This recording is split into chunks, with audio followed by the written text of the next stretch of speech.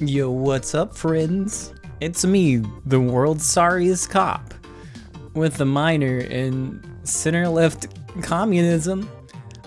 Hi, friends. Dorb here. It's time to play some more Disco Elysium. If you weren't here for the end of the last stream, I had like a 2-hour history lesson on Revachol and the politics of Revachol. Oh, I hope it's over now. We'll see. Give me a minute, let me get the game up and we'll get started. I'm only on day 2. The body's still in the tree. It's probably gonna be in the tree for a while, to be honest. Am I here? Now I am. There we go. Hi, friends. Hope you're having a good one. Let me get the game up and we'll get started. Oh, I can barely breathe today. Oh. I gotta get some allergy medicine soon.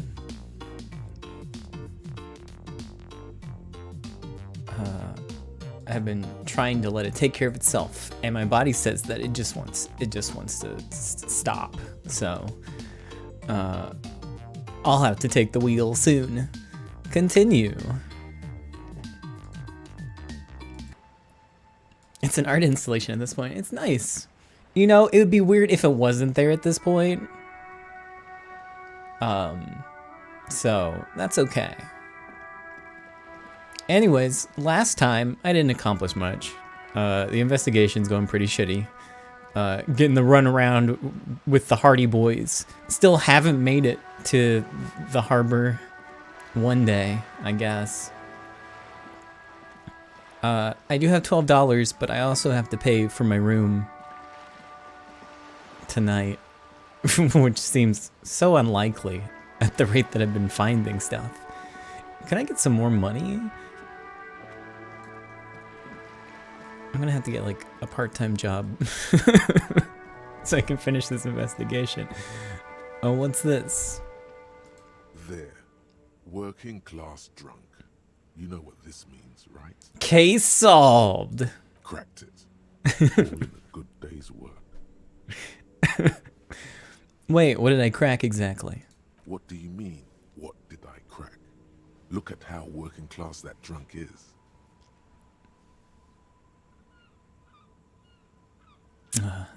It's her husband. No. Yes, and you found him.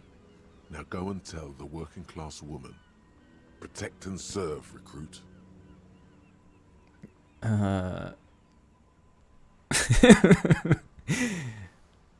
Give me champagne, I'm going in. There's no need for champagne when there's honor, recruit. Go and tell the working class woman what you found right now. Okay. Alright, I solved it. I don't even know which one I solved. I'm on so many side quests that I can't recall which one this is.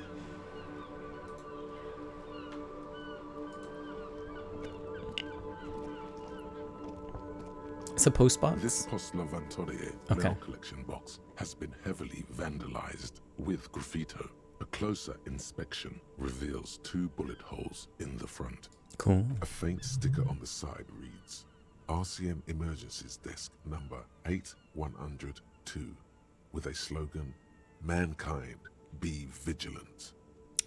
Fuck you, mail delivery box. There is a hollow, saddened ring as you kick the Levantorie mail collection box. It sounds betrayed, in disbelief even.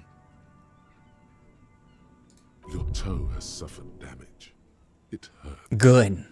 I like that pain. You really showed that mail collection box. Rub your toe. You think so? You think it was cool? I don't. Oh. Let's go. Damn. He must see the box as the weaker of the two, and you as a bully. Something he doesn't stand for. Good mail delivery box. Sorry. The mail collection box has no faith in your psychopathic manipulations.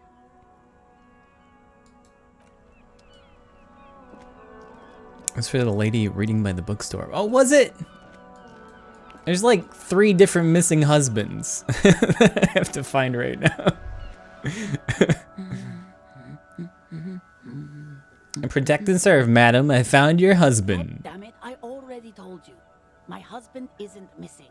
But you said you didn't know where he was. And I specifically added that I didn't need to know where he was. Well, I found him nevertheless. I'm that Very good. well then.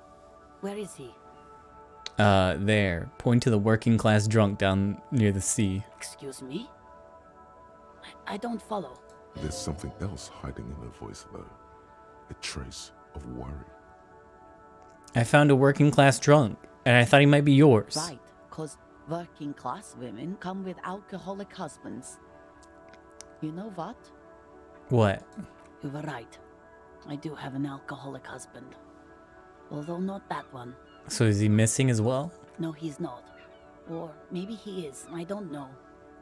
He's probably in the park or in Shamrock somewhere, drinking with his friends. I haven't seen him for... Well, to hell with him. She has completely forgotten about her books, staring blank into the distance instead. There. She's worried now. Kim, is it me? Or do we have a missing persons case here? I wouldn't be so sure. He replies before turning to face the working class woman. Just to be completely clear, do you want to report it to the police? Report what? He's just out drinking with his friends. I'm sure the police has better things to do than to chase down local goofballs.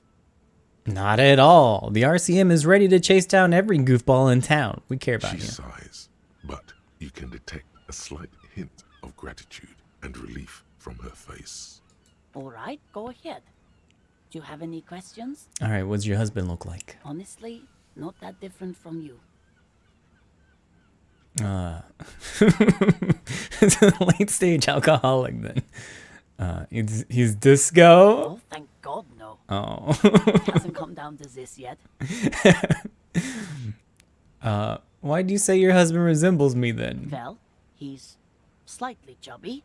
I see. What else? What else? He was wearing a dark brown leather jacket with a bright blue inner lining. The lining is hand-sewn. I made it myself. She sighs, her voice slightly quivering when she adds, It's his cool jacket. God knows it's too cold to run around in this, but he refuses to change. Who cares about the cold when you have your cool jacket to wear? You can completely sympathize. I even tried Bro, I wish I throwing had a the cool Bayonets, jacket to wear. He just dug it out of the bin. Can you believe it? Oh, hey, thank you so much. Hold on a second. Hold on a second here. I gotta sneak away real quick to my desktop where, of course, at the beginning of the stream, I forgot to click on the link that lets me hear the sounds. But thank you. There we go. Maybe it'll happen this time. Maybe if we wish really hard. Please, please, please, notifications. Please work. Please. Please. And... パラドキシカル Hey, パ there グ we ジャ go. ストレサブスクリビド4 14万図乾杯ドーブボジョ There we go. Thank you.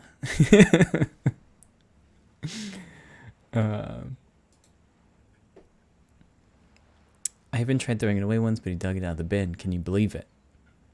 Well, if the jacket really is that cool, then I can understand. Well, what can you do? I hope that at least that extra lining helps him keep warm at night. I wouldn't like him to catch cold. She's thinking about him out in the cold, in some park, or on the coast. And it's making her more and more worried.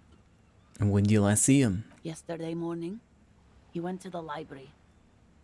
He went to retrieve my book, and he promised he'd walk straight back home.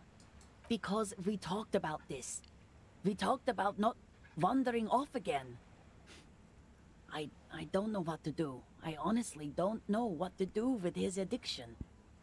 Just makes me feel weak.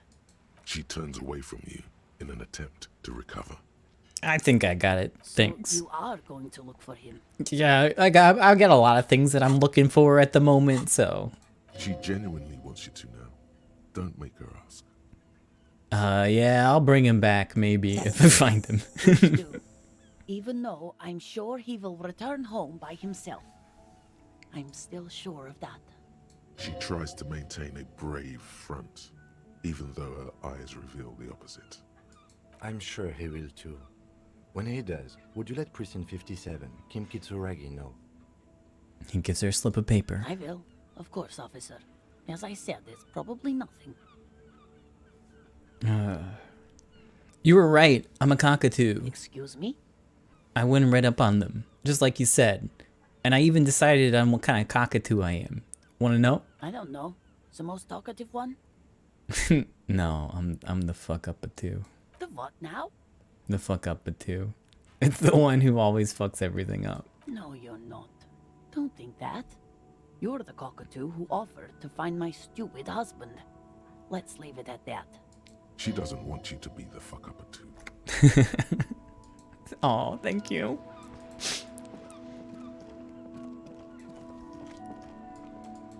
Not the fuck up a two anymore. Have I not looked at this? You see a set of tire tracks in the brown slush that covers the plaza mosaic. Well, why am I looking at this? Cop habit. You look at everything. What kind of vehicle drove through here? Hard to say. All right, let me reconstruct the scene. No.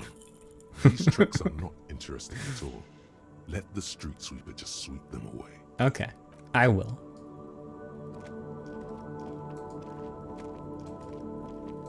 How's the body doing? Is it still up there? Are you, Kuno? You're still fucking here. Fuck does Kuno care? I talked to Mignano about the armor. So? He raises his eyebrows, projecting aggressive You indifference. should thank him.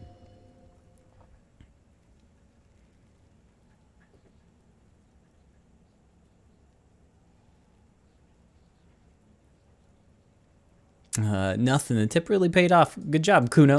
What? Don't be playing Kuno off as a snitch bitch. The oldest trick in the book, people. Are you snitching, Kuno? This is some ancient bullshit, people. Kuno would rather take 10 than snitch. Pig's full of shit. Get the fuck out of here. You found a real nice button to push. Turned the tables on him. Okay, see ya. Kuno doesn't fucking care. How you doing up there? The man before you is naked, but for a pair of underpants and white boots. Yeah, what about the His boots though? skin is the material appears to Yeah, be I know about the delicate boots. and fragile. What kind of boots They are feel these? They're armor, no boots. Kind of armor? Ceramic plate. Where? Under the heel. Fair weather model T500 VE. Material looks out of It place. is.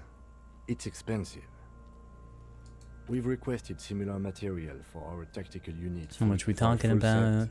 About 4 years. Ka-ching? By catching, do you mean let's not log them as evidence? Let's steal them? What was that about the constabulatory before? You need to push some buttons if you want to recruit the lieutenant in a conspiracy. That's what ka-ching means, yes. It means disciplinary hearing. The lieutenant nods often. It's part of his unplanned. A small bell-like sound fills the air. The pry bar in your hand is itching for some action. Oh yeah, swing it. The metal connects with the same ding. The sound does not appear to get louder. The only difference is a barely audible click underneath. Sounds like the end of a long dice roll. Thank you, pry bar, for not doing anything. Did you hear that? A click? Yeah, like dice rolling. This is a kinetic redistributor. It spreads the incoming energy horizontally, from plate to plate. When the plates connect, there's a click. That's the sound you heard. See these lines? Faint, organic lines cover the plates where they separate into smaller ones. These plates then divide into smaller plates until there are hundreds of them altogether. Like the scales of some ancient white monster, cracked and pearly. Well, that didn't work. The cadaver slowly twists on the cargo belt. His torso covered in tattoos. Whatever. Oh, yo, free stuff. Oh, yo, a magnesium. I'll need that very soon, probably. Take all that.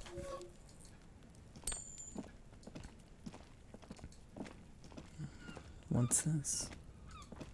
Oh, I think this is the shack that... The pile of Eternite Yeah. looks stranger now that Kuno told you about his pad. Why am I looking at this pile of roofing material? Because, unless Kuno lied, you should just be able to pull the panels aside. I'll pull the panels There aside. it is. You see a shabby little door.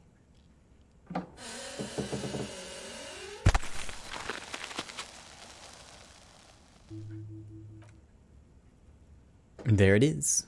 So this is the shack Kuno mentioned. Let's take a look inside there. I want to go click on this bucket. I think that's on a higher level, though. Yeah, I can't get up there yet.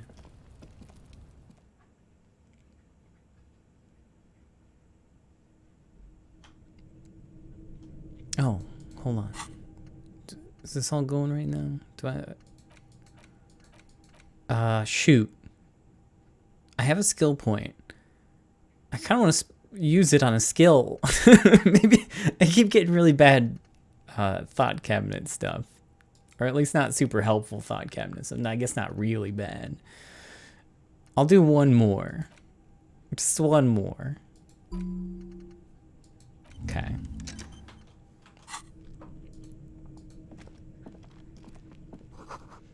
An empty tube of magnesium supplement.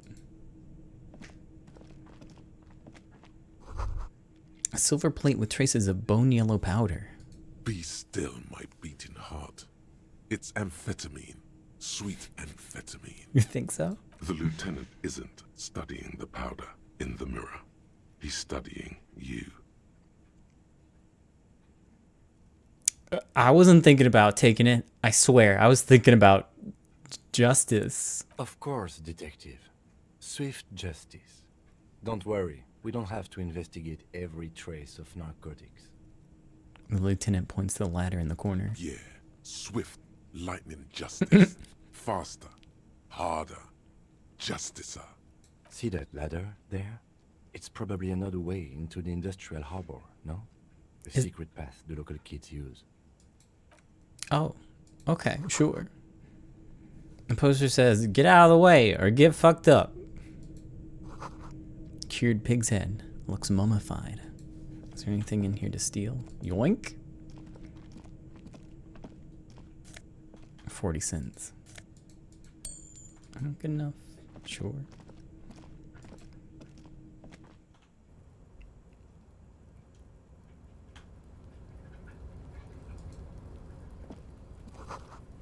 These barrels are half full of rainwater.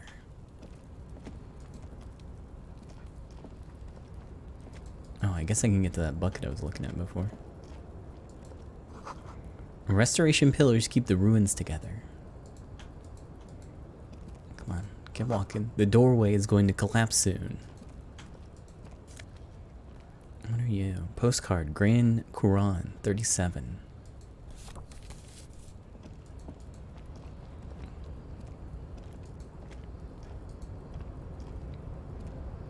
Are those bottles I see? What was that? Is the screen supposed to be flickering like that? Is that some sort of effect? I don't think so. Uh-oh.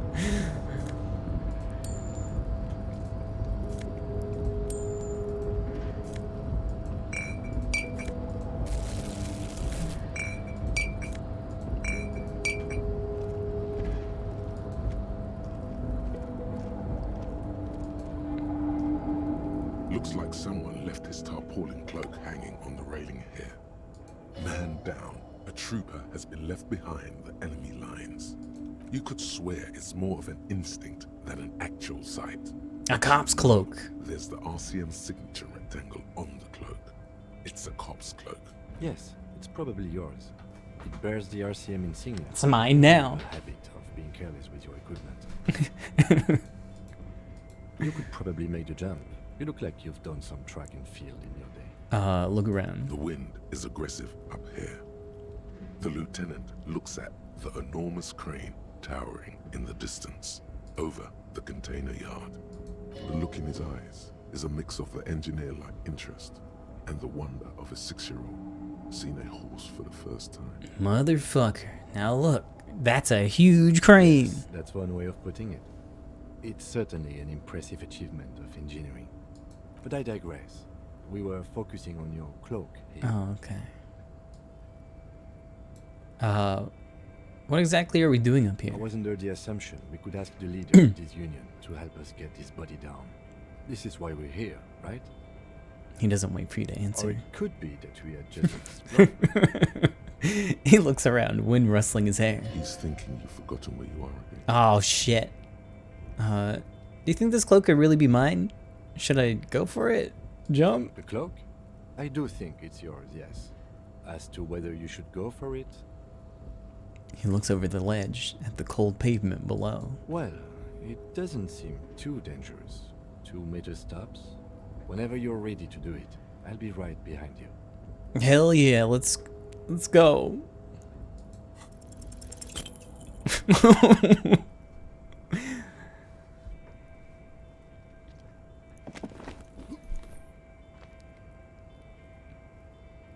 Nope, no.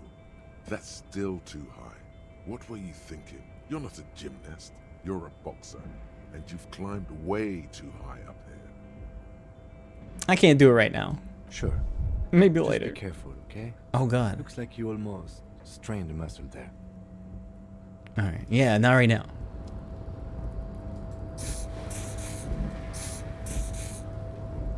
Okay.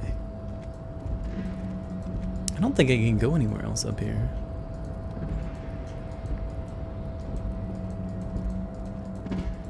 Oh, I thought this would be a way into the harbor, but unless I can conquer this ledge, I think this is a dead end too.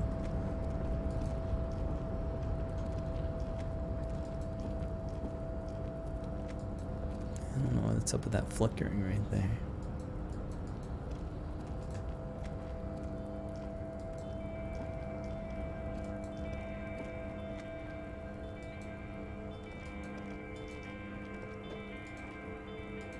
Yeah, looks like it. Okay.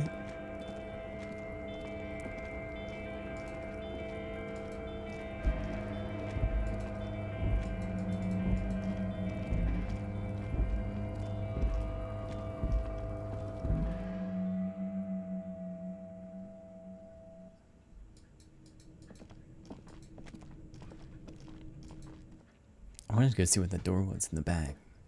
Though I do have to go all the way around. Alright, so now I have 3 ways to get in. All of which I'm not capable of.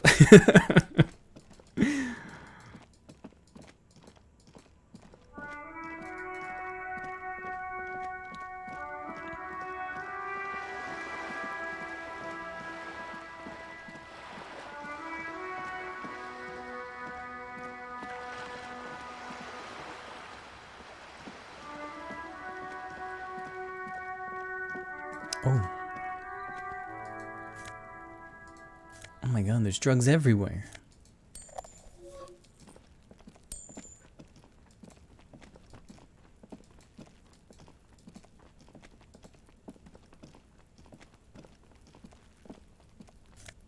What is that? Orange bum hat. Reaction speed. -1 rhetoric. Okay, cool.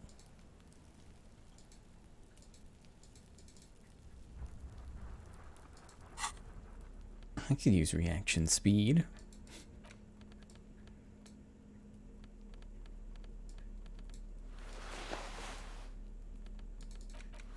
Yeah.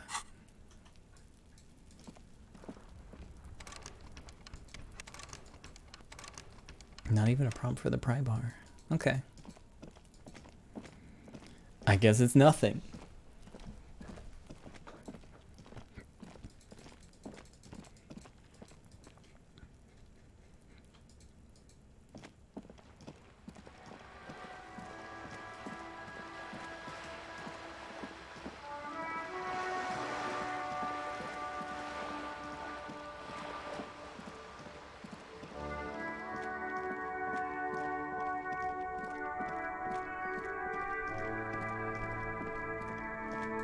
What day is it? It's Tuesday? I don't think I have anything that needs to be done today besides finding rent money. Close the water lock on Wednesday. Oh wait.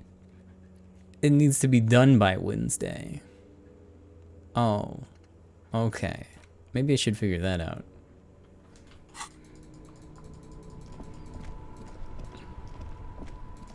Maybe I should go sell my cans. I don't know why they choose to walk very slowly sometimes. Gotta click harder.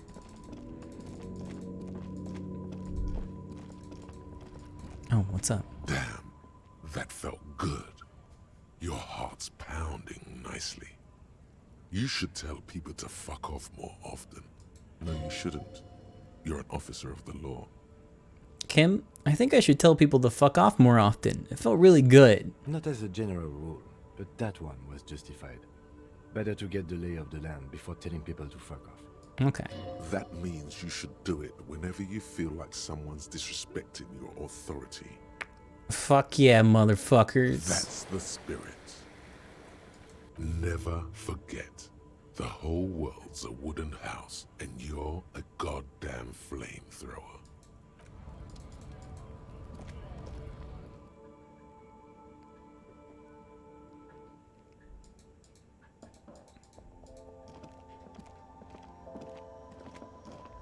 The tear machine stands in the corner. Your bottles clunk to Oh, the machine. didn't have that Do you many. know what you should do with that money, kiddo? No, I'm good. Thanks. Concerning. No. I'm tired of being a sorry cop. I'm done. I'm definitely not gonna be a boring cop.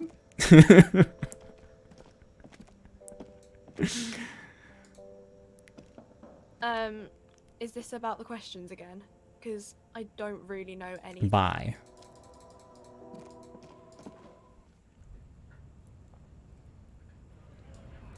Am I sorry? Most of the time, yes. But not anymore.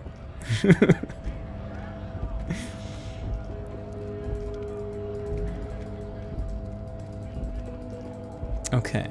So what did I need to do to fix this thing? I don't think this is my responsibility. I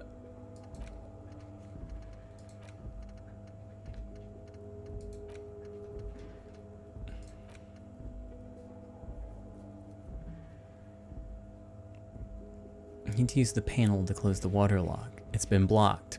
Pending repairs, which should be done by Wednesday morning. Oh, this is really confusing. This will be, okay. I'm not doing the repairs. It's not my problem. Okay. What else can I do? Find booze and I didn't find the booze. It's a quest. I gotta do it. If you want me to get the experience, I gotta do it. I'm just playing the game.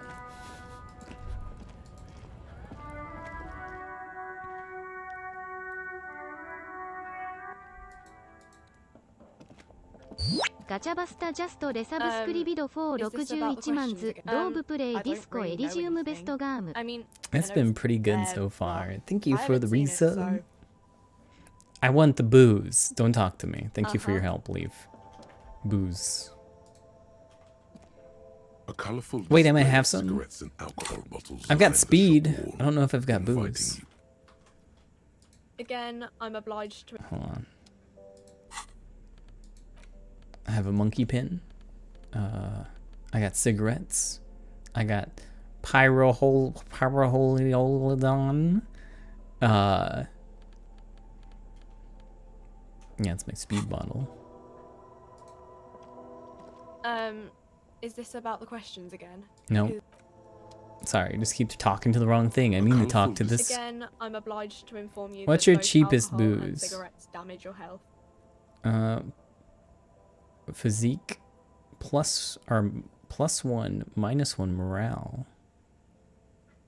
Oh, they're just the freaking same.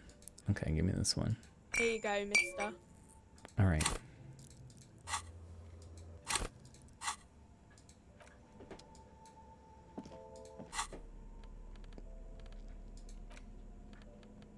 It's for the quest. Where'd it go? I'm holding it. Oh. Do I have to hold it?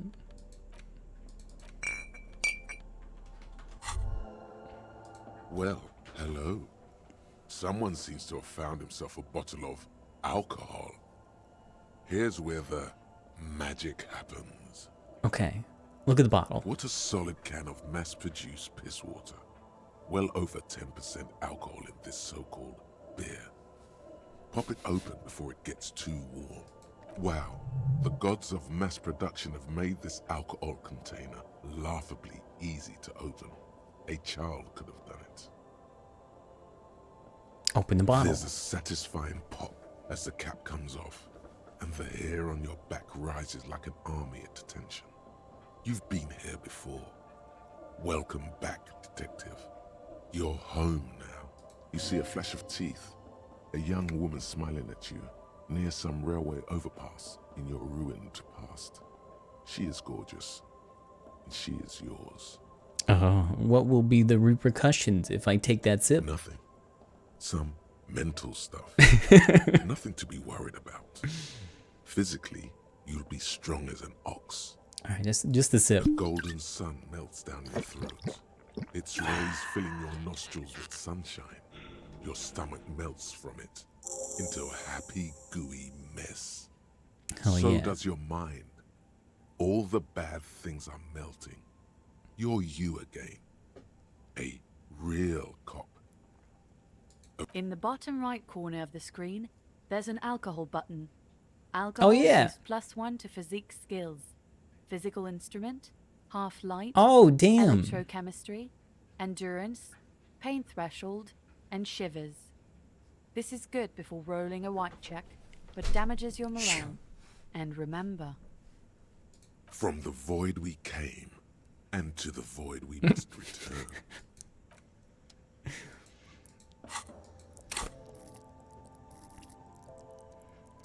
All right. Well, if I got the booze and I got my fighting shirt on, I can probably take measure head. Hold on. Let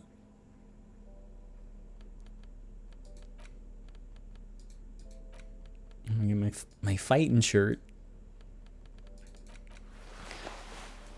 I don't think I have any other fighting clothes.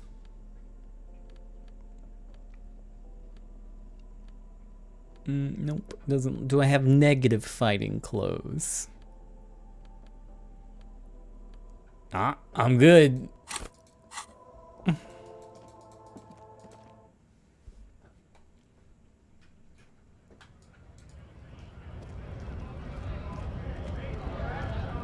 I'm not even gonna put my beer up.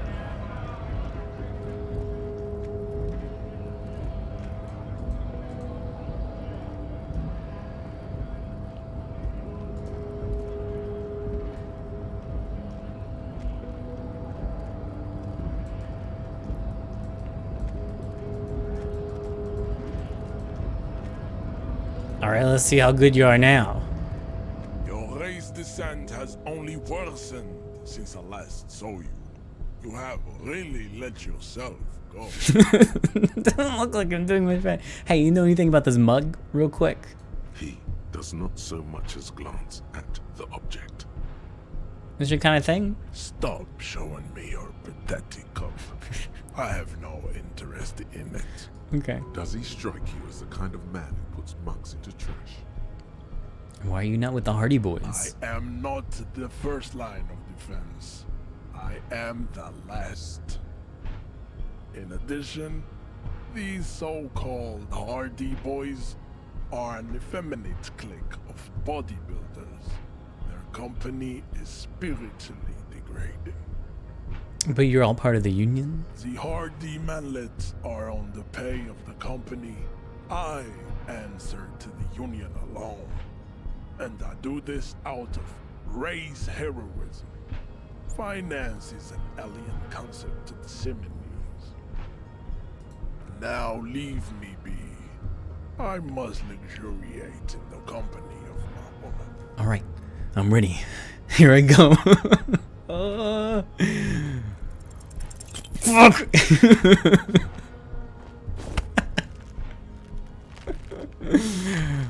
It has happened again. The Titan has your fist locked in his hand. He's twisting it. Another fit of criminal rage. Who are you, in your own words? No, man. Am I a degenerate alcoholic? I'm a cop. Your fist cracks in his hand like a ripe apple. Pain shoots up into your brain as he's twisting it more and more. The words to the song have changed. Say, I am a violent drunk. No. I won't fucking say anything. Your hand twists in his grip and the pain blinds you. Still you press the words out of your swollen mouth. Good. Oh. Now go before you enter cardiac arrest.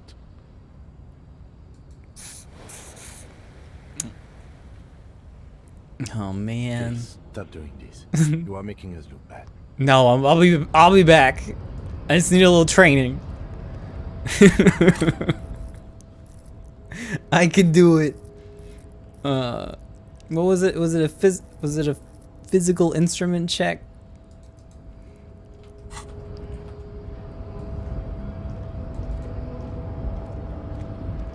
Your race descent has only worsened Okay. since the last.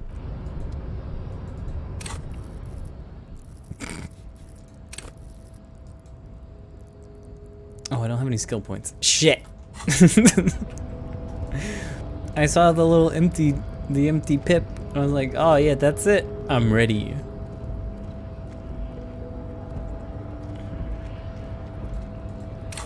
Do I have anything to improve my health?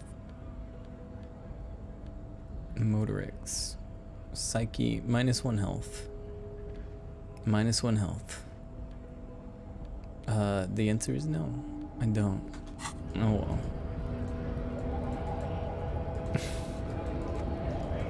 I don't have to worry about it for a little bit anyways. Right to work.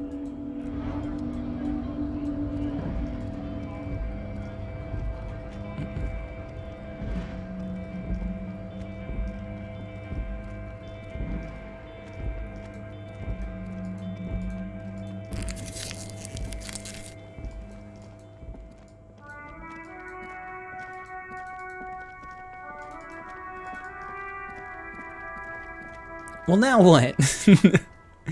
I'll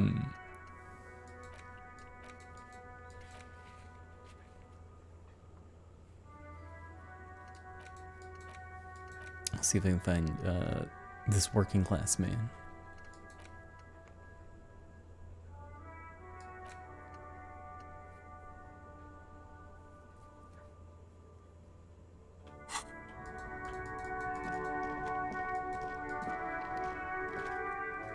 Any old checks I can do? Hold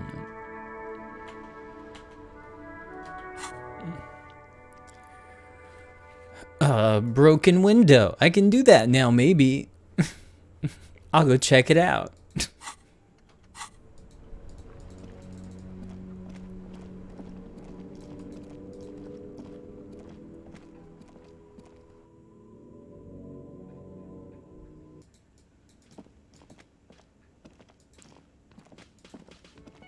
I just want to look at the green orb.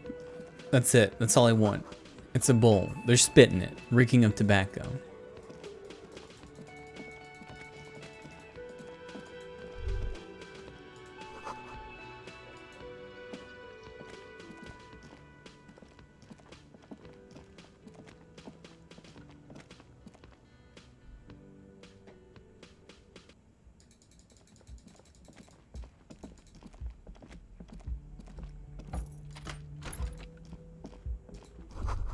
Kim tries to not look at your broken down bathroom door.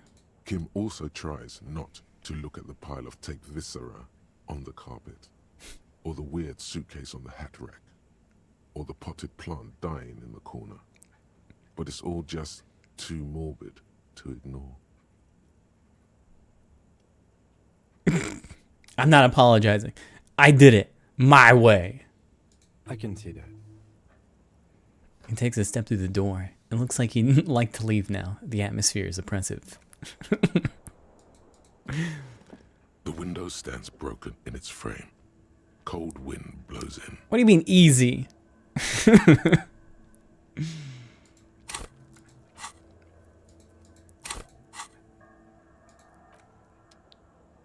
That's bullshit. Give me my nerd glasses. I don't have them. Logic. Okay. Okay. I'm ready to logic the fuck out of that.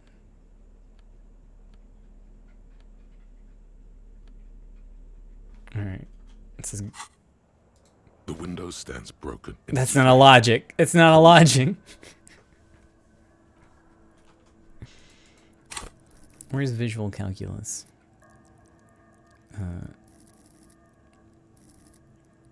Oh, I thought for some reason it was an intellect.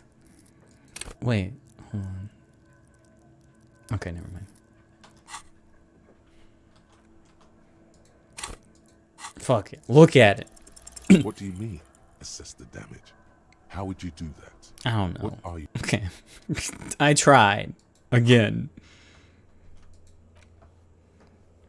Another visual calculus, so that's not in there.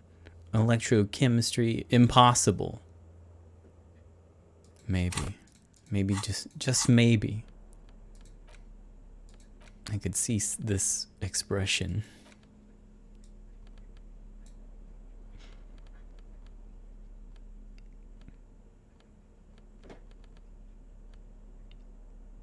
No, put the gloves on.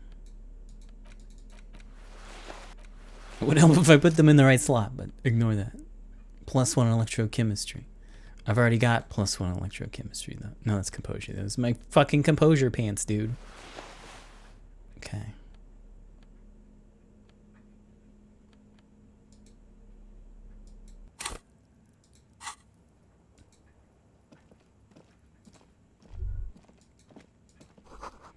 Words fail to describe how rank it smells in here. They should have sent a poet. A mirror hangs on the bathroom wall. Oh, it's locked anyways. Your face, adorned with the expression.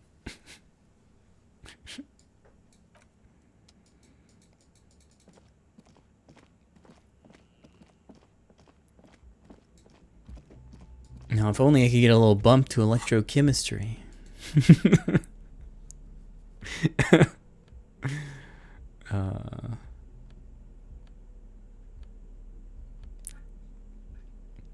Yo, if I smoke, maybe I can figure out the window. Hold on. Let me just tank my health a little bit further. That's not my room. All right.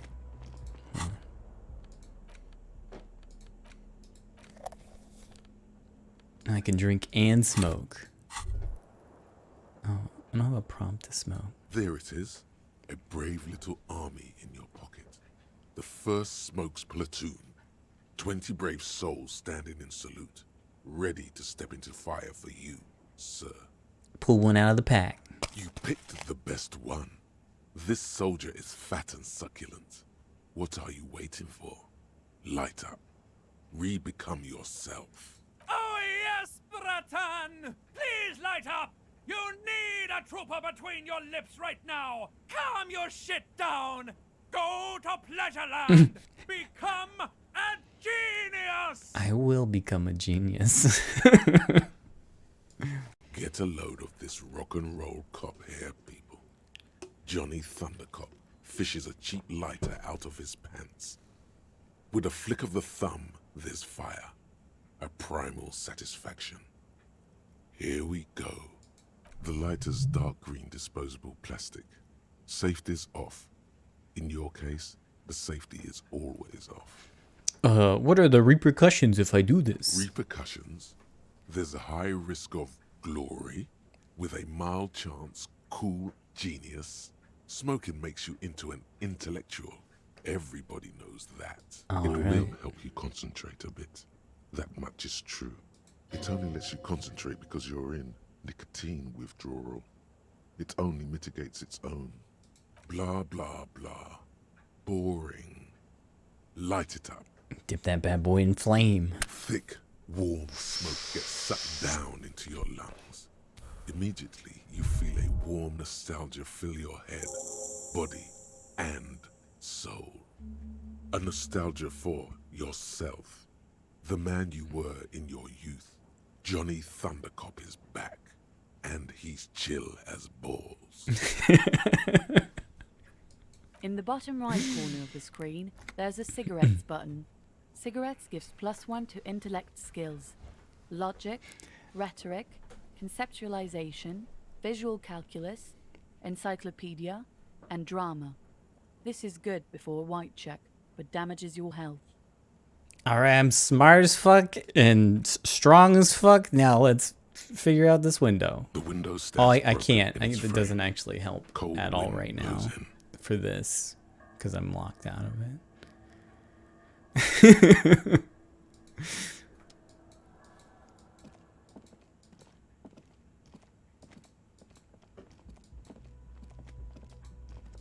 Damn.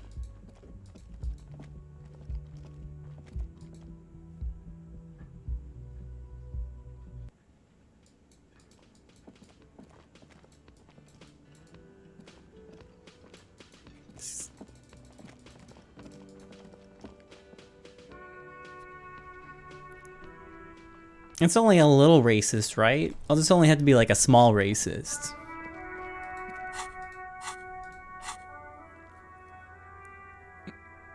I mean, I've already started apparently, so.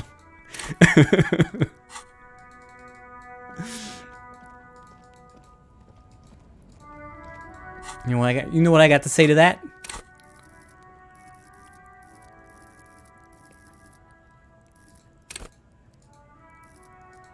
Yeah, strong as fuck. All right. I gotta go heal up.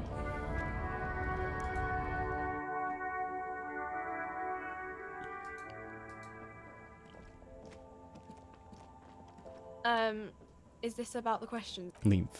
Give me the drugs. A small cabinet on the wall is filled with. Oh, I have Nosafed, right? No, I don't. Never mind. It goes like straight into the thing. The Saint Baptiste Pharmaceutics logo. Give me this. Okay, here.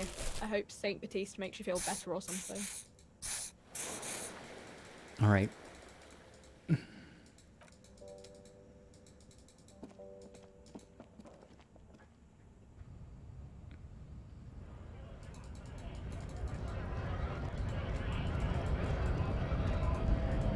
All right, my alcohol's still working. I got some physique.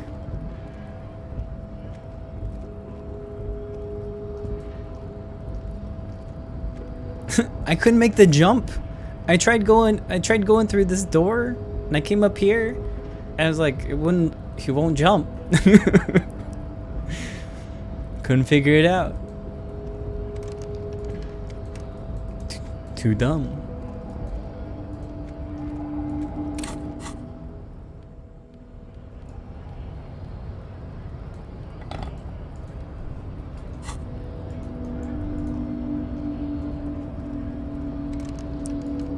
I think that maybe my perception isn't high enough. I don't know.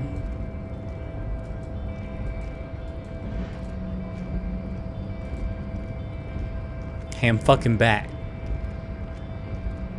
Your race descent has only worsened since I last saw you. You have really let yourself go. Fuck yeah.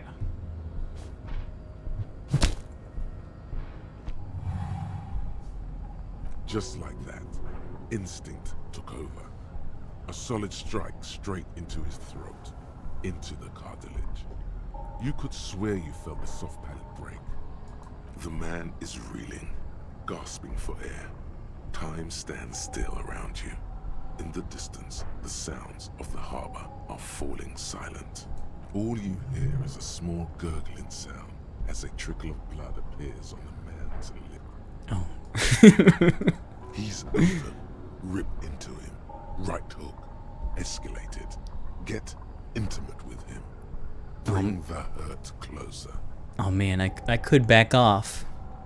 Or I could do a sick ass 360 spin kick.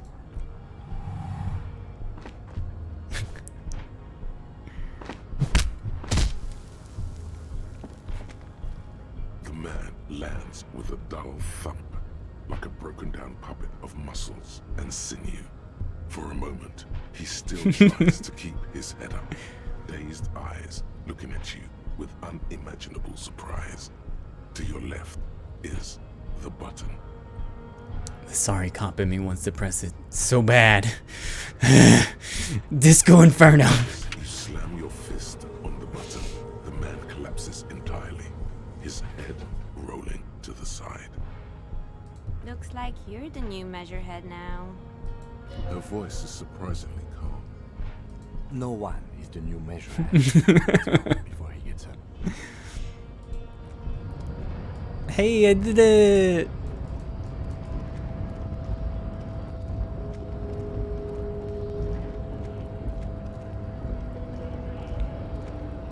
All thanks to alcohol. Thank you, alcohol. Where's the door that opened? What the button actually do? How do I? Where do I go?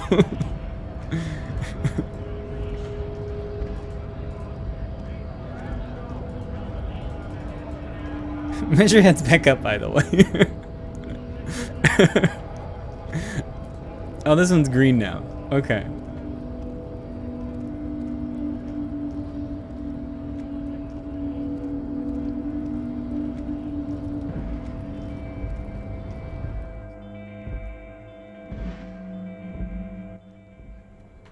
Whoa, cool. Every worker equaled member of the board is written on top of the flyers. This is a Dewey typewriter. The model name is on the back.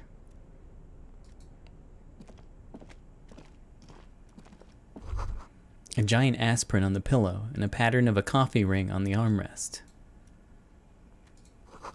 Someone is habitually chilling next to the radio. The radio is emitting a strange buzzing sound. An imposing combination of a punch clock and a payphone is looking down at you from the wall. A note on the side says, "Tokens unavailable due to strike. Use change." No thanks. Oh. Oh shit. Okay, hold on.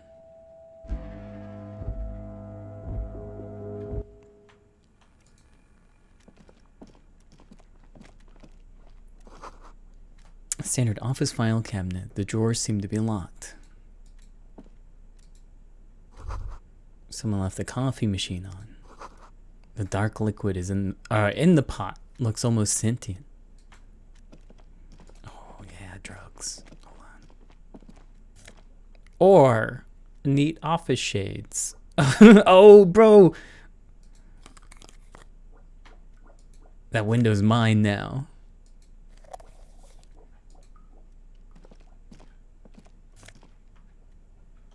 Another postcard.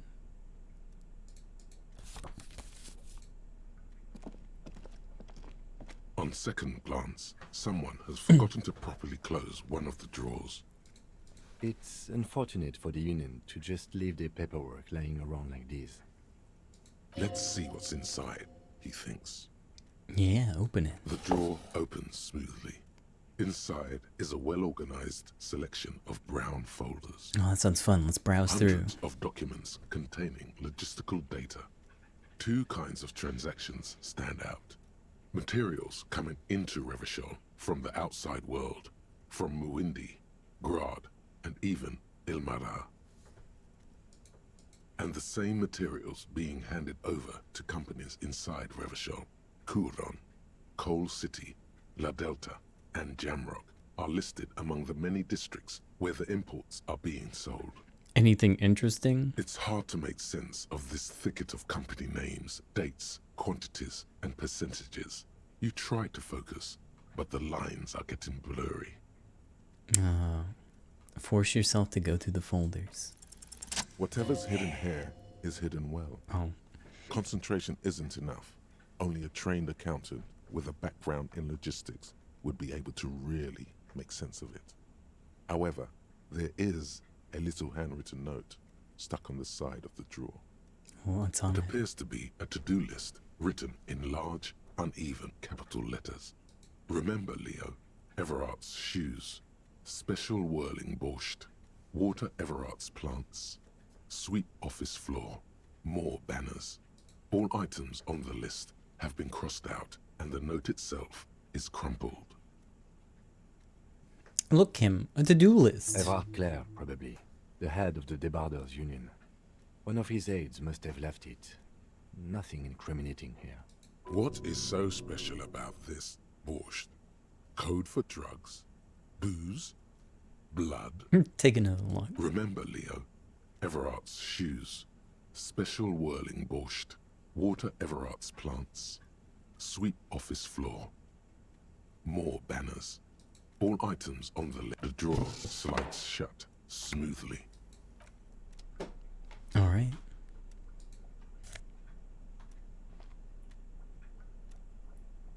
Oh boy, a book?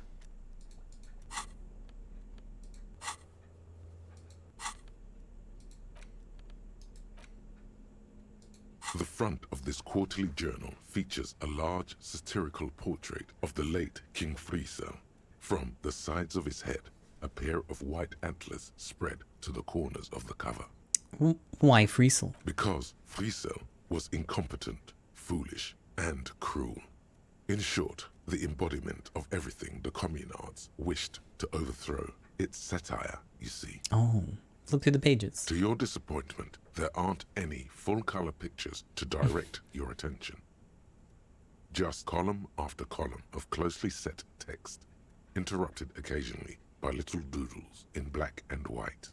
After rifling the pages with your thumb several times, you return to the table of contents. The magazine is divided into several sections: international developments, Kunst und Kultur, and local concerns. Just inside the cover, there's also an editor's note. Editor's note. Comrade, as you know, this journal takes its name from Mazov's immortal expression, du cristal à la fumée. This was his way of describing the way the rigid, crystalline structures of capitalist ideology turn to smoke under communism. But, like the structures of capitalist ideology, we too are at risk of going à la fumée. Unlike many publications which are content to spoon-feed their readers reassuring drivel, La Fumée is committed to telling the radical truth, even when that truth may drive away potential subscribers. So please, if you value our radical Mazovian perspective on contemporary politics, culture, and international affairs, please consider subscribing today. Yours in struggle, the editors. Play it cool. You flip back to the front of the magazine. The table of contents unfolds before you. International developments. This section includes a long, tedious critique of the latest round of free trade negotiations between the EPIS nations and the Free State of Semenine.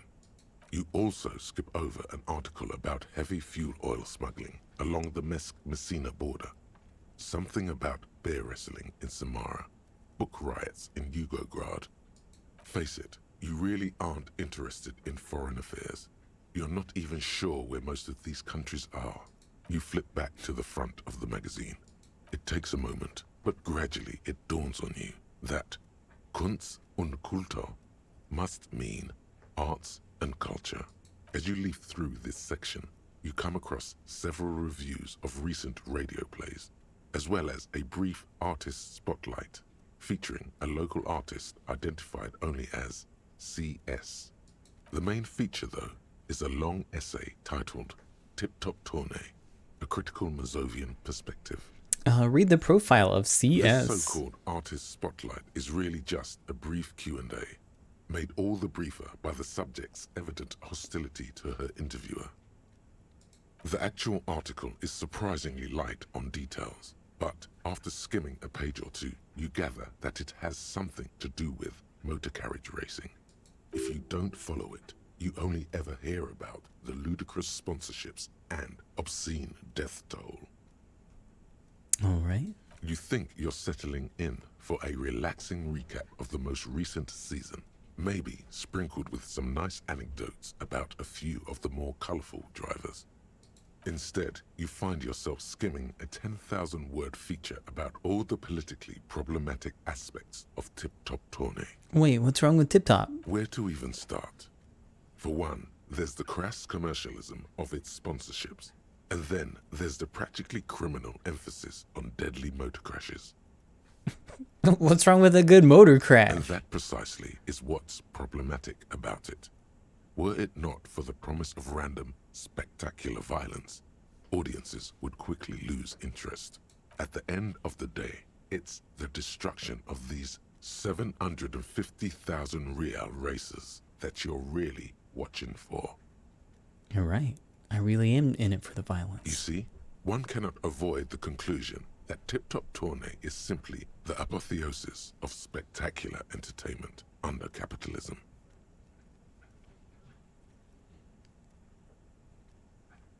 Kim, did you know that Tip Top Tourney is actually an orgiastic ritual of capitalistic destruction? I had no idea. I can safely say the thought had never crossed my mind, Detective.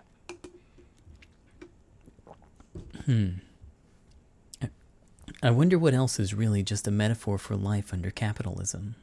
I'm sure most things are, if the young men who wrote this article are to be believed. If I had to wager, I'd say they've never even seen the inside of a motor, much less a motor race. I take whatever they write with a large grain of salt. You flip back to the front of the magazine. The table of contents unfolds before you. Let's see what they mean by local concerns. Unsurprisingly, much of this section is taken up with articles declaring unqualified support for the dock workers' strike. You skim the headlines. Paint the harbor red and white. Martinez tames the wild pines. A city in revolt. First we take Martinez, then we take La Delta. Finally, there's a brief article by the writer, G. Martin, accusing the owner of the Capeside Apartments of illegally attempting to evict certain communist tenants simply for not having paid their rent.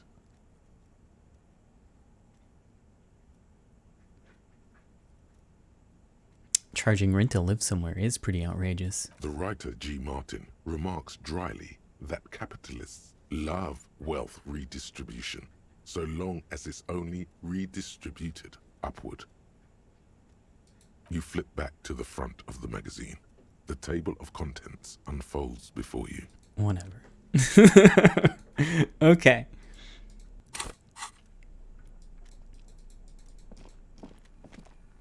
I'm free now. Oh, my coat. The tarpaulin cloak is still hanging on the railing. The white rectangle of the Revachol Citizens Militia is clearly visible on its back. I will grab it. As your fingers touch the tarpaulin, it almost feels like the cloak wants to deliver a message of comfort through your fingertips. I will shield you from the elements and give my life for yours. That's what the cloak is relaying. Thank you, cloak. What is that? Oh, cool.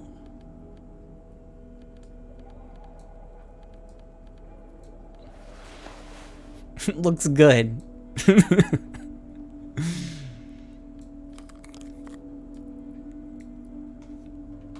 Great fit.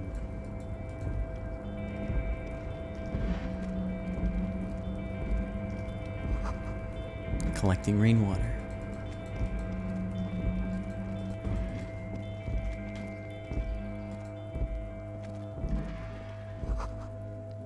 At least 3 packs worth of cigarette butts. Oh, yo, what's that? Where is that? Oh, okay. This is the Night Watchman's booth. The name on the door reads, René Arnaud. So this is where Renee works. I'm gonna look around. If you must, But please hurry. We are pretty easy to spot up here. Nothing incriminating catches your eye. The cabinets are clean and their sparse contents meticulously organized. There's a framed photograph on the table. I'll take it. It's a black and white photo of a young couple out in a street fair. The man, Rene, is dressed in a Royal Carabinier uniform. The girl is young and very pretty. She is smiling playfully at the camera. Rene looks like he's about to smile. This photo must be tied to some good memories. Why did you take that picture of Rene? The lieutenant asks, glancing at the photo. I'm gonna ask him about it. You're really interested in that old soldier. Not sure I understand your fascination, but sure. As long as it doesn't take up a whole lot of time. Cause I gotta get the experience, Kim. Is that what you want me to fucking say? Numerous empty bottles of Commodore Red and potent Pilsner. Snow is quietly covering the numerous wine bottles and cigarette butts on the ground. Someone partied really, really hard here.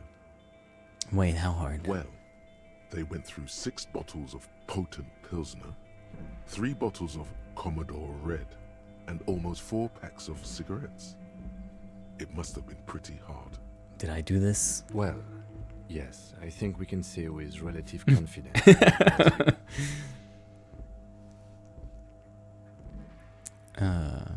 Looks like I had a lot of fun. It really, really doesn't. Let's turn our attention elsewhere and move on. Okay.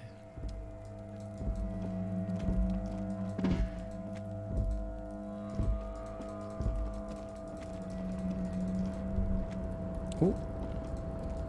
Hold on. All around you, great machines and quiescence.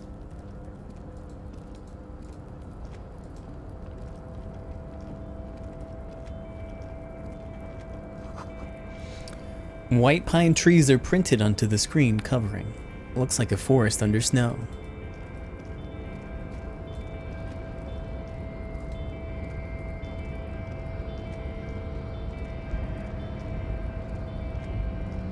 Kim is so disappointed in me lately.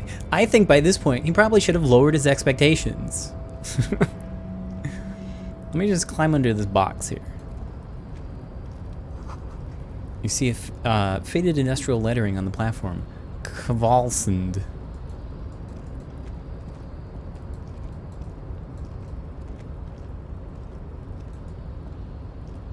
Oh, hold on while I'm up here.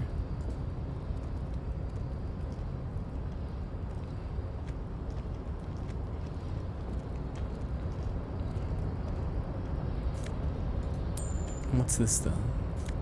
Oh, drum.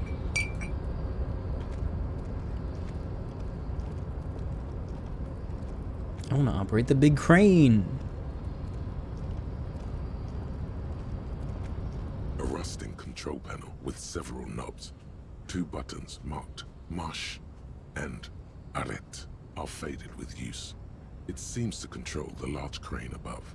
Press Marche. With a loud grind, the crane shifts overhead, moving a massive metal container through the air. Okay.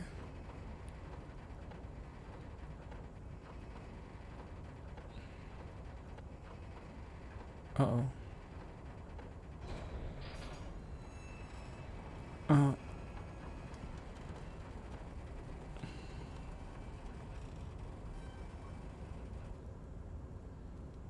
And with a surprisingly quiet thunk, the crane places the container down.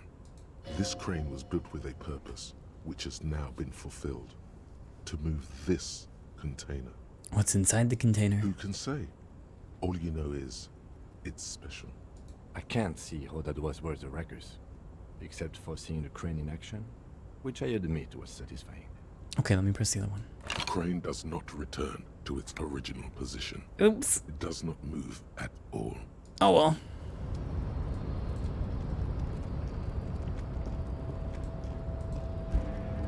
Before you stands a cargo container, just one of many in the yard. Lieutenant, I think there's something special about this container. You do?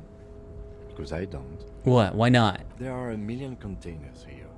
Why are you fixating on this one? I don't know, Kim. It just feels special. It's a cargo container, detective, just like all the others. He doesn't even look at it. We are not here to interact with containers. We are here to get the body down from the tree. Knock on the door. No reply. The knock produces a hollow ring of metal. Doesn't sound like there's anything inside the container. That means there's something really good in there, so open it. Attempt to turn the handle, to no avail. The doors seem to be mechanically locked. To your left, the lieutenant considers your actions. Even with +2. Leave for now. I don't even think I have anything to help with rhetoric. I know I have like negative rhetoric, I think. Yeah, somewhere in here there's... Yeah, gotta take my hat off. Alright, now I'm good.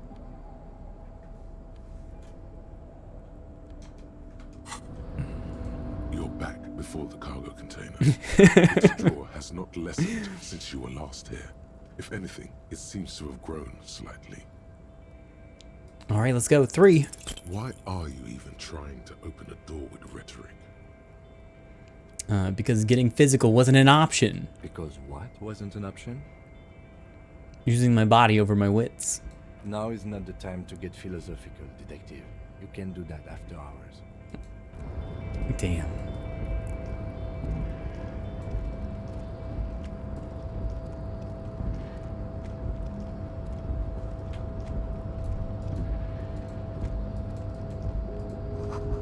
The shipyard ahead is oddly quiet.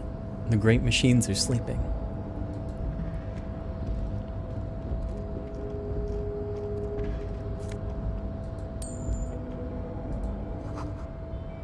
The speaker tower is silent.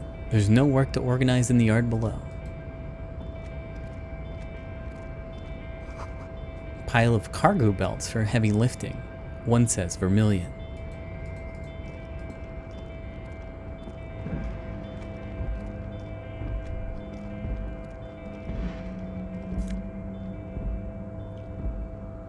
Oh, cool. Some threatening gloves. Nice.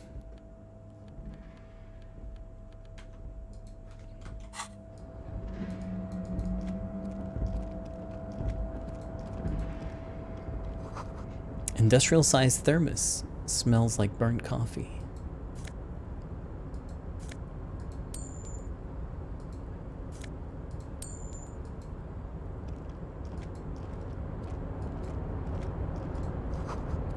The banner sags under the weight of rain and snow. White waves on red. Container, container, I'll turn you nice and red. Container, container, put the logos on. The accent is so thick, it's impossible not to notice he's Ubi, from the vanishing peninsula of Ubisunt on Muindi. Container, container, used to be Wild Pines. Container, container, now belongs to Everard. The tiny man is so engaged in his work, he doesn't even notice you. Hey. Everard, Everard, Everard, he looks after everyone. Huh? Well, hey there. How can I help you, mister? The look in his deep blue eyes is as sincere as you've ever seen. Kind of makes you feel like an arsehole for no apparent reason. I see you are not a union man, mister. Did you get lost? You're not one of them scabs, are you? What's it with you? What's it with you people in scabs? I don't personally mind. Folks is just folks, you know, and folks gotta eat. He doesn't seem to be waiting for you to answer. Just some of the other guys don't look too kindly on the scabbing kind, if you know what I mean, mister. You're Ubi, right? Oh yes, born and raised in Arish, mister. Mum had to leave my dad after he got a bit violent. Took us here to the new world. I was about 10 then, too old to lose my accent then. People say us Ubis are up to all sorts of trouble with sheep and other animals and whatnot. I just want you to know there was never any of that where I come from. No sir, those are just nasty rumors. Thank you for clarifying that, sir. What are you doing with the containers? Oh, I'm just making some covers for them containers here. Yes, I am. Yes, I am. So it's easier for the crane operators to spot them. Fuck. Let me ask you about something else. Sure, mister. About what? Bye-bye now. I need a smoke. Do I have my logic glasses on? I need my logic glasses. Okay, logic glasses on. God, I'm so fucking dumb. Minus logic. Alright, smoke up.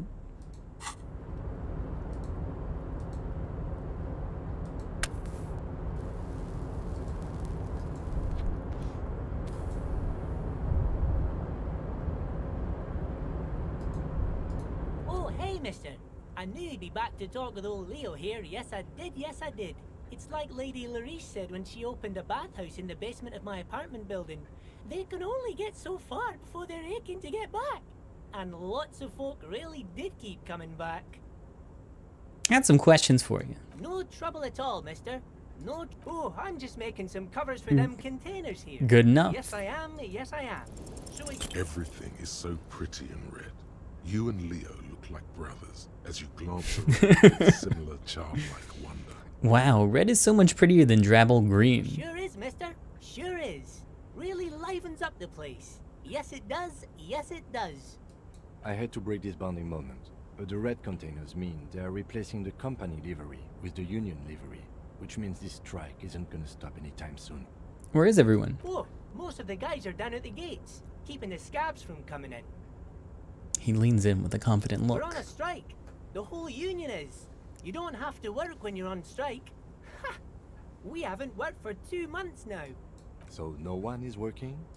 Not everyone is down there, of course. Mr. Evrard is in his office, where he always is. And Jean-Luc is guarding the gate. He pauses to think. But Titus and his boys got into some drunken trouble and Evrard sent them on a nice vacation. For a week or so. What trouble did Titus and his friends get into? Oh, I'm not really supposed to talk about that. That's union business. Him and his boys stirred up something in town. Probably drank too much and got into a fight or something. I heard Mr. Evrard telling them to take some time off. Don't go all bad cop on this simple, friendly fellow. But what'd they actually do? I guess the boys got a bit too rowdy and had to let out some steam. I don't really know the details. That's just how boys are, you know. I haven't been in a fight since I was in middle school. Easy, Leo. Let's keep this on the hearties. Okay, Leo, let's hear about this fight you got into. I remember I was the runt of the class. The bigger boys always used to pick on me. You see, I had a bit of a temper back in the day. Flew off the handle like nobody's business. But Mr. Evrard and his brother always came to help. Once they beat old Noel Becker so bad he needed stitches on his head. Noel never started another fight with anyone after this. Mr. Evrard and Mr. Edgar are real nice guys, mister. You should go talk to Mr. Evrard. I'm sure you'll be good friends. He's friends with everyone around here. You're never getting anything useful out of him. It's good enough you found out Everard has a brother called Edgar, and he helped Leo. Do you work here? Yes, yes. Everybody needs a job, and this is mine. I'm Leonard, by the way. Leonard Bellick. But everyone calls me Leo. The little man raises his hand in a welcoming gesture. I'm like Mr. Everard's right-hand man when Mr. Edgar is out of town, and Mr. Edgar's right-hand man when Mr. Everard is away. Actually, Miss Beaufort is the right-hand man, but she's a lady. Who is this, Miss Beaufort? The lieutenant looks up at Leo. A real pretty lady with a skin like those Douai Sucre candy bars my missus likes so much. Them are real nice to suckle on once the dinner is done and me and the missus sit down beside the radio. Oh. But I can't listen to the radio all the time. There's so much to do around here and I'm always busy keeping things running here. Yes, I am. Yes, I am. Stay on this Miss Beaufort topic. Who's this Miss Beaufort you mentioned? Oh, Lizzie. She is a real sharp tool. Mr. Everard put her through some fancy school and everything, east of the river. 4 years she was gone, and when she came back, she was all fancy and lawyerly. But she's a real nice girl. Grew up in this here neighborhood, knows everybody and gets along with everyone. Real pillar of the community one day, I'm sure. For a fraction of a second, there's sadness in his eyes. If me missus and me was to have a child, I'd be real happy if she turned out like her. But she can't have kids. Dr. Lemaitre said so, and she knows about such things. Been a doctor for almost 50 years she has. He sighs and falls silent, watching you meekly with his blue eyes. Law school? Could she be talking about the union fixer, aka the gardener? Okay, so this is the union fixer, the gardener? Looks like it. I'm not sure what a fixer is, but she is a real nice girl. Smart as a whip too. Are you the Leo who wrote the note to make more banners? Oh yes, yes. I leave all kinds of notes for myself. That old head of mine ain't so good at keeping things in no more. I almost forgot about the borscht. What was that about the borscht? Oh yes, I've been taking special whirling borscht to the men every day since the strike started. It's very, very good. Makes a man feel so warm and happy. I feel like I could take on Mr. Renadan's boar dogs every time the lunch is done. Power borscht, huh? Never heard of a borscht that turns little guys into dogfighters. Alcohol, however. What do you mean by taking this soup to the men? Is it for the striking? Yes, yes. I'm taking it to them. The borscht keeps them happy and in fighting spirits. Makes you all warm inside. They brew it in the whirling in rags. Who makes it? Oh, the whirling's cook. He makes it. Them is always talking with Mr. Manana in that weird language and laughing together. He doesn't speak what we speak. He's from Grad. I want to look into it. Oh, sure, mister. Sure. You do that. Yes, sir. What's in the container over there? Oh, that one. That should be empty as far as I know. Lots of containers here have nothing in them. They're just waiting to be loaded up. Told you. I'm looking for the leader of the dock workers union. Oh, you want Mr. Everett then? He's an awfully nice fellow, he is. Him and his brother are both nice fellows. They've lived their entire lives in this here neighborhood. He coughs, then continues immediately. Guys like Mr. Everett and Mr. Edgar, his brother, are real good guys. Made Martinez what it is today. Mr. Everett and Mr. Edgar and I went to the same school we did when we were boys. Patience. Deep down you have the mental power to keep listening. Not many would, but you do. Had an arithmetics teacher, Miss Bellows. Her real name was Miss Bellams. She was a real pretty lady, but when she got mad... All the boys liked her, if you know what I mean, mister. We used to sneak in her yard in the dark and peek through the window. One time we saw Miss Bellows with a fellow. Yes, we did, mister. He looks for signs of disbelief in your eyes. Them was naked too. That's all I got to say about that. Very interesting. Thank you for telling me the whole thing. Thank you. Almost forgot. Mr. Everett is in that container over there. I got distracted telling the story, but he's in there. Okay. I'll go meet him then in the container. What a nice office. Whoa, cool. The coffee in the giant thermoses. This is still lukewarm. A stair made of pallets leading up.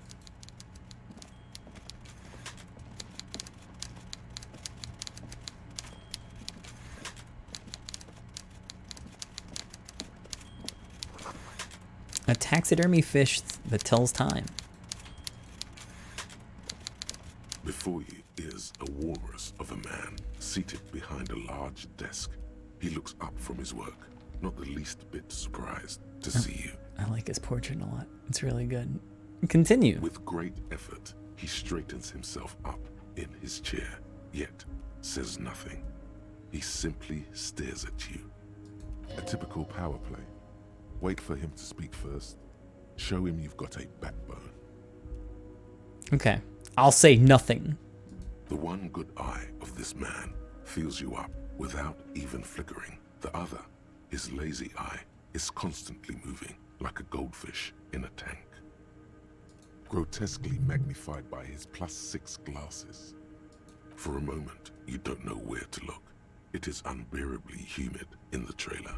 Beads of sweat slide down the man's forehead.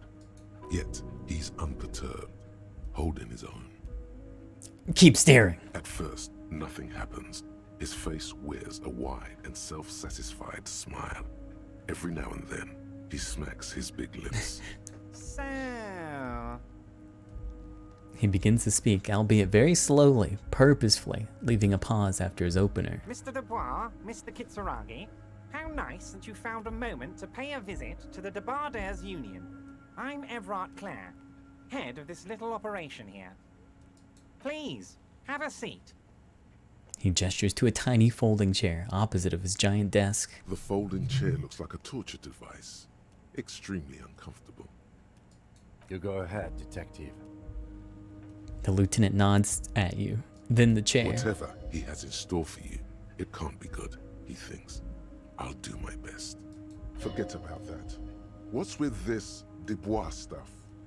You're getting some seriously bad vibes from that name. Why are you calling me Mr. Dubois? Please, Mr. Dubois, let us converse in a civilized manner, as equals. Take a seat. I insist. It's nothing. Yes, that's probably right. It's nothing. Forget about it. Filter it out. I'll take a seat. Excellent, Mr. Dubois. I can see that you're a reasonable man, and reasonable men can be of great use to one another. He gives you a sly wink. Oh, try to wink back. How can the head of the Debardairs Union help a representative of the Revachol Citizens Militia today? The chair you're sitting on has got to be the most uncomfortable chair in the world. It's violating your backside. Oh, by the way, I heard you got a rather rude reception from a certain Lawrence Gart. Some people have no manners, it pains me to say. This should take care of that nonsense. He points to a giant novelty check on his desk. It's absolutely comically huge. It should be sufficient to cover your expenses for a few days and patch over your differences with a cafeteria manager. Go ahead, take it. He points at it again. Wow, that's 25 real. That's good money. You need it.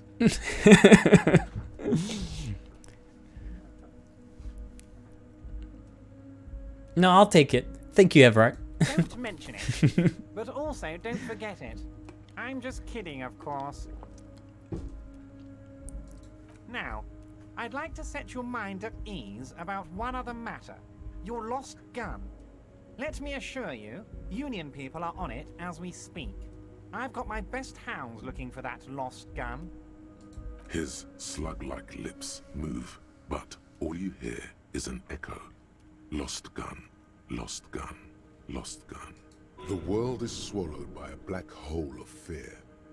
Only 2 words escape its gravitational pull. Lost and gun.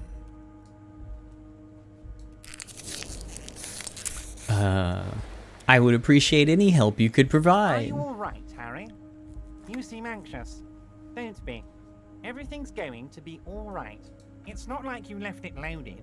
You didn't lose the loaded gun.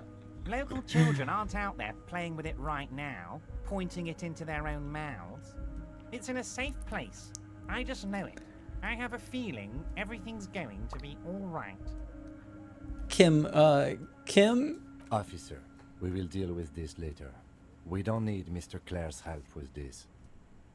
I wouldn't be so sure about that. Okay, I guess it's gonna force me to do the composure challenge.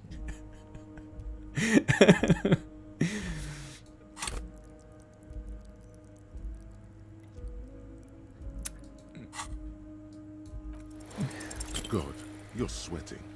Your knee is jerking. You're about to cry, aren't you?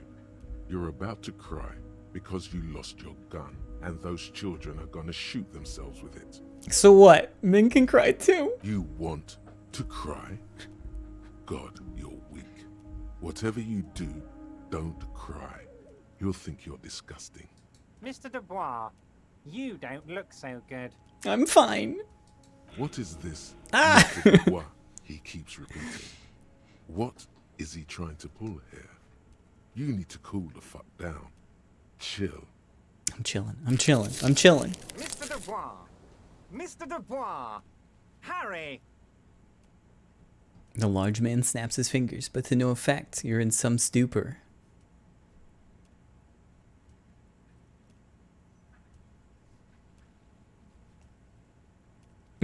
There are no Harrys. Let your mind go to your safe place. While Everard is distracted by your odd behavior, the lieutenant's eyes are mapping everything around you. The folder, desk, papers on the wall. Mr. Dubois, are you okay?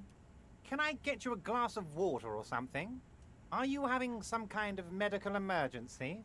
Maybe you could use your hands somehow, in a kind of throw-in motion, like you're throwing that Mr. Dubois act right back at him. Mr. Dubois.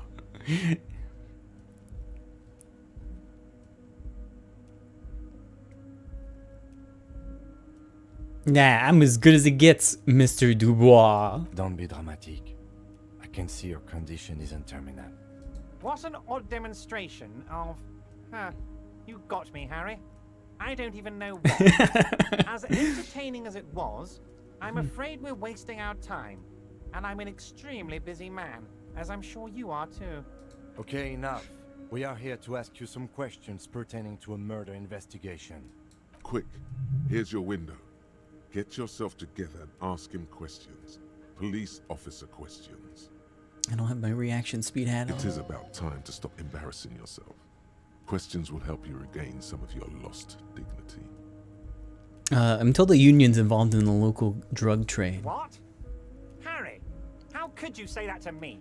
You know I appreciate a joke as much as any jolly fat guy, but I can't take slander. Are you actually investigating this? I am. You've hurt me, Harry. Me, a friend. But you know what?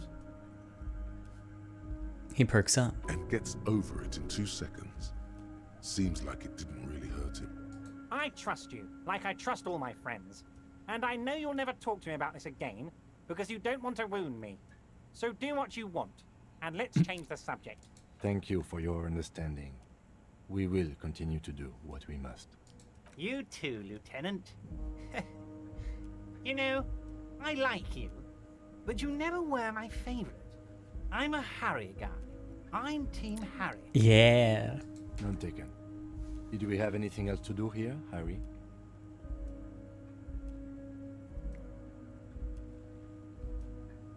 Aren't you gonna ask me how I got in? Am I going to ask? Hell, Harry. You spin-kicked my strongest man in the face. I saw it from my window. Would you ask a man like that how he got into your container yard? I understand. I'm a terrifying death machine. Don't worry, Harry.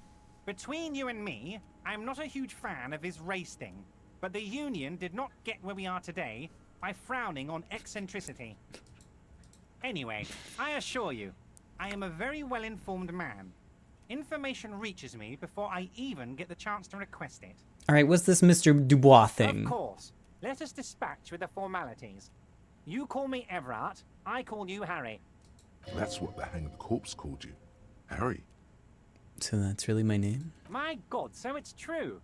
I didn't want to believe it, but you are a fantastic science fiction amnesiac cop, aren't you? What are the odds of that? I think the odds of that are very low.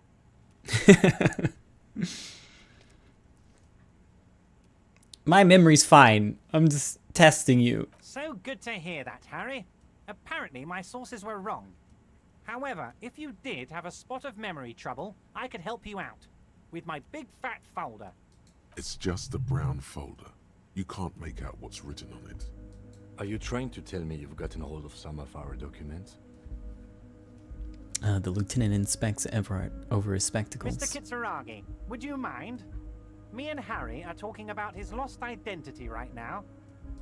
Asking too many questions will make you look weak. You should maybe focus on the folder.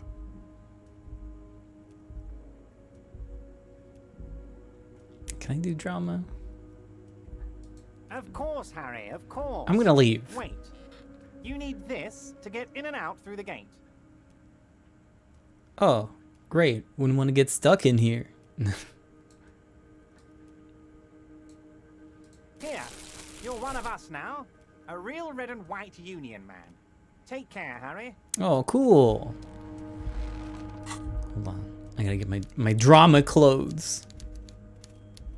I know I got some. I've got negative drama. Oh, that's it. That's all I got, huh?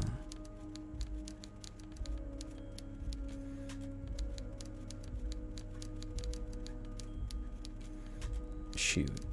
Okay.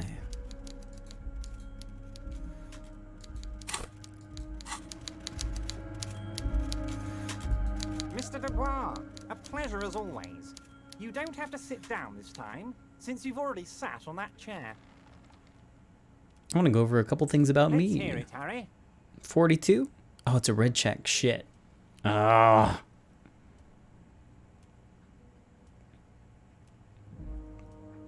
What's my full name? It's Harry. Harry Dubois. You feel like a Dubois, but you don't feel like a Harry. Strange. You don't feel like any of these things. You know what your name is. You have a sophisticated name, like that of a count, or a beautiful man. That's not my name. My name's Raphael Cousteau. Fine, Harry.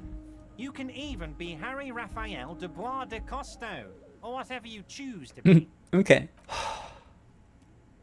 Mr. Kitsuragi doesn't seem even slightly empathetic to your memory loss, Harry. I, however, wish to help you any way I can. Do you know where I live? But of course, Harry.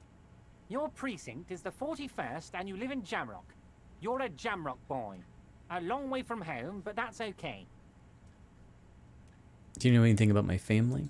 Family? Harry, you're not a family man. There's not one peep of family in here. Unless you think you're a family man. Do you strike yourself as a family man, Harry? You're right. I don't.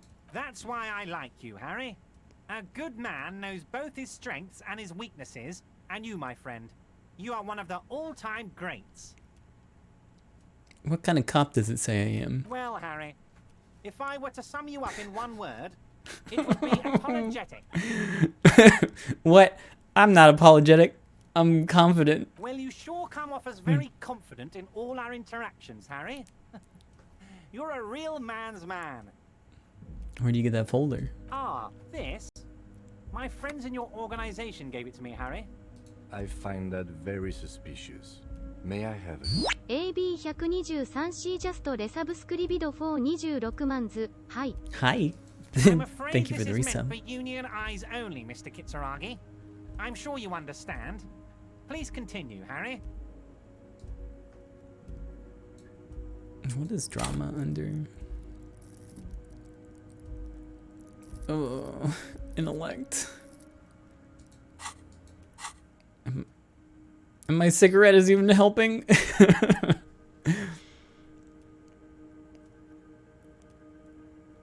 is 58 though. It's pretty good. I'll wait. Of course, Harry, of course. Let's not linger on personal details and amnesia. You wanted something from me.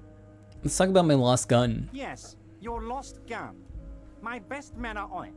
They're turning every stone, searching every playground, asking kids, grandmas, everyone. Your gun will be found, Harry. Let me assure you of that. It's just a matter of time and effort.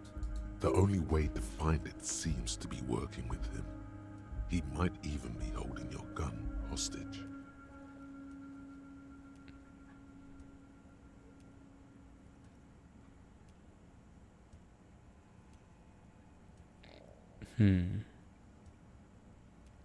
Wait, the gun may have been bought by from Roy's pawn shop.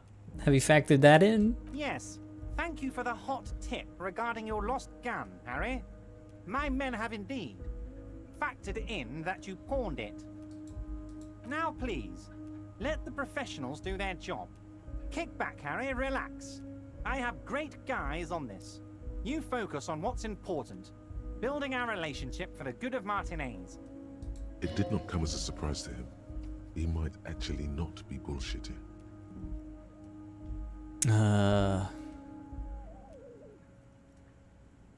Does that mean if I do things for you, I'll get my gun back? Damn it, Harry. That's exactly what it means. I'm only kidding, of course. Hey, Robin. He is not. Of course. I understand. We help you, you help us. I want to talk about the hanging. Oh, of course. That's your main thing here. That's why you're in Martinez. I know everything that goes on around here, and I would love to help, like I'm helping you with your lost gun. I mean, it's no secret that the lynching is connected to the strike. So much to talk about. Honestly, it's been weighing on me so heavily. I understand you need to interview me. I sense there's a but. But there's a thing that's been keeping me up at night. I want to talk about the hanging. I mean, if we could just calmly talk, exchange information, we could blow this thing wide open. Yes, that sounds good. Let's do that. But I can't think straight with this thing weighing on me. You're police officers, aren't you? I have a crazy idea. You guys are basically door-opening machines. Incredibly talented at opening doors. Yeah, I've opened a few doors in my life. And I'm sure you're going to open this one with flying colors, Harry. This really is very simple, and there's nothing shady about it. Does this jiggling ooze think he's going to use you? He's got another thing coming. Play his game, son, with your eyes peeled. He's going to slip up, and when he does, you're going to come out on top. Whose door is it? Oh, no one's. It's just a weasel. A weasel lives there. Nothing for you to worry about. Why don't you just open it yourself? Harry, I'm a very busy man, and more importantly, I don't have that extraordinary physique you do. You look like you could run around all day. You want to send someone a message that the police are working for you. I repeat, I'm a very, very busy man, Mr. Kitsuragi, and therefore I must occasionally enlist outside help. So what will it be, Harry? What do you mean by weasel? A loud blabbering weasel. When weasels feel no one is watching, they start acting foolishly. He removes his glasses and rubs his nose. Just go there, unlock the door, and leave it open. It's been such a burden on me, Harry. I just want this to be over so I can discuss business with you. Yeah, I'll do it. Fantastic, my friend. Just let me know when it's done and we can take our friendship to the next level. You can get the key from Manana. He's down by the gates. Manana's like a free agent in the Union. Special operations. Hardened socialist. A real free thinker too. He'll tell you precisely where the door is. One last thing, Harry. Just open the door. You don't need to go in or anything. I just want that weasel to come home and see the unlocked door.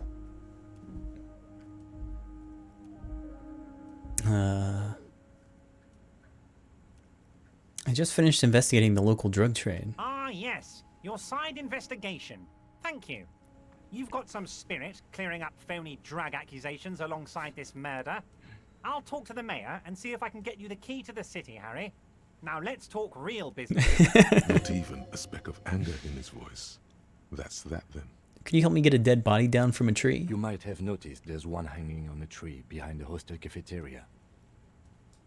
Oh my. Don't take this question personally, but why would I get involved in this matter? Mr. Clare, the man was hanged with a cargo belt. A steel-reinforced cargo belt. It's safe to assume the Union had something to do with the murder. Besides, getting the body down would benefit all of us. It's a stain on the neighborhood. Yeah, the belt thing. You're a community leader. Help your community out. I can certainly see how having him up there might start affecting some real estate values. He licks his fat lips and smiles. But of course, all joking aside, I am going to help you. He picks up his handset of radio phone to his right, then clicks a button. Jean-Luc, the cop who bested you in physical combat is here, and he has a little dead body in a tree problem. Namely, he needs it to be taken down. Please extend him this courtesy. You can find Luke down at the gates, but you already knew that. Anyway, he's going to help you, now that he's back on his feet. I'm looking into your shady brew. I don't know what that means, Harry. Shady brew? There are so many moving parts in my operation, I can't keep track of them all. You know what? Don't even tell me. Whatever it is, do it. Surprise me. Just one thing. If you can, make it even shadier. I met Joyce, the company representative. Oh, that's very nice. I haven't gotten around to her yet. I'm very, very busy, you see. I hope you're getting along. One thing I want to make very clear, Harry, is that this is not some kind of union versus corporation situation. Everyone is just pals here. Just pals? We're all trying to do what's best for Martinez here. Don't feel like you can't cooperate with her because you and I are such good friends and I'm helping you get that nasty body down from the tree. And with finding your lost gun. I'm not a jealous guy. Whoa, that's so nice of him. Suspiciously nice. What happened to the previous negotiator, Mr. Gaumont? What do you mean, Harry? Nothing. I let him go. He made concessions for the company in previous negotiations. Why would you let an ally like that go? He's an old man, Harry. I wanted him to spend more time with his family. God knows how long he's got left. Okay, another question. Empty all your barrels on me, Harry.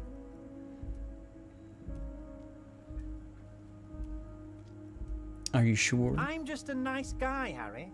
I wouldn't be where I am now if I wasn't nice. Politics is all about emotions, and I want you to have positive emotions when you think of me. Okay then, positive emotions it is. You like positive emotions. Joyce said the previous union leader vanished under suspicious circumstances. Vanished? Harry, the woman left her casserole in the oven and couldn't make it here in time for the voting. Oh, did I leave my casserole on? Better go home and check. The election can wait. When she got back, the whole thing was over. Why haven't you let her in to see you? If she actually wants to see me, she will find a way. Any good negotiator would. And I just don't have anything to discuss with a bad negotiator. He doesn't want to see her. It's as simple as that. Of course, Harry. Let me just assure you one more time. It's perfectly okay to share anything we discuss here with this Joyce.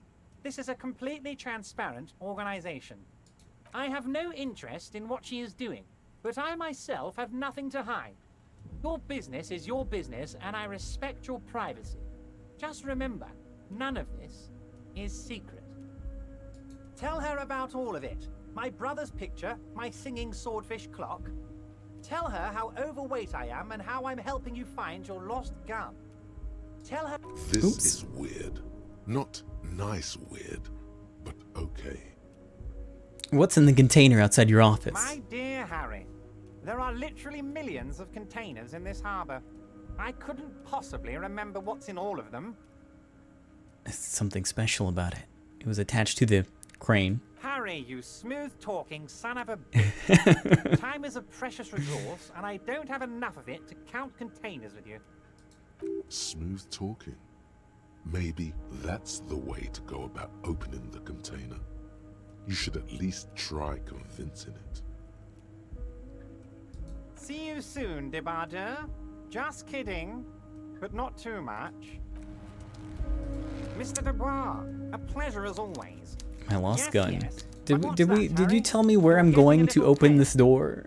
Oh, I guess schizophrenic and lost Manana will tell me. Okay, bye. I don't know. I like Everett.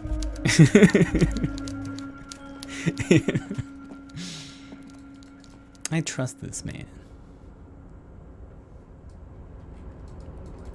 Gave me $25.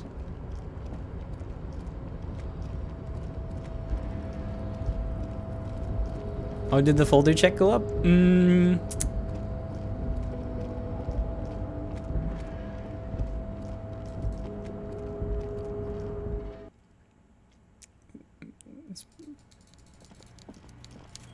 can't imagine it's improved much. Mr. Dubois, a pleasure as always. You don't have to sit down. Let's hear it, Harry. No, it hasn't improved. Actually, did it go down? Oh, my cigarette. Of course, Harry. So it's worth. Yeah, I need to smoke before we talk again.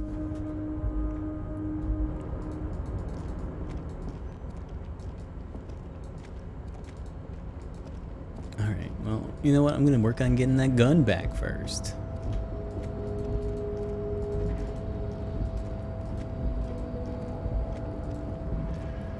I don't know why the game's flickering like this today. I wonder if I've got like something behind the game causing problems. Hold on. Give me a moment. Let me close some of this stuff.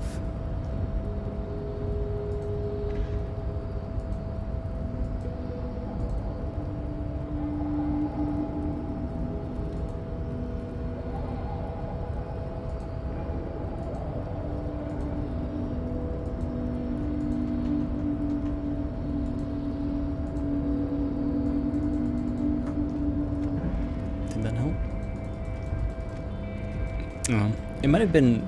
No, I still see it up there.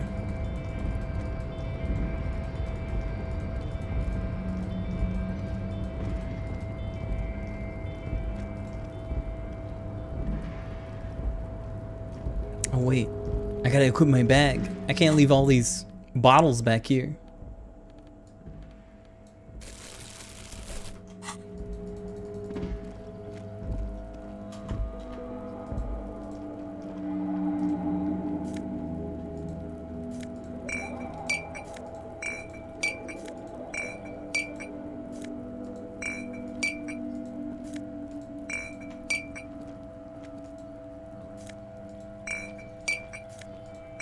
Oh, that's big bucks.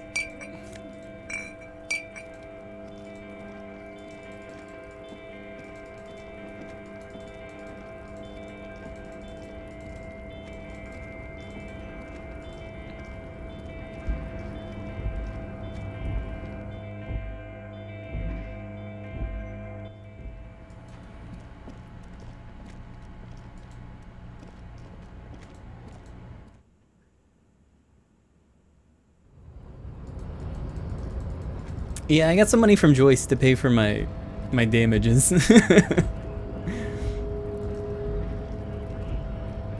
So, how'd you like our harbor? A labor utopia. It's but a rest area on the path leading across open plains. He notes solemnly, then turns to you, a wide smile adorning his face. Right. You talk to the boss, eye to eye, like men of the plain.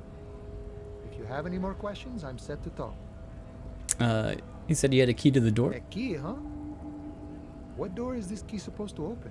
He said it belonged to a weasel. Oh, say no more. I got you. He taps the side of his nose with a little wink. I got that key right here. And let me tell you, it's mighty good of you to help us out during the strike. Working class solidarity, as they say.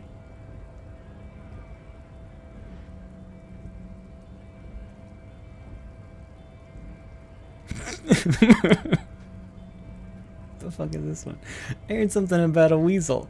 It didn't sound like a local polar weasel, if you know what I mean. Polar weasel? Oh, I know what you mean. I'm pretty sure he's actually Occidental, though. So you're gonna be committing fratricide, my racist friend. Oh, What that's what that meant.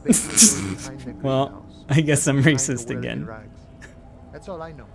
Our organization is what you call compartmentalized. Well, keep out of each other's it's okay. I'll just be there forever now. Damn. Okay, but where did you get the key from? The janitor gave it to me. Nice fella. We talked about life and things that really, truly matter. None of this mess we're in. This jiving and juggling. What's it for? To feed our children, I guess. Anything else I should know? I'm more of a philosophical dock worker. I like to talk about the big picture stuff. Who I am, who you are, what we are fighting for. The man takes a big sip from his flask. Who he is and what they're fighting for? This is interesting. Ask him about the Hardy Boys. Actually, do you know anything about the Hardy Boys? Los Hardys? They're an independent militant group. A bit too high-strung, but it comes with the responsibility. They're sort of like you. Preserve the rule of law and all that. Except it's Everard's law. But really, they're just like you. Why are you striking? We're negotiating our share. Your share? Aye.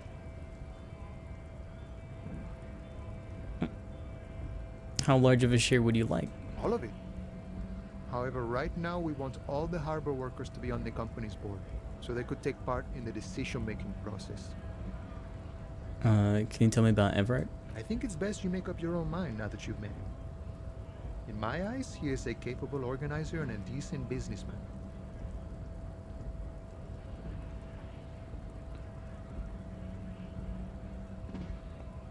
I guess you kind of get to be the village chief. He oversees the harbor, makes deals with the owners or other relevant parties, watches out for his own. By that, you mean corruption? By heavens, why would he not be corrupt? We live in a harsh and disordered world, see? And in this world, the old man is corrupt for our benefit, and we know it. Appreciate it even. He is, personally, not too lavish. You're right. He's very ascetic. Okay, he's reasonably lavish, sure. That's his prerogative. It's not like you want a saintly demeanor on a corrupt motherfucker. That would be a manipulative illusion. Besides, there are no non-corrupt systems in the world anyway. And moralism is the most corrupt of them all. Are you a communist? No.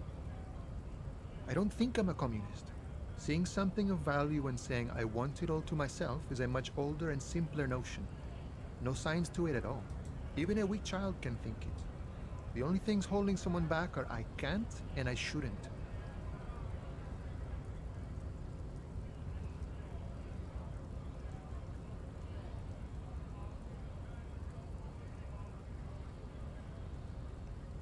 But the stuff you do aligns admirably well with the World Republic. Why not call yourself a communist? I have nothing against communists. They are honorable boyaderos. And they have good analysis. But my own code serves me well. If my code starts failing, a code can fail a man as well as a man can fail a code, then I will have to submit to a new one, which may well be communism.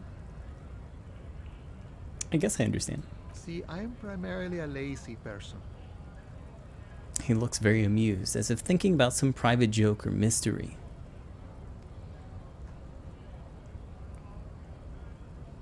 You seem to have spent a lot of time thinking about the political situation. Sure.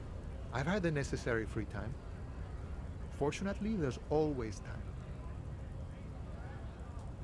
The look in his brown eyes conjures up an understanding. For him, having command of his time is the most important thing. It all comes together now. The way he speaks about scabs, his general attitude. He's a follower of a 500-year-old Franco-Nigerian Boyadero code, itself an appropriation of Vespertine cool. That of a noble peasant or a traveling herdsman. True to yourself, independent in your actions, loyal to your friends. Maybe I'm a boyadero? No. What if... No. The man sits on the railing, his hands reaching far and wide. Yet it feels as if he could, effortlessly, go even wider, if need be, an endless torrent of time. Any idea who killed the hanged man? The mercenary, eh? Who could have killed him? That's indeed the question. Why even do such a thing?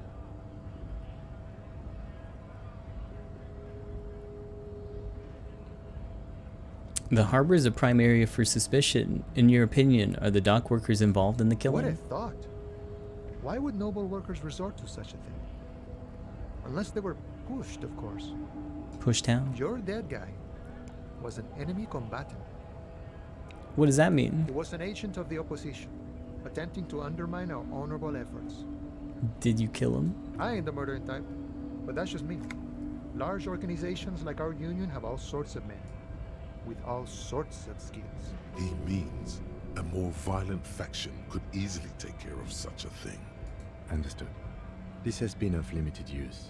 Still, thank you. No problem. I wish the best to you in your search. Sure, I'm glad it's not my search. Okay. Open apartment door. Intimidate the occupant. You have the key. The door is behind the greenhouse in the yard. A basement door. That was kind of weird. I don't think anyone said anything about where it was. Jamais vu. Derealization. Jamais vu. The opposite of déjà vu. Not already seen, but never seen.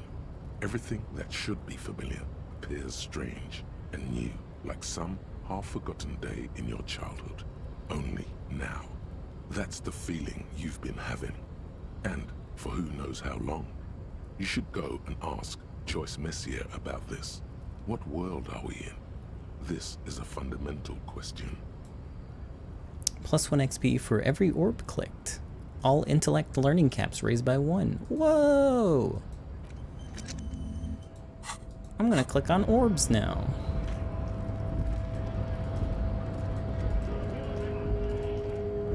Oh, yo, you gonna use those coins? No, get out of the way. I need the coins. Okay. Let me go drop off my bottles.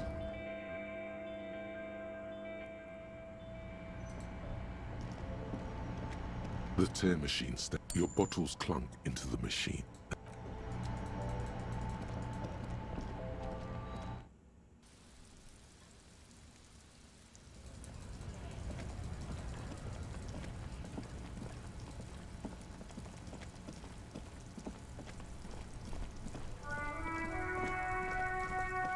I'm gonna go drop my check off too.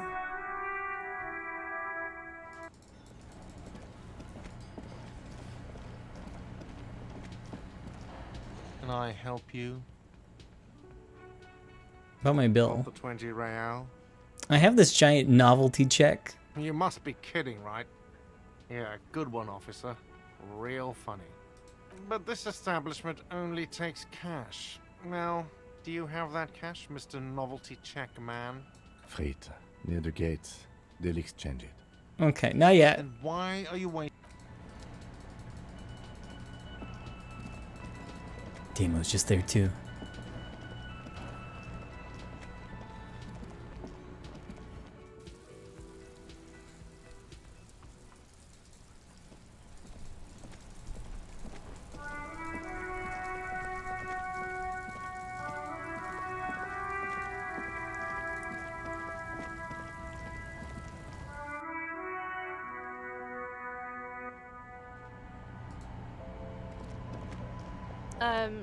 Is this about the questions again? I need to exchange this novelty check. Really wow.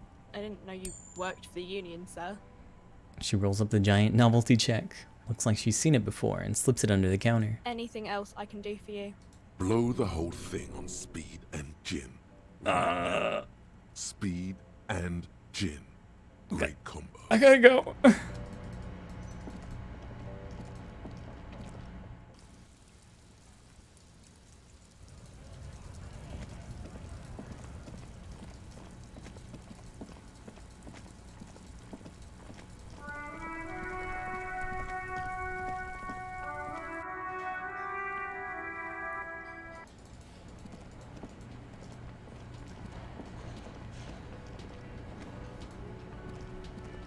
Can I help you? About my bill. For 20 real. Here you go. Good. You got the room for the night, but remember, you'll need another 20 real tomorrow. How could anyone forget, asshole? Take it easy on him. Deep down, he really hates being the guy who has to remind you. Yeah, sure, okay. I see orbs!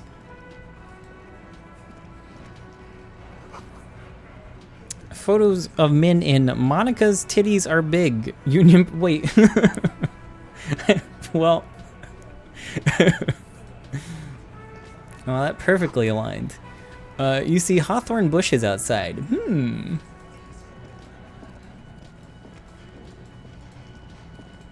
I get some of that borscht? The man ponders his cooking utensils and gives you a little nod, acknowledging your presence.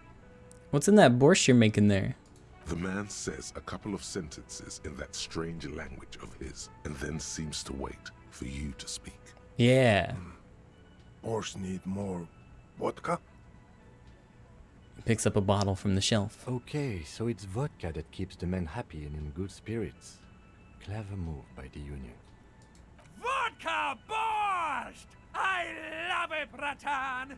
Turn it the fuck up and then ask for some yourself. Turning it up seems like a dangerous idea, honestly. The place is a powder keg. I think we gotta turn it up. He smiles, nodding vigorously, then pours half a bottle of vodka into the pot. With a whistle, he stirs the brew. Can I have some of that? He smiles and nods enthusiastically, and, chattering away in his language, ladles some brew into a small thermal cup, then hands it to you. You said that you're friends with Manana. Is that true? The mention of Manana gets his attention. He smiles and delivers a whole slew of unfamiliar words and lively gestures. Then he falls silent again. They're friends?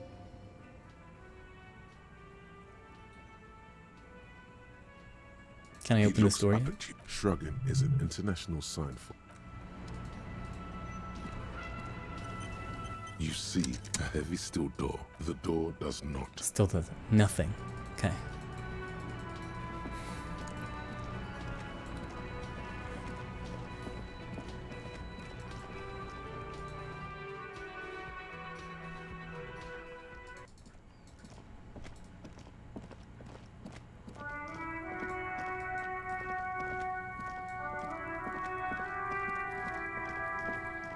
I'm in the wrong place.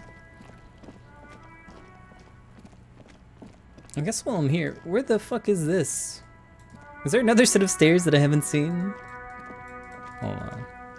Oh, it must be in that room.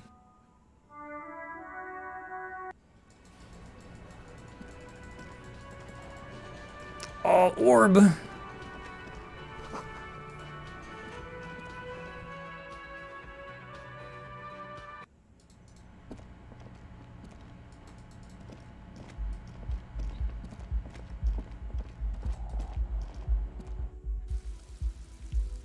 I don't think the balcony goes anywhere. It does not.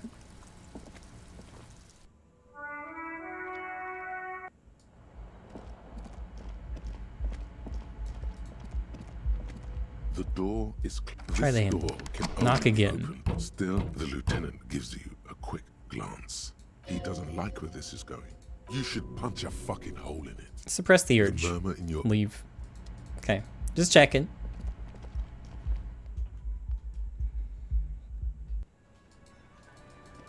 I guess he could get the body down. Sure.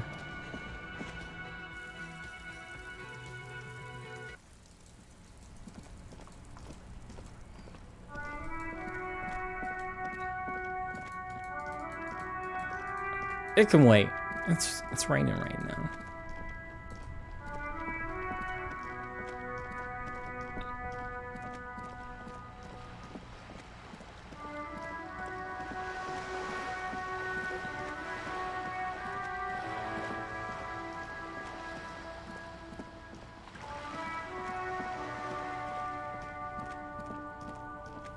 Okay.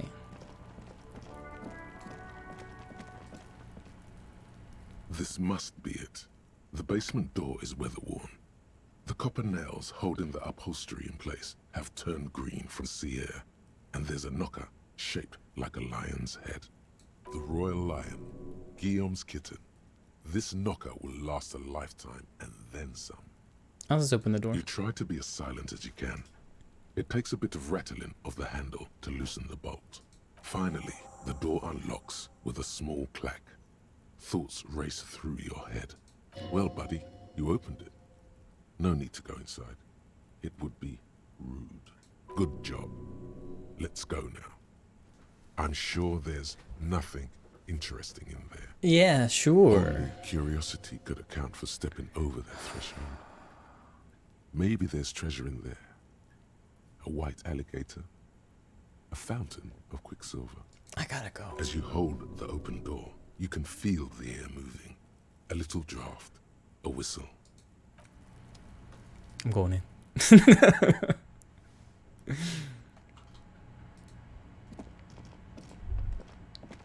A row of mugs sits on the shelf. Each one depicts a human figure. A dark-skinned woman grinning amidst mysterious symbols. A broad-shouldered man shoveling potatoes, and others. Why, a racist mug A collection? little ring. Though cheerful, the images on the ceramic make you vaguely uncomfortable. The images betray a lack of interest in human beings. They are merely unflattering caricatures. What do I mean uncomfortable? The owner of these mugs doesn't like people of other ethnicities very much. Typical asshole. This person is unhappy.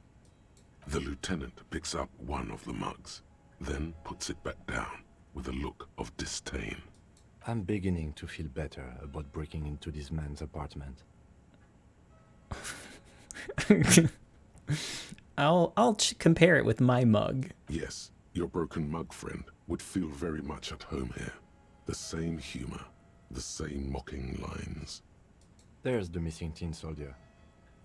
Whoever lives here might have used the Whirling's container to dump his trash. And now they've drawn the ire of the Union. The plot thickens, as they say. An interesting little clue. Let's see where this goes. Just Clues knows my have a way tie? of magically Oh, thanks. connecting to other clues down the road. Perhaps you should break into apartments more often. Do you think this is the same person who put the dead man's clothes in the trash? Who knows? I'm not expecting too much from these clothes in the trash lead either way. It might turn out to be some random local matter, but still, a nice coincidence.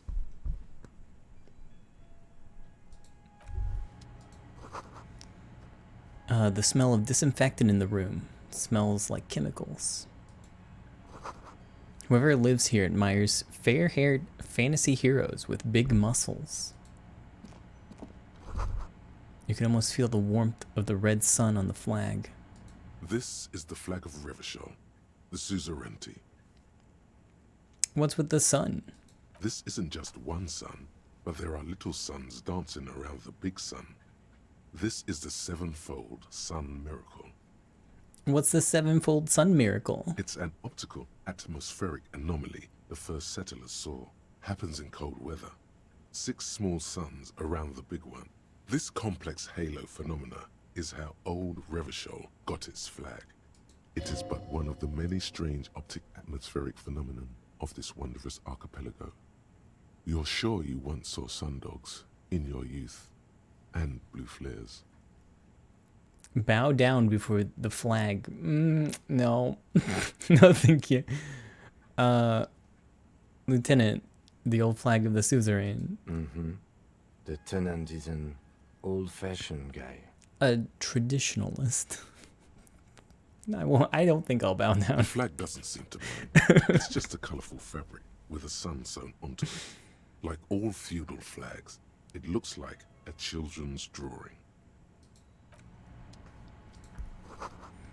A book titled The Hidden World of Walking Sticks lies open. Oh. Oh. Oh. What is it? Oh, logic. Take. I could use that. Maybe. A row of mugs. Oh, sorry. I thought there was more.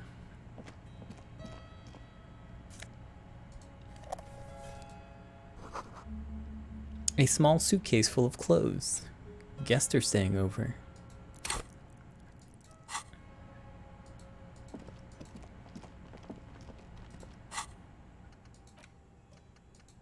Oh man. 7 hours for this one too.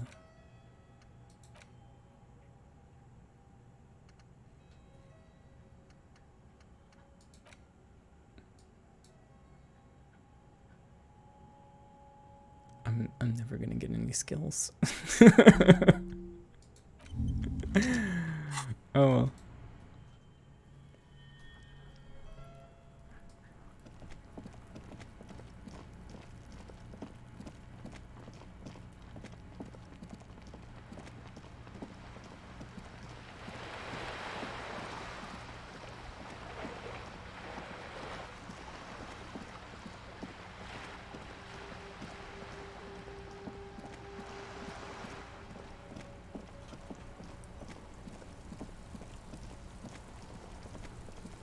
I had something else that I needed to do.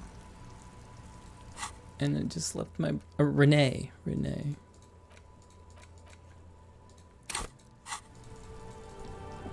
I stole his photo.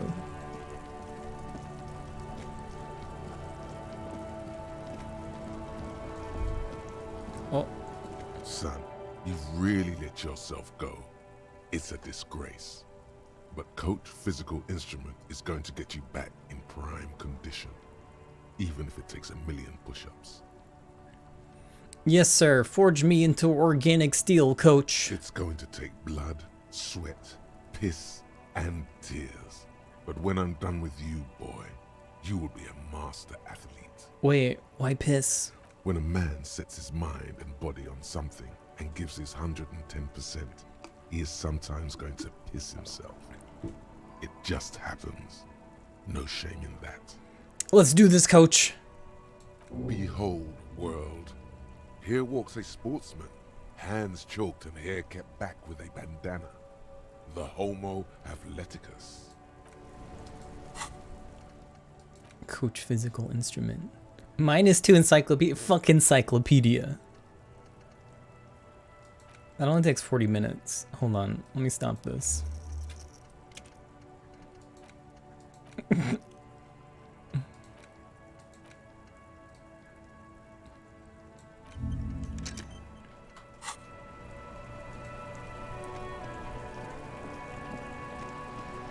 Vigilance officer, what can this old carabiner do for you?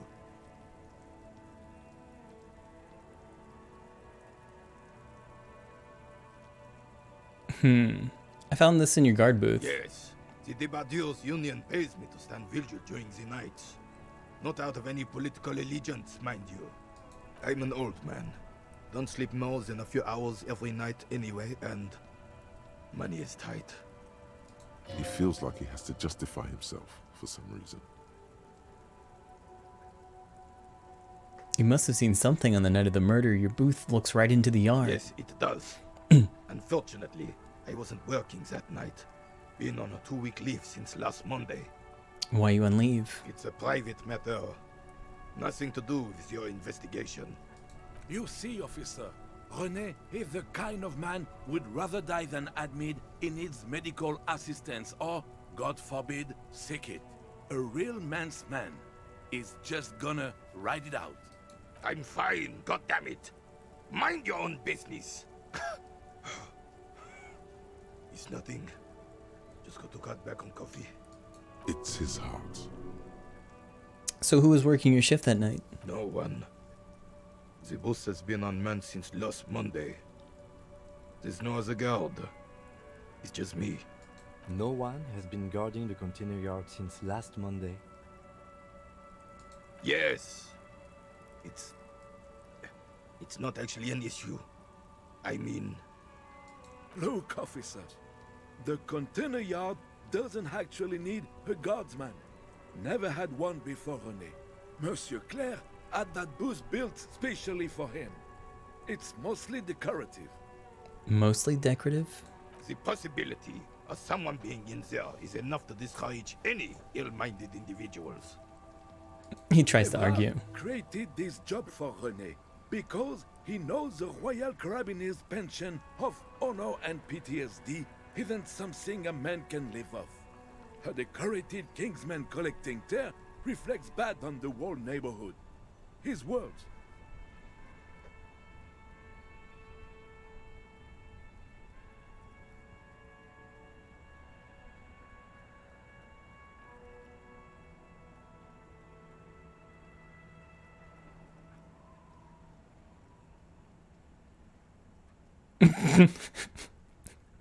Well, we'll do this one. Everett gets it. Big guys looking after the small and everyone working together. I love it. Can we conclude the topic of my guard booth now? I saw a picture in there. You were in it. You looked happy. Who's the girl? She is nobody. This is none of your concern, and I refuse to discuss my private affairs with the RCM. Hey, how's it The going? lady is Jeanne-Marie Beaulieu. And she sure as hell wasn't a nobody. Got it. Thanks. Yes. Like I said, it would be up anyway, so might as well keep an eye out. It keeps my senses sharp. This is a white check, right? Boy, I'm getting my composure pants on. I'll be back.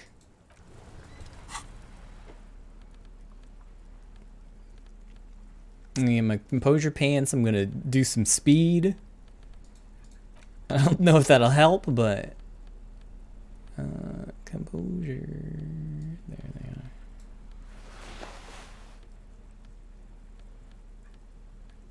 are. +1 composure.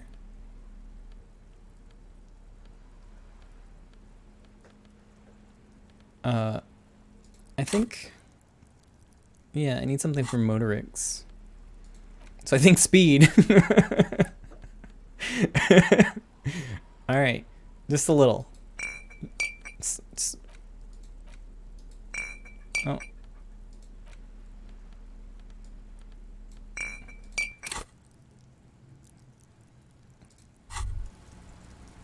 It's for the investigation. Why is this thing so hard to click on? Let me just do this. Oh. Now that you've acquired some stimulants, it's time for a little pick-me-up. Time to detect. Wait, but Kim's here. He'll be disappointed. See? That's your problem. A lack of confidence. Speed can help you with that. And, Kim, it can help you with everything. Whoa, will it make me into a super cop? It'll make you into more than that. A mega cop. Fuck. This is your modus operandi. This is how you've done it for years. Let's go. This is gonna be really bad for my health, isn't it? It's not ideal, no. But you need the zeal.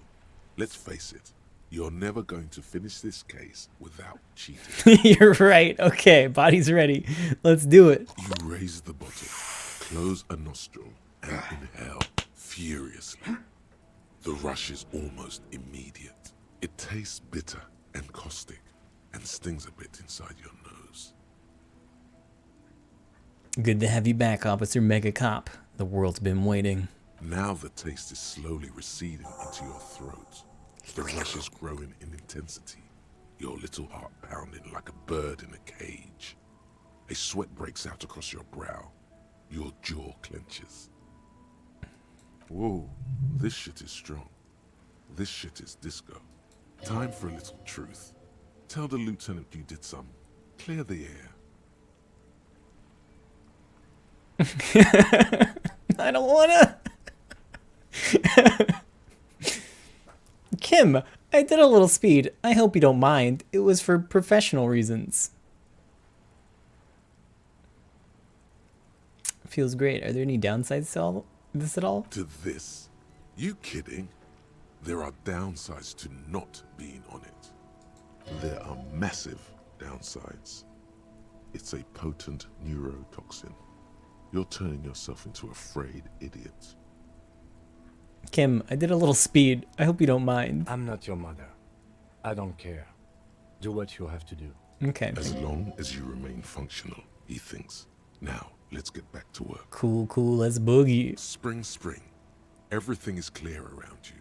You're ready to concentrate on the next task in the task chain.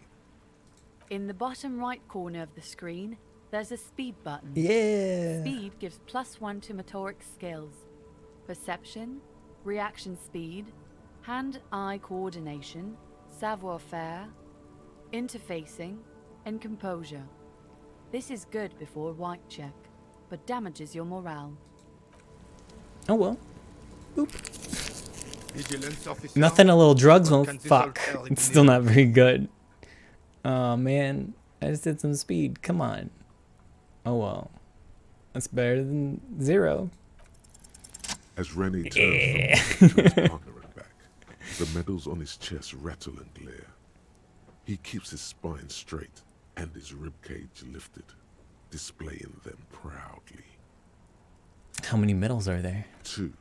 The larger one is shaped like a cross, while the smaller medal resembles the sun. Look at the cross. A crowned head in front of 2 crossed rifles. The medal hangs from a blue striped triangle. Look at the sun. A small blue star inside an orange sun. It has the word Valiant written below. The medals. Did you get them for bravery. He interjects. It's a conflicted topic for the old veteran. There must have been a number of controversial episodes in his service days. Not for killing babies or... No. We were the last ones to keep all the baby killers and rapists in check. And let me tell you, son, if there hadn't been Royal Carabiniers, Revachol might not be standing at all. Whoa. Sounds like you're about to open the gates of conversation. This man will literally talk your ear off if you let him wander off to memory lane. So what did you get the medals for? For doing my duty in the heat of battle. For looking my mortality in the eye. When men like Gaston here hid in the bushes and shot themselves. He saved some muddy princeling who foolishly strolled into the front line in his gown of velvet and gold. Saved the princeling? It was on the first months of the revolution here in Revachol. Unrest was spreading like wildfire. Marauders had taken most of the Couronne and were getting really ambitious. King Frisel thought he could end it all in one decisive strike. Sent his cousin, Drisson, to put an end to the unrest. Alas, the young Drisson was all piss and no vinegar, wearing a tunic of purple velvet and cockatiel feathers to battle. Even his rifle was gold-plated, shone from 5 clicks away. Can you imagine the asininity? Purple velvet tunic. That isn't exactly camo. To keep the long and bloody story short, Drisson marched us against the partisans in Couronne. And when I say marched, I mean made us walk into captured enemy territory, single file, like toy soldiers, while he rode in front on his giant red stallion. The rebels were smart. They let us come real close before opening fire. Suffice to say, it was carnage. It must have been a bloodbath. I got shot in the left shoulder and went down. Just a flesh wound. But just as I turned over, the prince fell into the mud next to me. He was missing his lower jaw. Then his horse, driven mad by the noise and smell of gunpowder, stepped on my leg and shattered my knee. He pats his right thigh. It's painful to even think about. Hang on to the story. Veterans get sentimental after such retellings. This might yield something useful. Okay, then what do you do? I grabbed my sidearm and shot the beast in the head. Then everything went black. Capitaine Arnaud, le fléau des chevaux. When I came to, it was all over. It was just me and Jolas Tresson, gurgling in the blood-soaked mud right next to me. The Dink had taken numerous flesh wounds and lost a lot of blood. But despite missing his jaw, he seemed hesitant to die. Tougher than he looked, that one.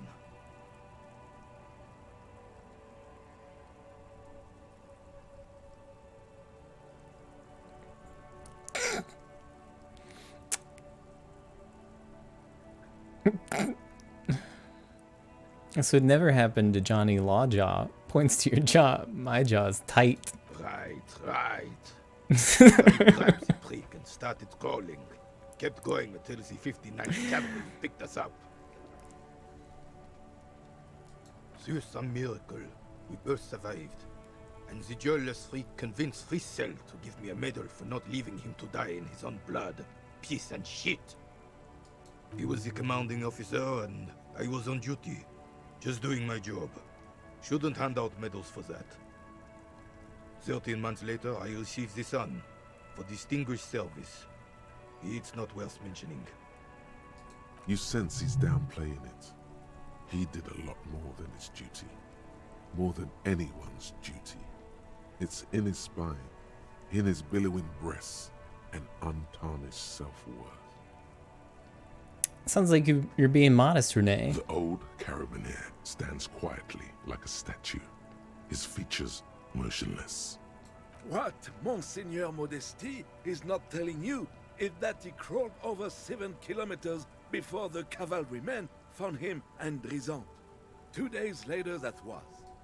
And that even while crawling with a mangled half-dead prince on his back, he still managed to murder 3 rebels on his way.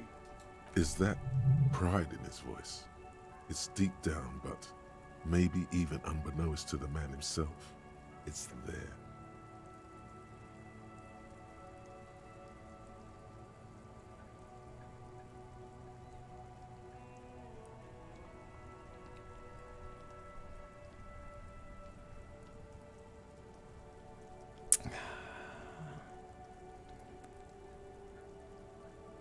I don't want to get boring, cop.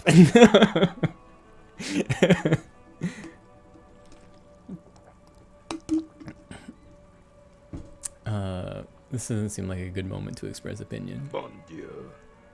You and Gaston must be related. His blood runs yellow too.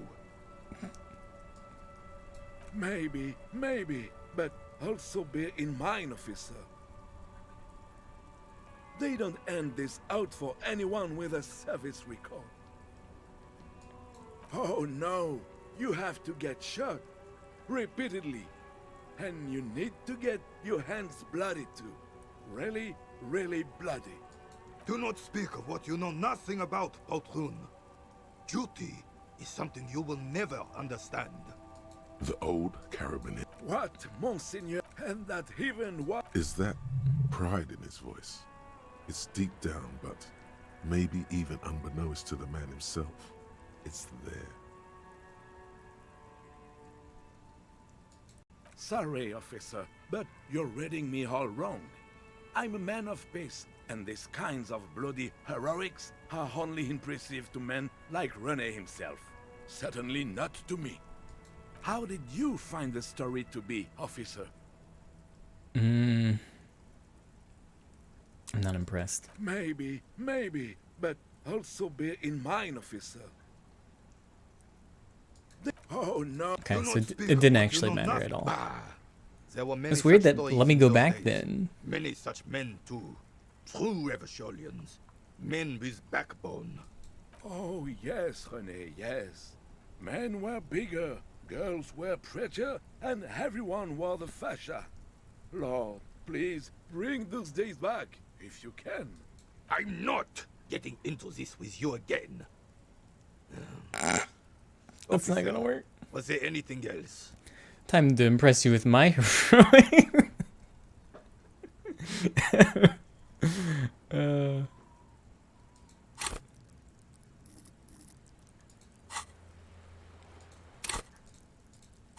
I gotta go.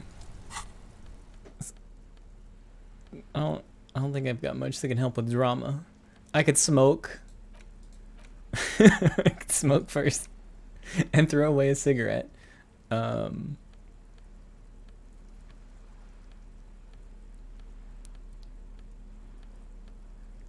It's -1 drama.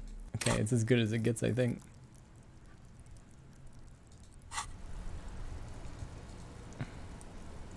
Vigilance officer? What can this old carabiner do for you? Yeah, I don't think I care that much. Bye.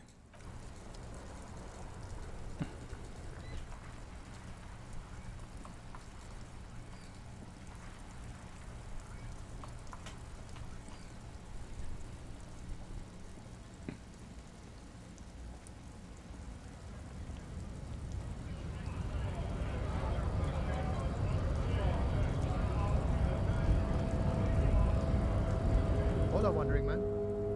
How can I help you?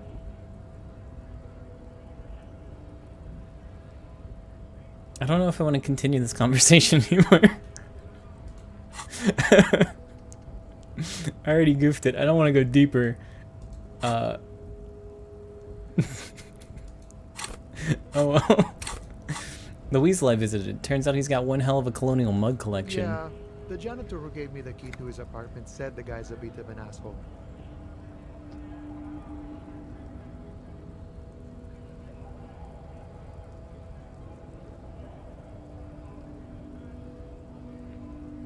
Yes, his mug collection certainly represented antiquated social values. Like I said before, I don't know much about this weasel, but the bossman said he's a real piece of work. Thanks for helping out, friend. No problem. Time to give me a fucking gun. Maybe. I feel like I've cooperated enough.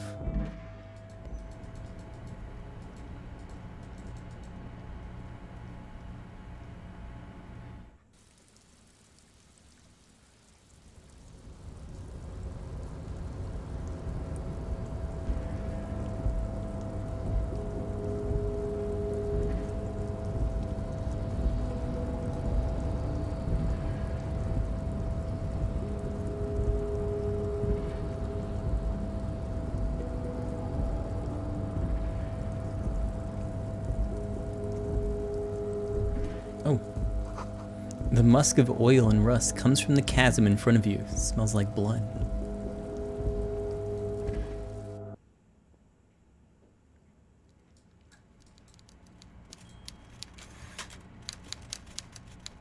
Mr. Dubois, every worker... A member of the board? That's right, Mr. Dubois. I see the socialist democratic fervor now burns in your heart, too. How can I help you today? Let's see. I opened the door. I want the gun. About my lost gun. Yes, yes. My best men are tracking it. What's that, Harry? You're getting a little pale. Is it the words paranoid schizophrenic and lost gun in one sentence? Don't worry, it's just a lead. It'll probably turn out to be nothing. I opened the door. I'm very glad to hear that, Harry. One question. You didn't actually happen to stumble in and see what's inside the apartment, did you? There is no way to sway this man in any direction. He is unsuggestible and unswayable. Just tell the truth. I may have gone inside and seen a collection of racist mugs. Just as I thought. Culturally antiquated mug collection. What a weasel. Pissing on Everart's Rainbow Coalition. Now let's get down to brass tacks. It's time for men like me and you to figure out who's killed who and why. Real police work is gonna start happening now. I promise you, Harry, this is gonna be good. The mug collection I mentioned was in the apartment, I found a similar mug in the trash with the hangman's clothes. Racist mugs in the trash and in the apartment?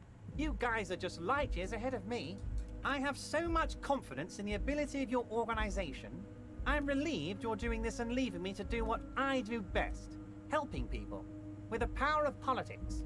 Yes, yes. Do you think this weasel is somehow connected to the murder? Oh, no, no, no, no. I don't cross paths like that. All I want is for you to succeed in your investigation. I would never complicate things for you. But this weasel might have cleaned up after the killers. Believe me, Harry, he's a nobody. Just your basement variety nobody. Can't imagine him being connected to a high-caliber case like this. But he does live nearby. Maybe it's a pedantic weasel. Fascists are known to be neat freaks. I feel like a real detective right now, Harry.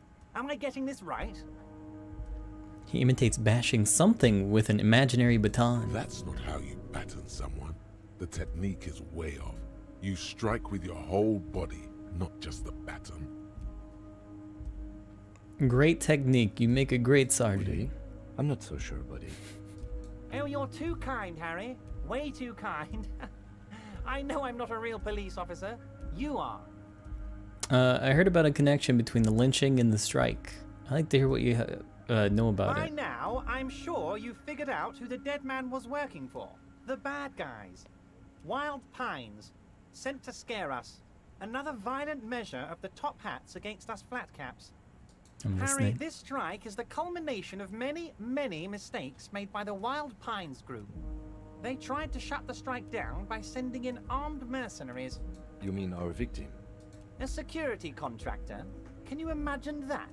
Workers standing in peaceful protest, united in the spirit of fellowship, and they send hired killers to mow us down with machine gun fire? He performs a motion as if spraying bullets from a machine gun. I'm talking beasts, hardened killers from proxy wars in Yisut, Semenine, Saramaritsa, you name it, they've done it. Raping, killing, burning villages, killing little children for the Senorita Pineapple Company, Harry. Those Senorita Pineapple people are scary motherfuckers. Decimating your state if you don't give them your pineapples. Everything they did there, they brought over here. They want to turn Revachol into a third world slum. Honestly, the only thing they didn't do is kill the village elephant. Whoa, you have a village elephant. No, Harry, the elephant is metaphorical and so is the village, but the mercs and their brutality are very real. Go on. Now, I haven't personally witnessed the brutalities out there. I have the luxury of staying in my container, you see. If I need to go somewhere, they just move my container. He laughs. Wait, they moved the container? Yes, I'm an old man, Harry. My legs aren't what they used to be. They lift my office with that big crane. It's actually very fun. You should try it. Okay. But enough about me and my fun container. The killers the company hired, I think there were 3 of them, all hardened commando types. One of them got downright suicidal, getting drunk, violent, a little rapey. Even their own negotiator couldn't control him. That's your boy, the one who likes hanging out and trees. By negotiator, you mean Joyce? Harry, what you need to realize is, we dock workers are not pushovers. We got grit, Harry. This whole neighborhood does. Push us hard enough and we push back. And when we do, we push to kill. An entire neighborhood of killers. Wait, the whole neighborhood's in on it? Potentially, Harry, potentially. We got arm wrestling champions, rowing club people, ex-coal miners, tough guys, all ready to spring into action for their home base. Who exactly did the pushing? There's a militant wing inside the Union. A group of people whose duties don't involve manual labor, but peacekeeping in the neighborhood, making sure everything runs smoothly. They're like you guys. Idealistic people who want to make sure bad things don't happen. And if they already have, well, punishment must follow. So these idealists killed our victim? One day Titus Hardy, leader of this peacekeeping faction, comes up to me and says, "Boss, socialist democratic fervor drove us to take it upon ourselves to kill this beast that was burdening the land." He probably worded it differently, but that was the idea. Sure sounded to me like they killed him. I gave them 2 weeks paid leave and told them to lay low to avoid retaliation. Aren't you worried we might arrest them for this? Oh, I'm not at all worried about that. These are not the kind of men who get arrested. They're Martinez boys, tough and gritty. I'd like to see the man who takes them in. Besides, I sent my lawyer girl to look after them. Despite his boastful tone, he's having doubts about something. But what? Maybe he doesn't believe the boys really had it in them. They're his boys, after all.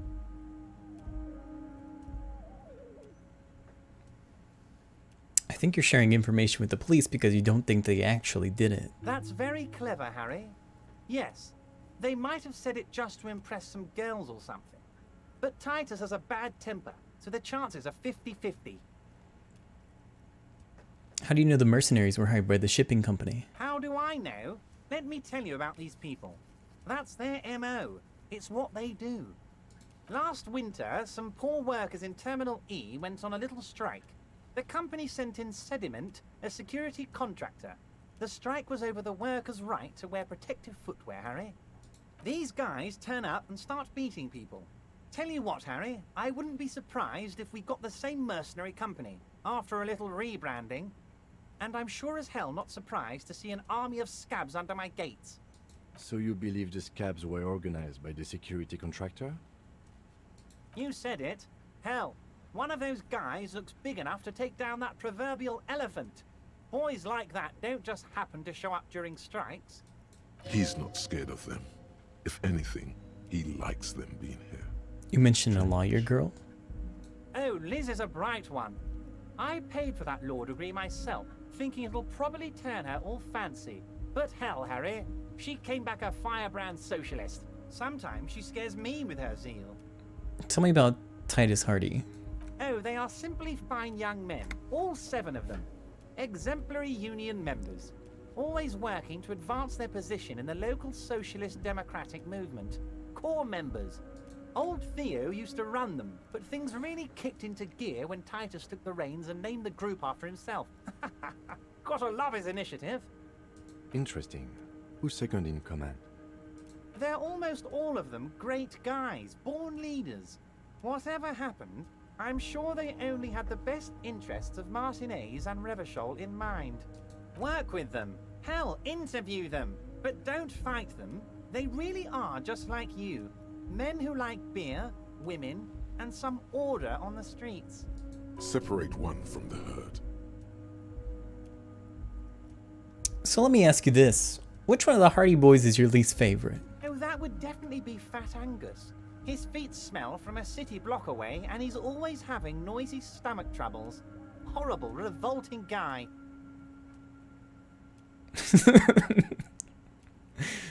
So let's say something happens to Fat Angus. Let's say a citizen's arrest. You would die, Harry. You would die, and in the process start a bloody and completely unnecessary war between the Debarders Union and the Citizens Militia. Angus, his ever-growling stomach, and his smelly feet are all part of the Union. You have as much right to arrest him as I have to arrest your partner here. He points to the lieutenant. Actually, less, because this is my hometown, my territory, and my backyard. You are a guest here, Harry. Please remember that. Oh, Harry. This is getting real grim, and there's no need for that. We are friends. He sits back and looks at you in the eye with a wide smile. Everett, I met these Hardys. Can you ask them to cooperate with me? But of course. It's the least I can do for my good friend Harry. I'll do it right after we've concluded this talk.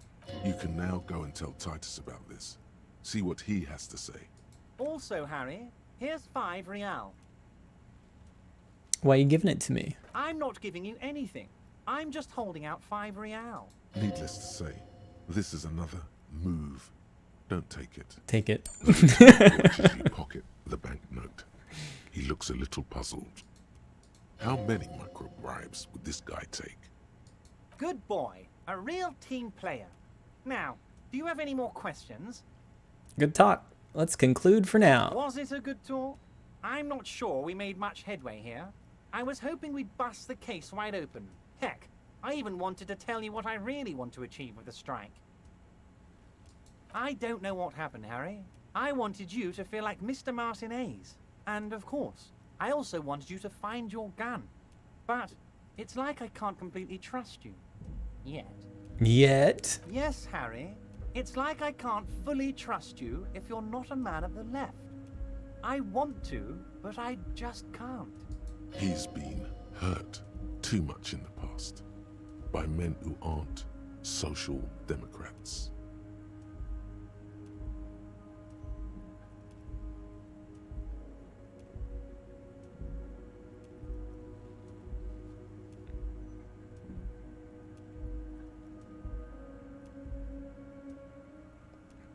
What do you mean? You're saying it, but I don't believe you.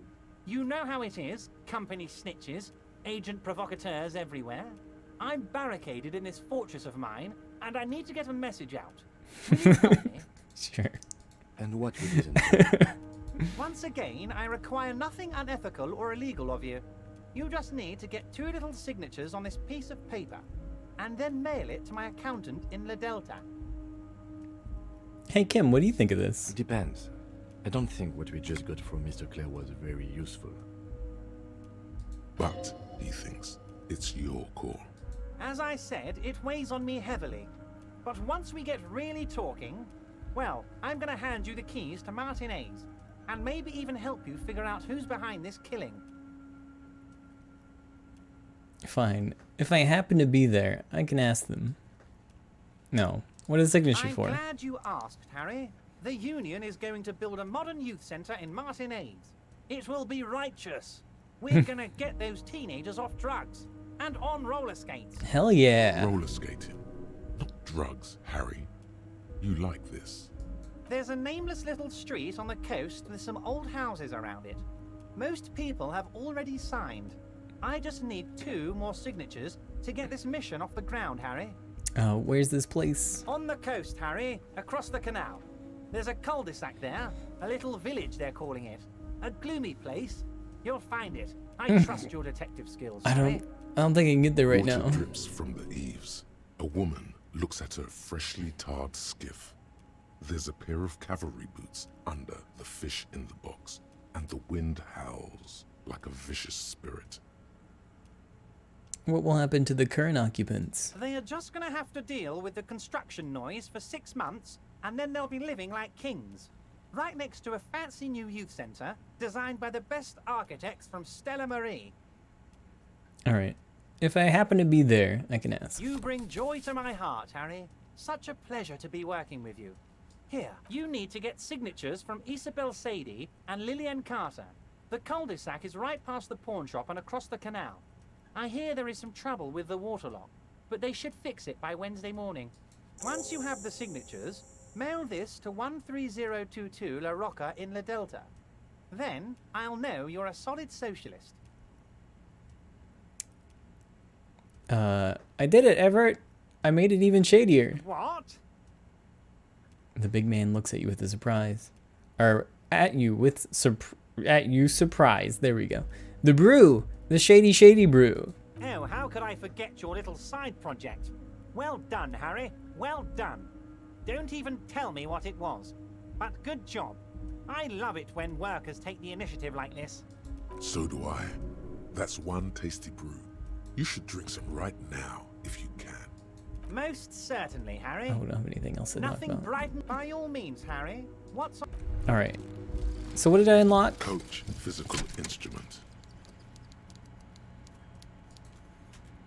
Wait, how did you know all those hammer throw techniques? How do you know how to hold a discus? Or the world youth record in discus? Something doesn't add up here. This mushy thing between your ears didn't know the name of the city you're in, but it comes loaded with trivia about the correct chin position of a shot-put ball. Could it be that? Shut up, namby-pamby. This train of thought ends abruptly. It's leg day. Straighten your rhombus muscle. It's shirts versus skins. Take your shirt off, Namby. Your skins. To physical instrument. If shirt slot's empty, I'm taking it off.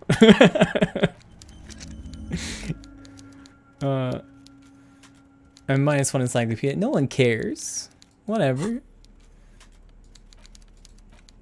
Taking it off. Hell yeah.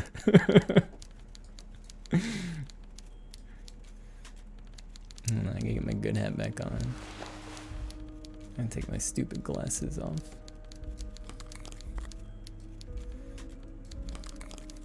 There we go.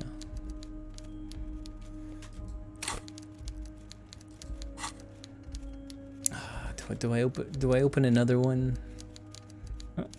Yeah, why not?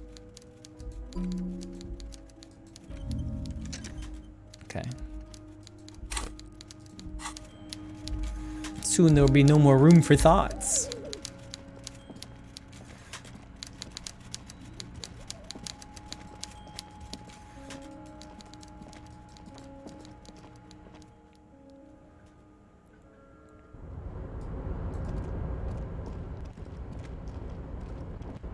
Yeah, I'm looking real greasy.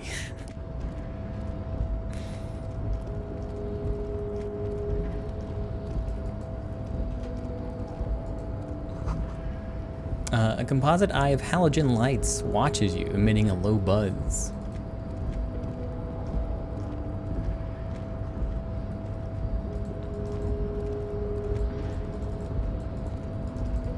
Come on, you can do it. Yeah.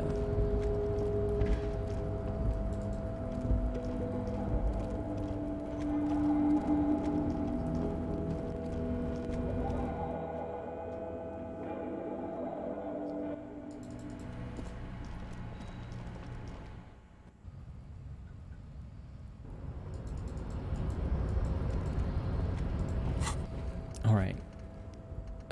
Getting the body down. Oh yeah. Hold on. Let's do that. While I'm here.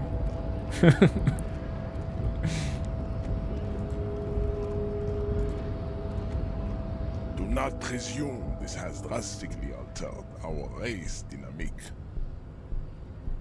I knocked you out like a god of martial arts. True.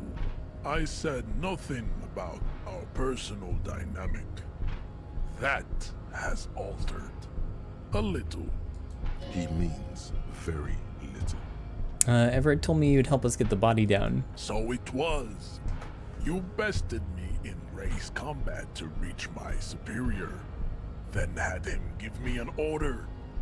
I salute your cunning, enemy. I will go and remove the body from the tree with my bare hands. Okay. You're so noble, Measurehead.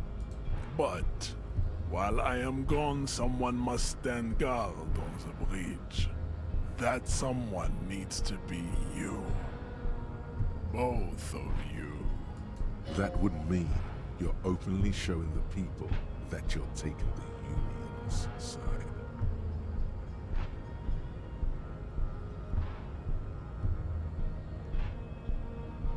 Wait, that means showing everyone that we're taking orders from the Union. Yes. That is precisely what it means, homunculus.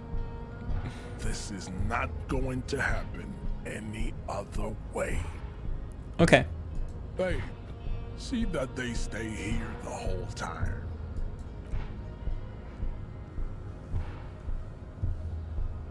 I hope our victim still has his head attached. Damn, he walked through that fence like it was nothing. The woman's gaze follows Measurehead as he leaves. So, you guys are like cops or something? Apparently so. Cool. I like men with guns and power. I'm Katya, by the way. You hear that? That sound. He's breaking something. Yeah, Jean-Luc must be really tearing it up over there. I wish I could see it. I also wish I could see Look it. at you! RCM rent-a-cops! Guarding that bridge like Everott's lapdogs! Is this where it's at now? The RCM is for sale! And who are you? What is your business here? Why are your clothes 4 sizes too small for you?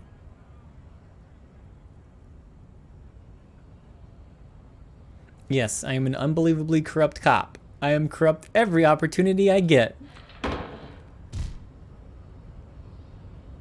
A shrill laughter interrupts you, echoing across Martinez.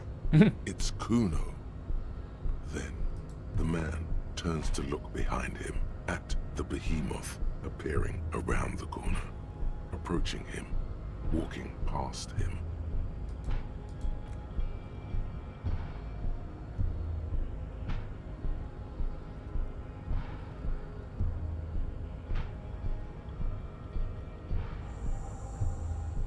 The corpse has been removed from the tree. Stand down and congratulate yourself. You have sided with Ray's victory today.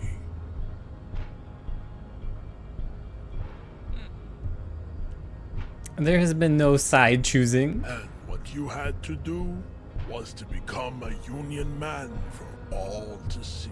Oh, I can just do it for fun now. Bye.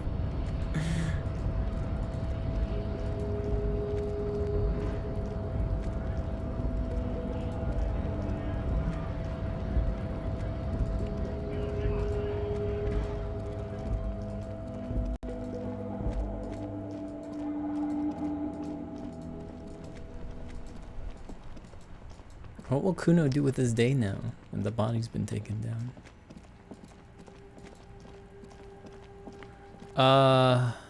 Yeah, that's alright. You missed a good show before. A kid came by and completely fucked the tree to pieces. He fucked the tree up! Fucked it good! It was porno! Wish I could have been here to see it.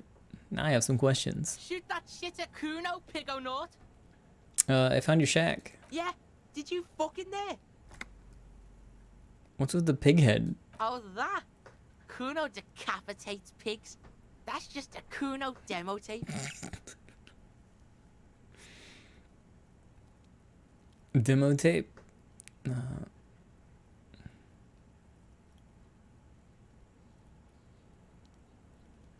you trying to send me a message of some sort? Yeah, to the both of you.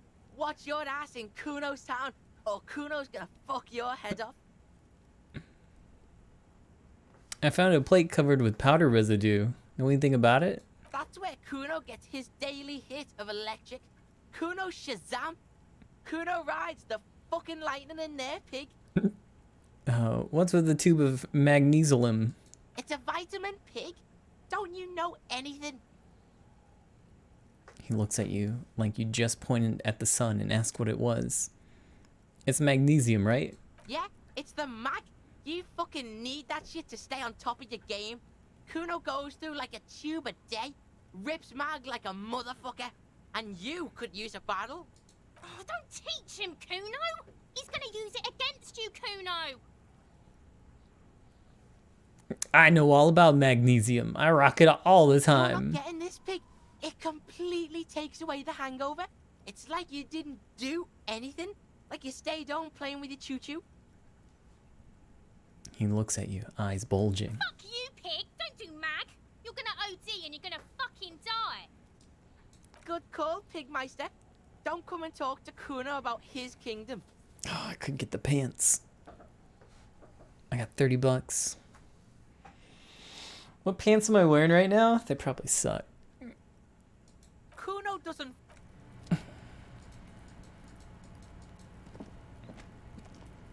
Oh, hey, the body's down.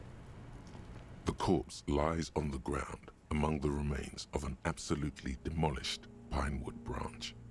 It's gently laid on one side. Beautiful. Mr. Measurehead has done a good job. Nothing is too broken or compromised. The victim is ready for a field autopsy. A field autopsy? Yes. 1. Investigation of the scene. 2. Initial examination of the victim. 3. Field autopsy. 4. Transportation of the body to the morgue. The fuck are they on about? Cop's gonna cut his shit up. Don't we have someone else for this? A doctor? No, you and I are detectives.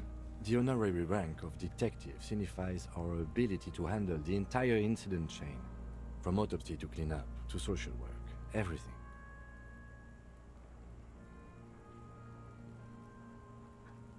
Yes, I feel like a detective. You are. Your station would not have assigned you on this case if you weren't. Now... The lieutenant adjusts his glasses and takes a deep breath. Okay, so what's a field autopsy? Well, officer, you know what a field autopsy is. You've done 100 of them. Do you have another pair of gloves? Unfortunately, no. I have gardening gloves. They are better than nothing.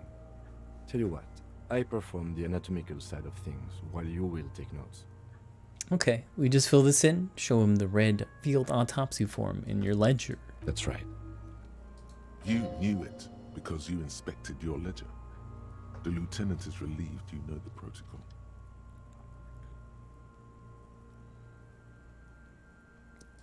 I thought we decided to leave it to processing.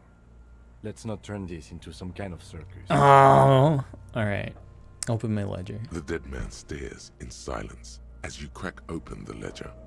The bright red paper is covered in boxes and lists, describing the condition of his skin and organs in 3 parts. Above those, an 11-field info form needs filling out first. It begins with... Begin. 1. Assistant. That's you. Raphael Ambrosius Cousteau. The corpse is indifferent to your scribblings, just lies there. The next box says... Coroner's case number. KK57-0803.0815. Yes. Next. Name. NA. Next. Date of birth. NA. Age? Roughly 50. Okay. The corpse looks ageless, like meat on a hook. Teeming with opportunistic microorganisms, letting out a foul-smelling diamine compound. Your eyes turn watery. Race? Mondial. The pudgy mess of curdled meat looks neither mondial nor anything other. Sex? Fucky, fucky! The little monster exclaims energetically. Male. Pigs can have sex! I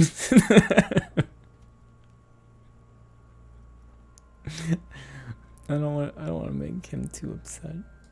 Nor does he look male, with his pregnant belly and indistinguishable face. Date of death. We're still going with March 4th, 51. Okay. What else? 9. Body identified by is non-applicable. 10. Case number is the same as the coroner's case. KK 57 0503 0815 listens motionless, with the cargo belt still around his neck. Only one box remains. Evidence of treatment? None. At least not after the initial examination. A strange word. Treatment. What exactly is treatment? Interfering with the body's position or wounds post-mortem. How did you not know that? Aren't you a cop? You're leaving a weak impression here. Say something sure-handed. Don't overdo it. It's okay to be unsure.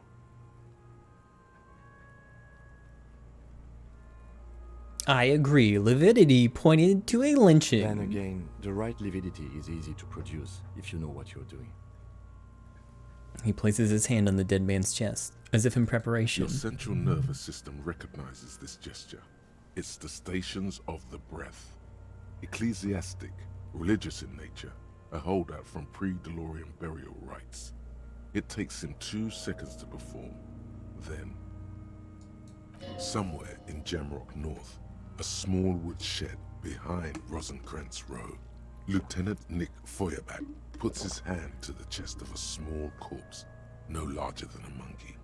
It's raining outside, light drizzle. There is darkness in the shed. Elsewhere yet, an obese female sits in a wicker chair, her silhouette bull-like against the window. Outside, Grand Coudon. The day is turning dim for Sergeant Mac Dawson. Hand extended, he approaches, to make sure she is dead more than anything else. The building is tall, 7 stories wind-wrapped in solitude. Most of the apartments are unoccupied. This was a suicide. The other, an accident. The small one. And so, all across Jamrock, Coal City, GRIH, 42 deceased persons found today. 42 stations of breath. We should start the post-mortem. The corpse cannot feel Kim's hand on his chest. It no longer meaningfully interacts with its surroundings. A thicket of boxes and lists on red copier paper tries to answer why. 1. External examination summary. Clothes. The deceased wears armored boots and white briefs. The make of the briefs is Babrodine, I think. Let's see. He turns the body onto its side to check the underwear label. See, it's happening. Babrodine, yes. Inexpensive. Size M. Color white. The disappointment is palpable. The red-haired thing was expecting something more lurid.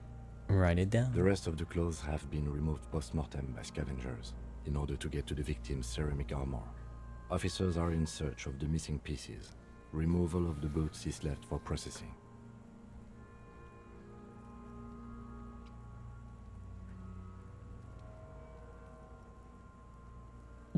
Patience. After the autopsy, before the body is taken away, there will be a window of opportunity. After the lieutenant has gone to sleep. I hope this has helped you, my lead. Write it down. Tattoos. He stands up, feet planted on either side of the body. The upper torso is covered in a single, continuous tattoo, resembling a map of the night sky. It reaches from the right shoulder to the heart. The ink is blue and white. The assistant has a color photograph of the markings, to be added to the case files as document A1. The photo is taken on the scene, using a Trigat Mini. The deceased has a cargo lashing belt around his neck, tied with a hangman's knot. Color yellow. Length 3 meters. There is a buckle on the other end. Well-nourished, athletically built, measuring 1.8 meters. Generally consistent with age, about 50. Preservation is good. Ambient temperature below freezing. Body hair is light brown. Distribution is consistent with age. The deceased had male pattern baldness. Hair is combed back, short. I'll touch the corpse's hair before moving on. His hair feels wet, soaked with rain, cold to touch. Not that different from a living person after a swim. Stroke his hair gently. The stench is suffocating. Strands of dark brown hair What the fuck? to your hand, like thread off a rag doll's head. Keep petting him. More hair sticks to your hand. Hair off the rain-soaked head of a dead man. There are bumps and dips on the skull below. An alien landscape. There, dead man. You were someone's child. It's all over now. And there, baby. The lieutenant watches in silence. Write it down. That was some sick shit, Sekopa. Lividity is consistent with hanging. The head is congested. Contusions are present on the head, chest, and thighs, consistent with stones thrown. Low velocity. Fucking low velocity? You think Kuno doesn't know what you're talking about? Velocity was fucking max. Talking shit about Kuno's velocity. In addition, there are bite marks on the face, scalp, and chest, consistent with predation.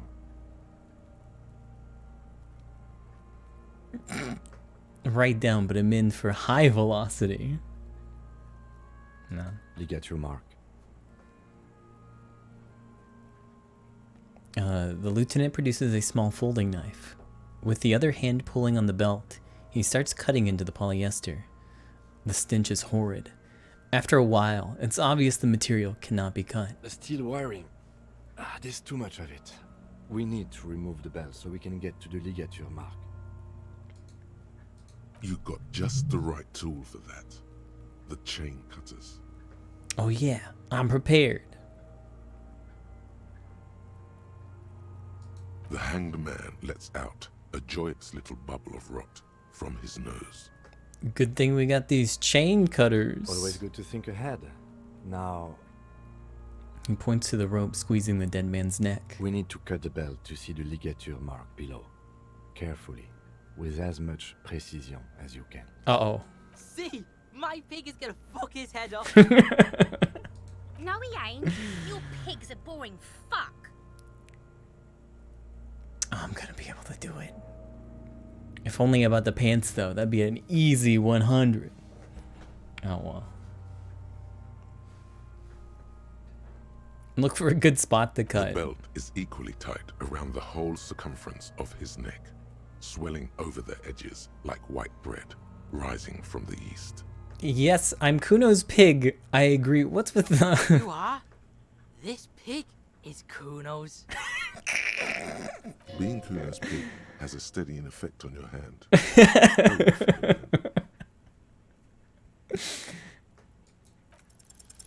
After some deliberation, you sink the cutters into the knot tying the belt together. You squeeze the rubber handles together, sweat forming on your brow. Snap! The knot is slashed. Another cut and the belt falls apart like a flower bouquet, revealing the dead man's neck and the dark red ligature mark around it. The rope rises to a point, leaving a gap in the ligature mark. The suspension point is in the back of the neck. The lieutenant has kneeled closer, running his finger along the dark red groove, until there's a gap. As it ought to. This is where its grip on the curdled meat is gentlest, pulling up. Hemorrhaging is observed on the skin, above and below the ligature mark. The mark is well pronounced, consistent with a drop from 1 or 1.5 meters. Chest is intact, normal contour. Abdomen is protuberant, pelvis intact, genitalia... He pulls down the man's pants. No! Let's get out and see! I fucking knew it! This is clearly what they've been waiting for, ever since the autopsy began. The lieutenant is trying to make it as boring as possible. Genitalia is male and unremarkable. No evidence of injury. This is what he told me. Okay, that's why I'm asking. Does it look like he was enjoying his moment of death? Ah yes, your hunch before. We can have a semen analysis requested from processing, if that's what you meant. No, he's trying to get a psychic read. No, you weren't, officer. That would be preposterous. Just write down that we request a semen, vaginal, and anal fluids analysis. The corpse with his pants down does not have an opinion on the subject. I guess I'll have All to... he has is genitals and a deathly odor. I guess I'll have to inspect his genitals. The dead man's penis is average-sized, congested from the downward collection of blood. The testicles are uneven in length, hanging underneath. The genitalia is greenish. Marbling is present around the crotch. Okay. Back is symmetrical and intact. Upper and lower extremities are intact, but asymmetrical. There are combat injuries on the right hand, thigh, and hip. Bullets have bitten little pieces out of him. It must have been excruciating, especially the hip. Before you is a temple of pain that knew little tenderness in life. In addition, I see smaller, residual scars, too numerous to count, covering about 30% of his skin. We have a real museum here. Of battles, wars. Last item, hands. He takes the man's right hand in his, inspects it, then moves to the other hand. Maybe I shouldn't pick up the hand. I'm gonna pick up the hand. His flesh is cold, icy. Pleased to meet you. Where are you from and what's your name? My name is... I'm only fucking with you. I know where you're from. From Cappadocia. And your name is Il Corbo. What can I do you for, Il Corbo de Cappadocia? Pleasure's all mine. Tell me, are you a temple of pain and a stranger to tenderness? You get me, Corbo. I feel like you were once for tenderness and kisses yourself, but then shit went south and now you're ahead of even me on the pain front. We should do this more often. Be close like this, I mean. Hands are clean. No sign of injury from struggling. Were you expecting any? I was. Maybe I'm just not seeing them. Honestly, this stench is making it hard for me to think at the moment. Working so close to the fumes coming from the corpse must be hard. You realize suddenly that the lieutenant has been barely keeping it together these past 2 items. Write it down. Ooh. That's all for the external. Well done. What next? Onto the internal examination. Central nervous system. I have nothing. Do you have anything on this man's central nervous system? You don't even have a joke. Oh, nope. Musculoskeletal. Purge fluid is coming from the mouth. Not injury related. Eyes and tongue protuberant. Hyoid bone. Let's see. With his eyes almost closed, the lieutenant puts his hand on the dead man's throat and begins to massage it, gently. A rotting smell erupts from the mouth.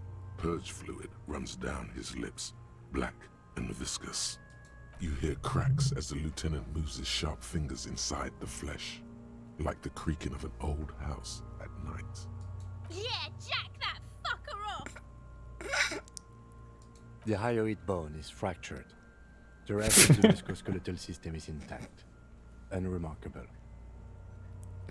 Write it down. Respiratory system. Back hunched, as if in prayer, he begins to pry open the dead man's jaws. He stops to exert more force. Both hands are used. Oral cavity shows no lesions. The victim has received dental implants, possibly after a combat wound. Mouth swollen. Hemorrhaging present in mucosa of the lips and mouth. From here, it looks as though the clown-faced man is screaming. The tendons of his jaw are torn apart. Hyoid ripped from the force of the lieutenant's hands. I'll look inside the dead man's mouth. No scream, no sigh of relief rises from the darkness inside. It's humid there. Sickly sweet air, unlike anything living. You feel like throwing up. Straight in that mouth. No, you don't. You can keep it in. You can keep anything in. Look deeper inside. You manage to suppress the contractions trying to enter your stomach. All it takes is concentration. Through it, you see nothing but darkness. More meat and darkness. There are ancient mysteries down there, Kobo. Ask me later. Hemorrhaging present in mucus. The lieutenant repeats impatiently. He lets go of the jaws. The mouth snaps shut before you. Hepatobiliary. NA. Why? Don't we have anything? Are you a hepatobiliary expert? He looks at the corpse's stomach with a mixture of tiredness and disgust. I don't think so. Neither am I. And that's it? That's it.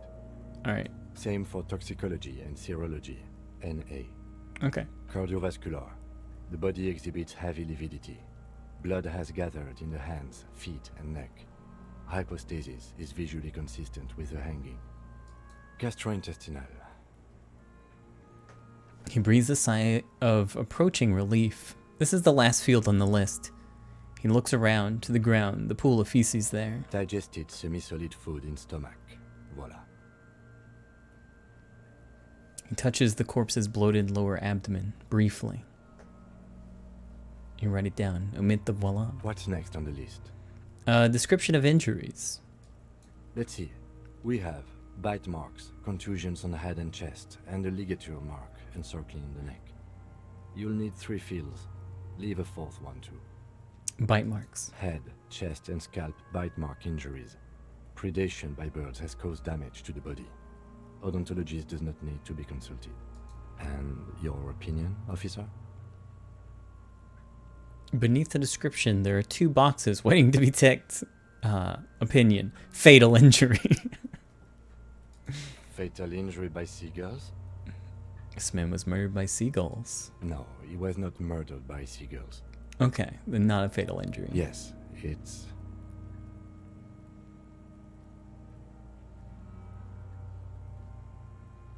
Non-fatal post-mortem. That's right. What's next? Contusions. So, the scalp bleeds from a post-mortem head injury, a stone. The injury does not have the rim of an early inflammatory response. The perpetrator on the scene has confessed to causing it post-mortem. At maximum velocity, fucko! Has confessed to causing it at maximum velocity. The lieutenant's admission has caused great gratitude in Kuna.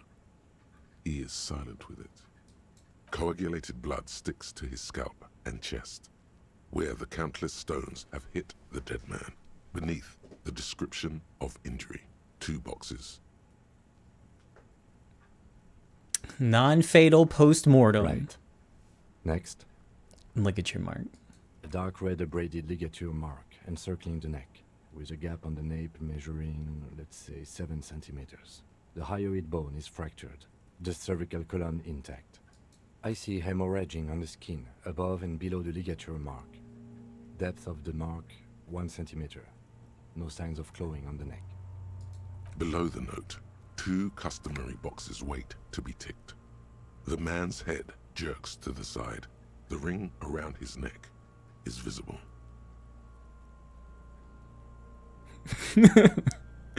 Non-fatal post-mortem.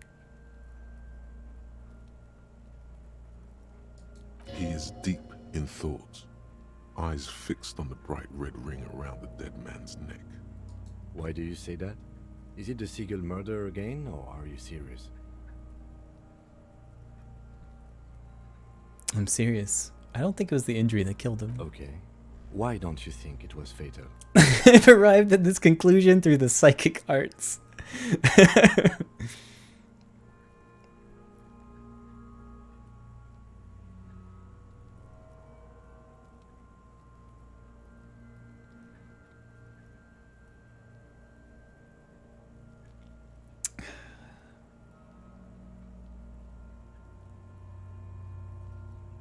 I'm not usually one to go for these hunches, but I think I agree. I thought we had our cause of death here, officer. Now I think we should leave it empty, at least for the time being. Let's wrap this up. I pronounce this field autopsy over. Alright, first, how'd it go? It was an irregular field autopsy. We did not establish cause of death, which is supposed to be the goal of an autopsy. But, personally, I do not see this as a parameter for success. We requested a test to be run on the genitals. That was the règle. The results should arrive in a couple of weeks if we are lucky. I will not hold my breath. What else? We were thorough with the list of injuries too. We described them all in detail. What is there to say? Given the circumstances, it was a professional field autopsy. Oh yeah, well done, Master Detective. Maybe a drink is in order? Perhaps a drink's in order later? Now, you see, that worries me. You will die if you drink. You know that, don't you? You are proving a useful detective. The organization would miss you. Please get yourself together. The lieutenant from Precinct 57 thinks. So what now? I need a copy of that autopsy form. Then I will drive him to Faubourg. Okay. For processing. He looks at the dead man one more time, then at the slip of red paper in his hand, then at the corpse again. He's thinking, did I miss something? You tilt your head, also looking at the corpse. Perception, legendary. Well, hey, tell me something, dead man. Shoot, Looney Rooney. At the autopsy, you said you had ancient mysteries? Oh yes, Kobo mi Lobo. In the gift horse's mouth. Tracts and wakes and waterways. Ancient materials buried. Yeah, but to where, brother? Just a small gulp away. My beloved Kobo. A small gulp away.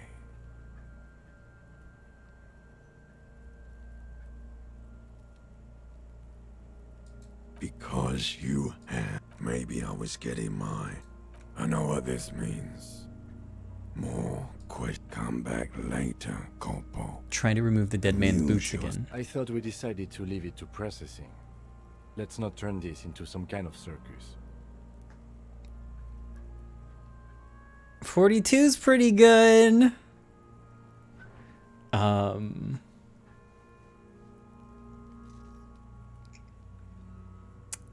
on.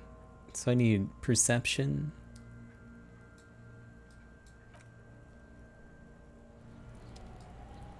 One moment.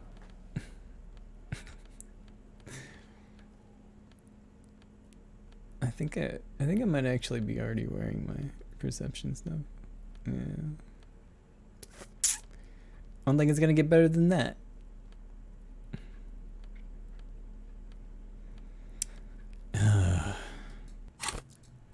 Maybe the froggy or the froggy hat would help.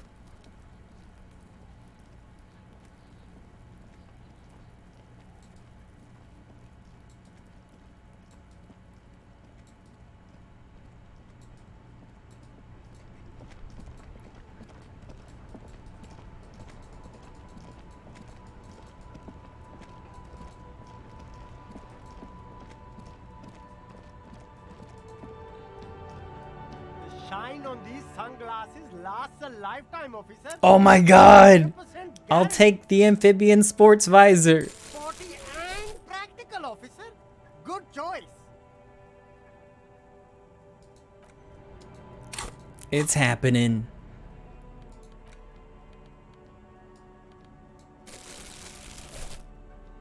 There's no frog eyes on it. I got scammed.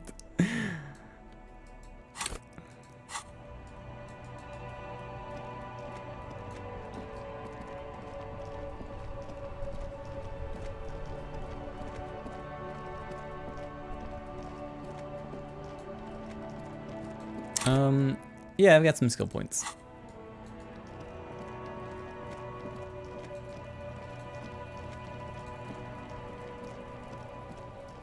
The man is decomposed. The lieutenant adjusts his glasses and takes a deep breath.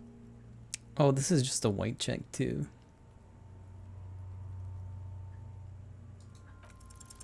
You run your hands over the victim's cold body, his limbs, his torso with its swollen organs. Maybe you should be more thorough. Look in his pants again. The genitals in his breeches continue to be unnoteworthy. You see the penis of a dead man. If you've seen it once, you've already got the picture. Can't get enough of that dick. Do you think we missed something? You can't shake the feeling that there are more secrets concealed in the flesh before you. Yes, there's something we're not seeing. Well, we are in livor mortis here. He is disintegrating. We need to refrigerate the body if we want to conduct another examination, and we need to do it fast. Okay, where do we find a fridge for the body? It would have to be industrial in size. Let's start by asking Gart at the Whirling in Rags and the Fritz store down at the gates. If they don't know, but only if all else fails. Fuck are you looking at, Beano man? You want a piece of the Kuno? Wanna get fucked? Only if all else fails.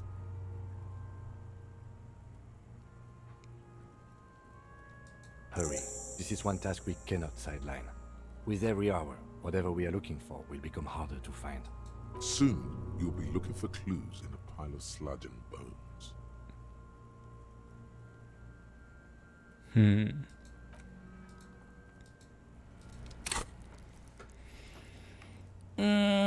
I could put one into perception.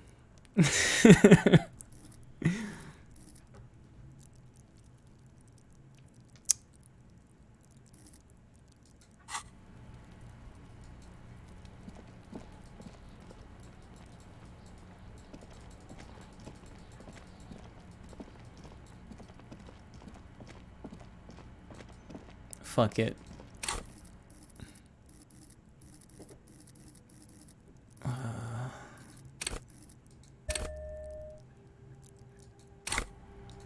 Alright, Froggy Hat. Don't let me down.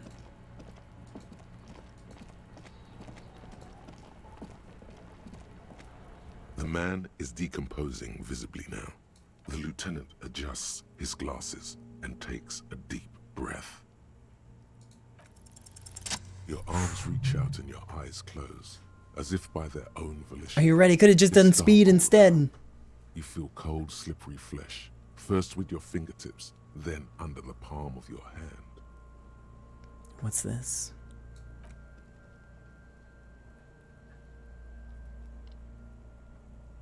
His face, his cheeks, his nose, his fat, swollen lips. Like a spider, your hand crawls over his features. Everything is silent. Should I crawl up his nostrils? Or put my fingers in his mouth? Or squeeze his nose? They are swollen shut. You need to really push to get in. Push your fingers in his nose. Only the little one fits. The flesh changes shape as you bore in, searching for something in the cartilage. The fuck is he doing? You hear his voice squeak. It sounds very far away. The thing you're looking for, it's not there. Crawl out, spider. Alright, in his mouth. And in his mouth. The oral cavity is cold and moist. A ball-like tongue attaches itself to the base of the mouth, lolling around like a scallop. You're on the right track.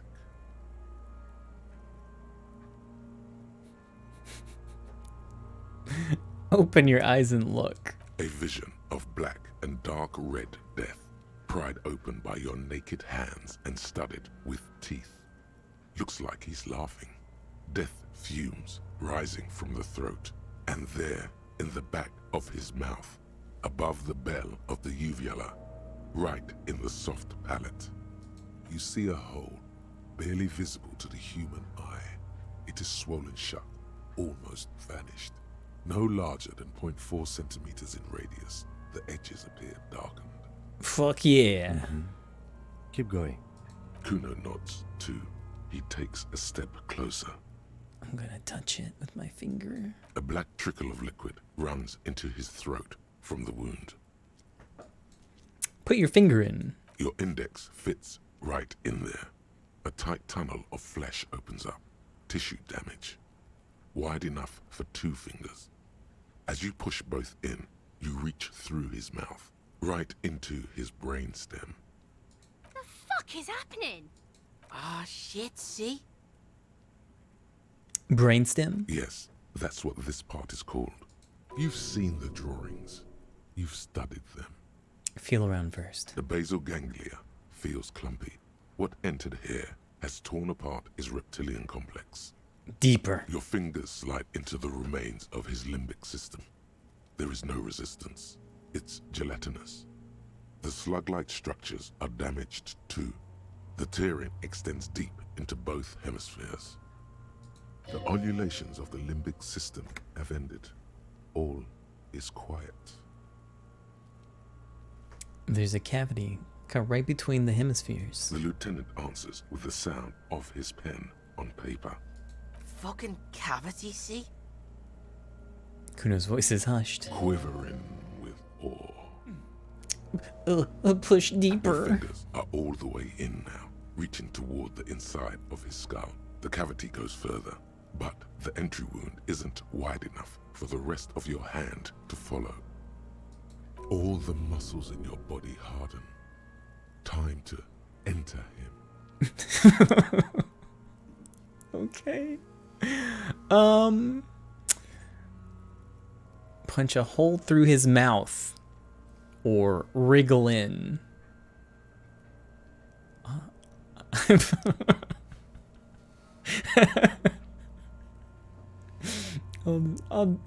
I'll try wriggling in first. Your fingers reach toward his skull. His cerebral cortex feels like jelly. Cold jelly. Strange fluid streams down your wrist as you push deeper until you feel it on the tip of your finger. Sharp, serrated material. The edges cut right into your skin. The pain is barely noticeable under the adrenaline. Ah, fuck. I feel a solid object right under the skull. Can you get to it? Inspect the skull first. There's a tiny crack. A protrusion in the cranium. Right in the back of his head. Your finger must be pointing straight at it. From the inside. We have the makings of a very small exit wound here. The lieutenant leans closer. Forget about the fucking exit wound, Beano. The pig is wearing him like a fuck puppet. Her voice is absolutely sizzling with excitement. Alright. 83 is pretty good, but I'll never pass up the chance to use some speed, so might as well. Oh, I can't! I can't! No!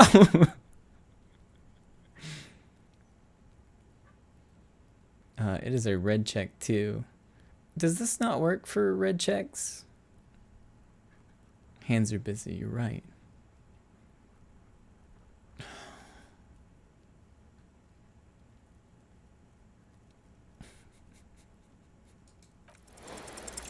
Fuck! I fucking knew it. You push your hand further in. Whatever is in there keeps rolling between your fingers as you beckon it to come out. A little help, Lieutenant. Out comes his small folding knife. The lieutenant moves its blade across the man's skull, searching for the exit wound. There. Mm-hmm. Withdraw your hand 4 centimeters, please. Ah, yeah. Pull your fingers back and nod. With a crack, he punches the knife in the skull. Then, one more time, and one more, until the bone comes loose, like eggshell. Inside, you feel the jelly move from his poking. Can you push it out? Push. A small flower of metal blossoms from the man's head, followed by your finger. Beautiful! A bullet. A non-calibre. Rifled. You may remove your hand from the victim's head now, officer. Here is your prize. Yummy. He drops the bullet in the evidence bag and puts it in your hand. Your other hand, not the one covered in blood and cerebral cortex. We need to add an item to the injury list. Injury number 4. Oval entry wound with an abrasion color. Soft palate, back of mouth. High velocity. Temporary cavity in brain tissue. Small exit wound on the occiput. How does that sound? Sounds like heaven. Opinion, fatal injury. Goddamn right. And one last thing. We can now fill in injury number 3. Ligament mark. Opinion, non-fatal. Post-mortem. Treatment. The ligament mark, the fractured hyoid bone is all treatment. Yes, and the belt around his neck. The hanging. Even dragging him to the yard.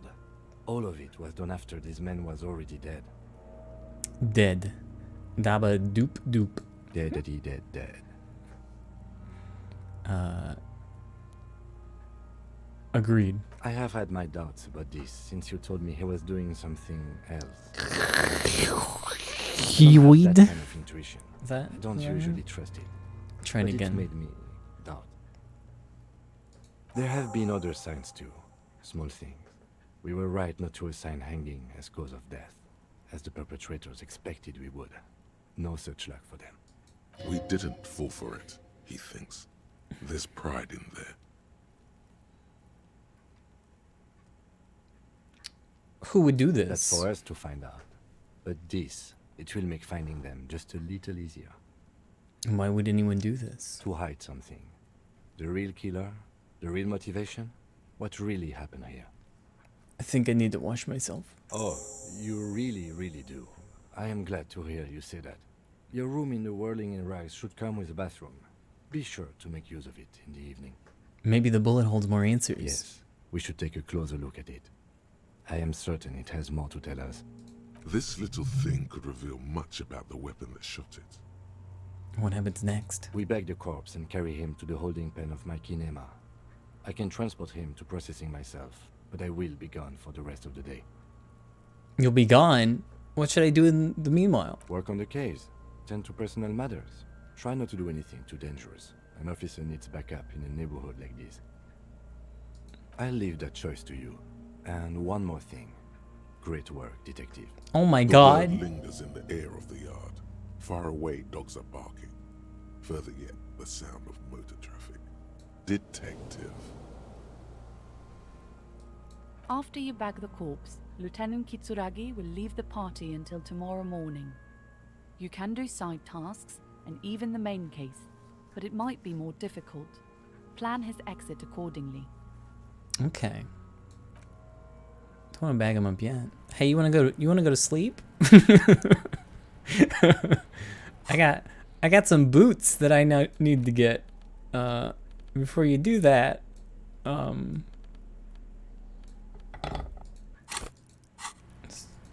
just take a look at the boots. Just let me look at them. The lieutenant adjusts his glasses and takes a deep breath. I thought we decided to leave it. Oh, he won't even let me. I thought we decided. All right, I'm just gonna have to break him out then. Let's not turn this into some kind of circus. Let's bag him, take him away. All right. He takes out a shiny black body bag and starts pulling the plastic over the dead man's There face. go those beautiful enamel boots. You will never own. Now. May they rest in processing. I will need a little help carrying him. You take the hands, I'll take the legs. Bag the corpse and drag it to the motor carriage. No cool boots.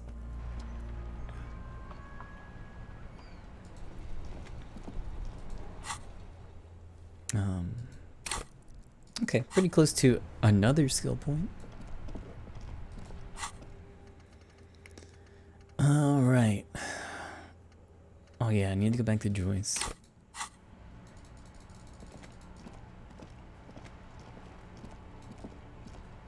Save scum, I'd never. There's something down there. Oh. Coin-operated viewer has been banged up, inoperable.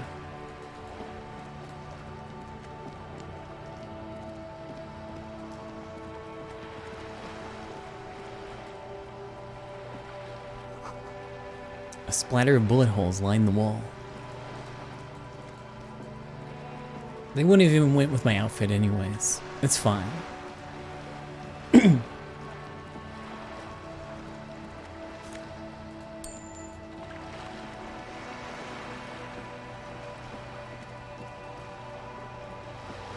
This coin-operated viewer is facing southwest.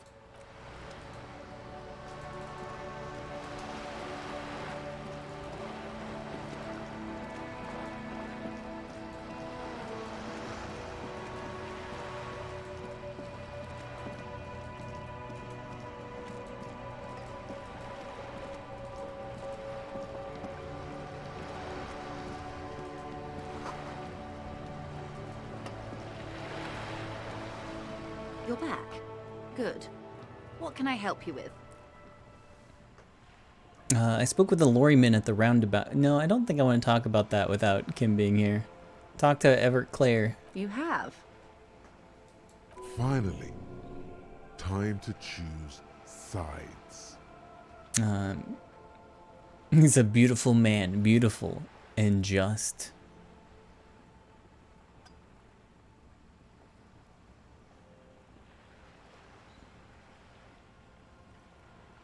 He's a champion I've sworn fealty to.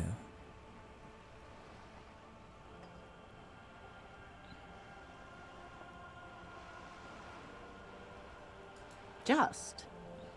In what way? In a funky socialist way. Looks out for the people. Of course. Some of them, at least. The ones who work for him. How else would he have stayed in power all these years? No, wait. Actually, corruption. That's how he's done it. Fantastic, Verm-like corruption. Reaching into the bowels of the earth. Of course. I don't expect you to share anything he told you with me. I'm not a Verm myself. But if you felt like passing some information, how could I stop you? Are we not human? Are we not curious to hear another person's take? It's only natural. We would only be gossiping. Tell her she'll like you for it. Yes, your disgusting necktie agrees completely. Let's gossip.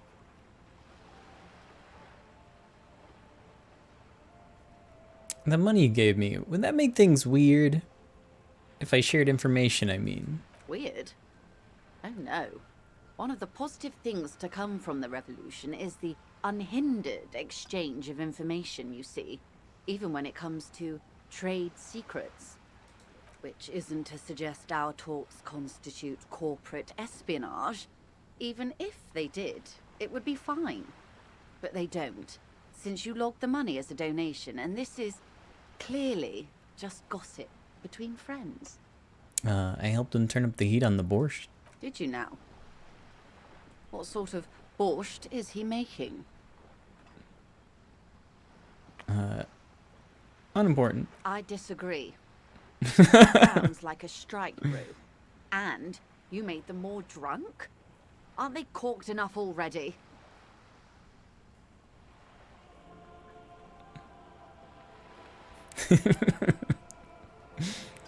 An act born of sympathy for the working man.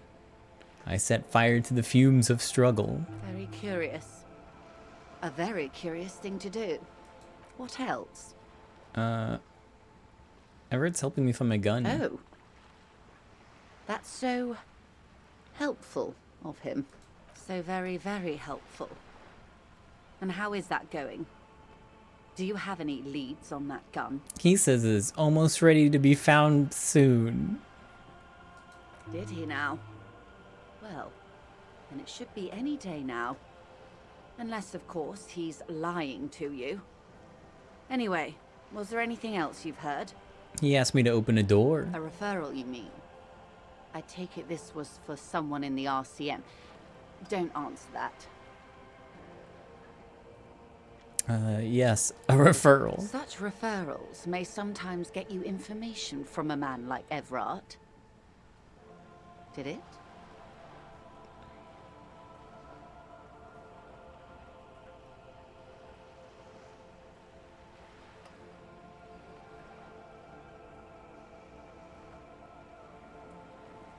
It says Wild Pine sent mercenaries after the Union, and now one's dead. The company did not send mercenaries after the Union.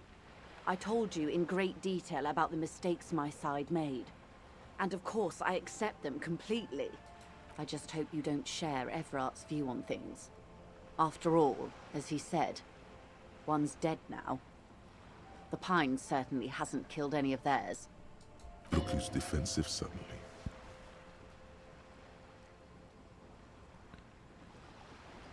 He didn't seem at all worried about the whole conflict that's developing. I wouldn't have taken Everart for a saber rattler. Was he surrounded by Union men he wanted to impress? We were alone, and he seems very sure of his ability to keep things in control. Or he wants you and me to believe he's calm and in control. He's a politician. I'm pretty sure I'm reading it correctly. I'll think it over, Detective. Thank you for relaying this information to me. This gave her pause. She's pensive, suddenly. Hard to say about what. He asked the Union's militant wing to fully cooperate with the How investigation. benevolent. Hopefully they'll help you sort this whole business out, if they haven't already. I have a reason to believe the lynching was a cover-up. Oh my. Very interesting. So the militant wing is protecting one of their own. It looks like you may untie this knot yet.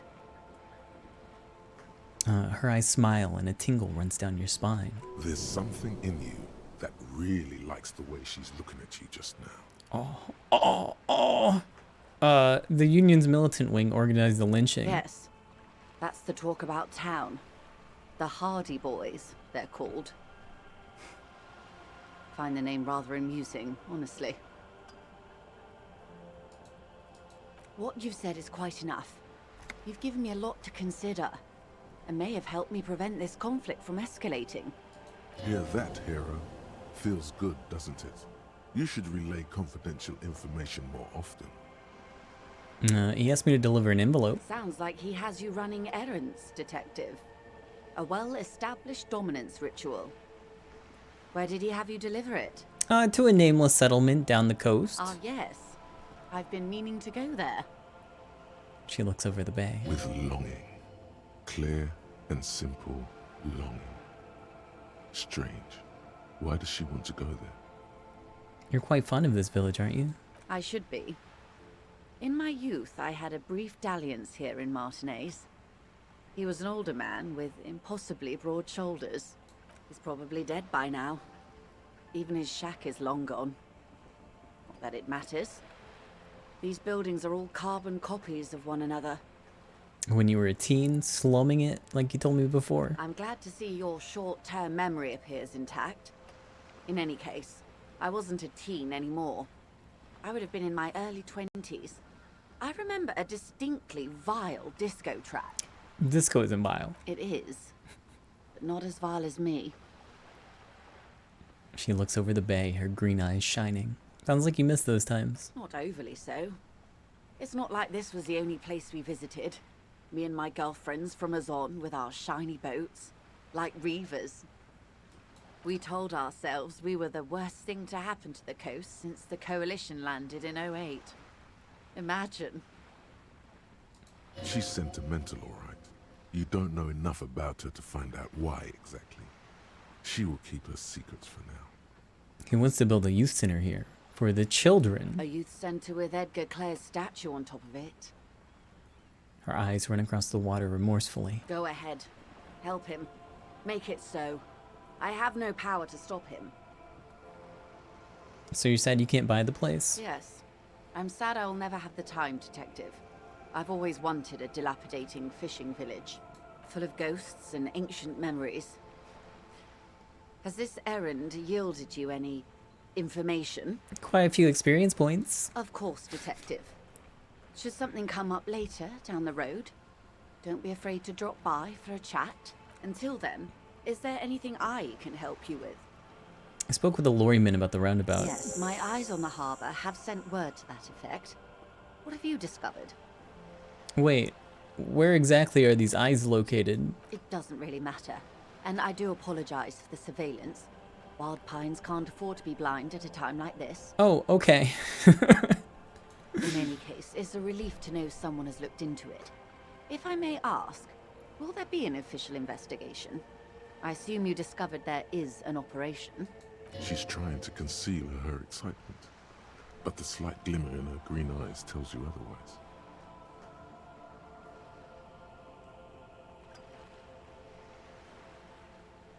Hold on, you seem anxious to know. Why's that? I've kept my eye on the Communers. Even tried to get to know one. It's a mystery I'm already invested in. Which one of them, if any, could organize such a complex operation?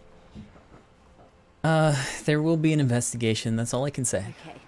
I thank you for sharing that much with me. My employer thanks you as well. In any case, you've held up your end of our arrangement. Now it's my turn. What were you doing for normally me? break protocol like this, but the situation demands it. If you don't solve this murder, I'm afraid we may have a bloodbath on our hands. The words bloodbath sound cold in her mouth. They taste of iron and strawberries. What was that about a bloodbath? Yes. I'm afraid this strike may descend into a small-scale civil war, with possible consequences for all of Rivershoal West. I've already heard about a connection between the lynching and the strike, but I need your testimony. I have an indirect role to play, I'm sad to say. My employer experienced a momentary lapse of faith in me. In that moment, they elected to deploy a private military contractor as an insurance measure. They called it my security detail. A momentary lapse of faith? They were dispatched after I relayed the union's initial offer. Every worker. A member of the board. I tried to convince my employer it was simply a piece of rhetoric or a joke. They did not appreciate the humor. Do you need a security detail? Absolutely not. These mercenaries are muscle, pure and simple. They are meant to intimidate the Union into surrendering. Who are they? Crenell, an Oronese military company. As far as I know, 3 arrived in Martinez. They report to me sporadically, but they do not answer to me. To be frank, our relationship is deteriorating. They wear ceramic armor, have semi-automatic weapons, and years of combat experience. They also have trauma and stressor disorder, and no idea how to conduct themselves in an urban civilian environment. The story is, one of them, the Colonel, I don't know his real name, sexually assaulted a local woman while he was drunk and separated from his unit. This allowed some of the more militant Union members to subdue him. He was taken out behind the whirling in rags and lynched last Sunday night. What then? Nothing. Mr. Clare refuses to let me into the harbor. I have not been able to discuss this matter with anyone there. The remaining 2 Crenell contractors carry out their orders, for now. It's a smokescreen. In secret, they are conducting an independent military tribunal into the lynching. Once this investigation is concluded, executions will follow. You made a mess here. Yep. Maybe the investigators can team up. I have to say, this is not Disco. It is very far from Disco. My only hope is that you provide a single, concrete suspect before the mercenaries indiscriminately pick theirs. Simply put, She grabs a hold of the mainsail. if you don't pin this on someone good and do it fast, they will identify and execute everyone present at the lynching. This in turn will force the Union to respond. They would have to project strength and power. What can they do against the Union? There seem to be a lot of them. Have you ever seen a hornet invade a beehive, detective? It's not pretty. These men work in tandem using semi and fully automatic firearms. Their armor is virtually impenetrable to muzzle-loaded weapons, even yours. Most Union workers don't have guns at all. As I said, a bloodbath. Maybe a good bloodletting is just what Martinez needs.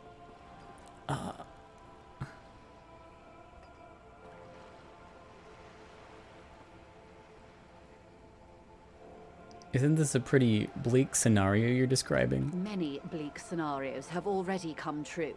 Nameless, badgeless detective of the citizens' militia. All we can do is keep the rest from following suit. One single, concrete suspect delivered into civil court, and I may be able to defuse this situation. What can you tell me about Cornell? Not much. Their public resume is relatively good, as far as private military contractors go. I believe they were once called Downwell. Down a deep, black well. They boast a long list of clients. Saint-Baptiste, Welchman Lorenz, Eintracht. A warning sign, however. The operations concerned all take place in third or fourth world countries. Guarding facilities, escort missions and such. Anything else you can tell me? Sadly, no. Before this happened, I had little interest in them. Now that I do, I don't have the resources. She thinks. If you still have access to the ICP's database, you could run a better background check than I ever could. It may take some time, though. I have no idea what you're talking about. Ah, yes, your condition. The International Collaborative Police maintains a database for these sorts of things. Perhaps you should consult it. It was just a suggestion. Could you contact the company, tell them to call them off? I have, and they will. However, these orders take time to reach what is basically a rogue unit out in the field here. Until they do, it's all on us. Okay. You said the deceased assaulted a woman? Or he didn't. This is information passed on to me from some teenagers loitering around the canal. I cannot testify by it. And what did these teenagers by the canal say? That the man was killed because he assaulted a local woman. I've asked around a bit. This seems to be the accepted story around Martinez. This isn't the first time I've heard of this. Where did this assault take place? And when? Last Sunday night, at the Whirling in Rags, the hostel by the gates. Supposedly, the colonel was drunk, maybe on narcotics too. Either way, he's alleged to have sexually assaulted a woman. Sometime later, a group of dock workers got their hands on him. And who was this woman? That's a good question, officer. I don't have the slightest idea. As I said, it's a rumor about a rumor. In any case, it's what the colonel's remaining colleagues believe. You'll meet her soon enough, you feel. This colonel, the one who was hanged, do you know him? If you mean did I see him alive? Yes. But I did not know him. You don't know how you know. It's not written on her face, nor in her voice, but she had sympathy for this man. His name was... Lely. His service name. A nom de guerre, most likely. He wouldn't divulge his full name. Only one of them did. A bad sign if there ever was one. Tell me about the others first. One is a man. Corty, they call him. A nickname as well. The other a woman. Phyllis DePaul. Corty is the gunner, I believe. DePaul is a radio operator. This Lely. Anything else? Nationality? How old would you say he was? He was 40. Or 50. It's hard to say which. He had a combat injury on his lower jaw. It made it difficult to estimate his age, or gauge his facial expressions. What else? Nationality, accent? He was, Occidental, I think. Light brown hair, a mixed accent. Oranese. Or Messinian, maybe. His injury gave him an accent all his own. In a way, it was humanizing. He had to learn to speak through it. Through the injury. That's all I know, I guess. I only met him once. Where are the remaining two mercs? They've gone to ground, as it were. I don't recommend seeking them out. For one, they're almost certainly armed to the teeth. They don't have the same respect for the Revachol citizens' militia as I do. To put it bluntly, they think you're vigilantes. Ghetto savages. It will not be a fruitful meeting. Vigilantes. You're a professional officer of the only legitimate authority in Revachol. You should show those meatheads exactly how savage Yeah, let's go. you really are.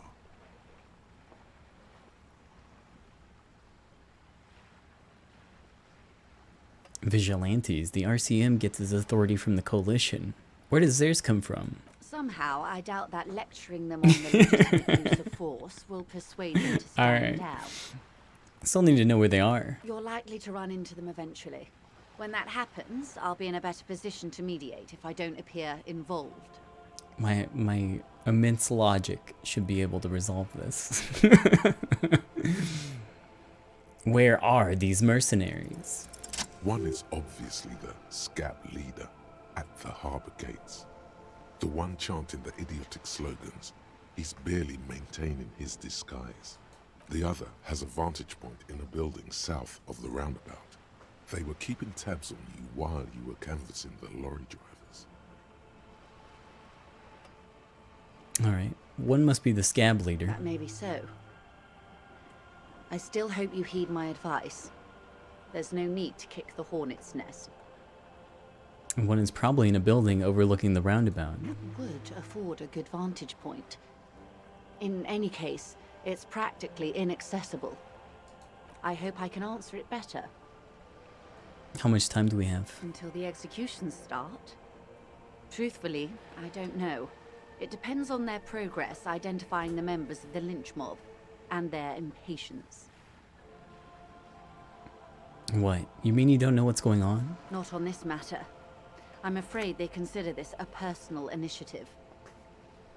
There's brief silence. Seagulls squawk over the bay. 5 days, not more. Maybe sooner. It's a matter of days, not weeks. Alright. I am sorry to have been the bearer of bad news.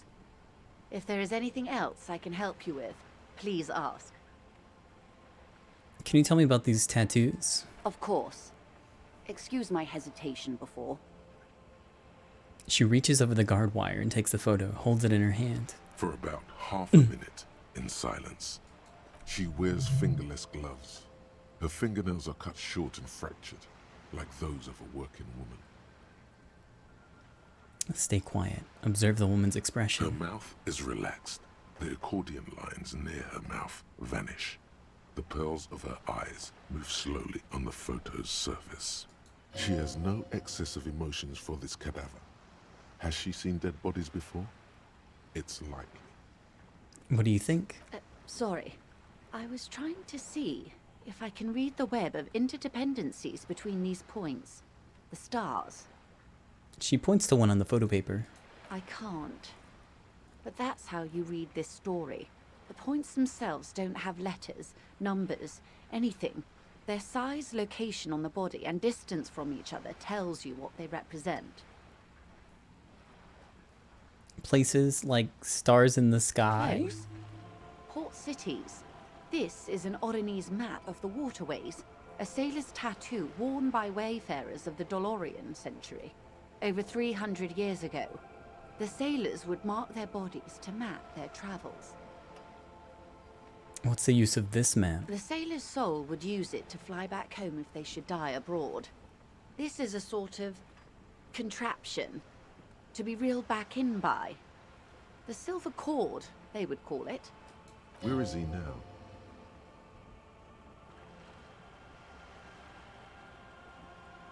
I've spoken to him. For now, the soul's fastened inside his corpse. That is precisely what the sailors feared when they drew these maps.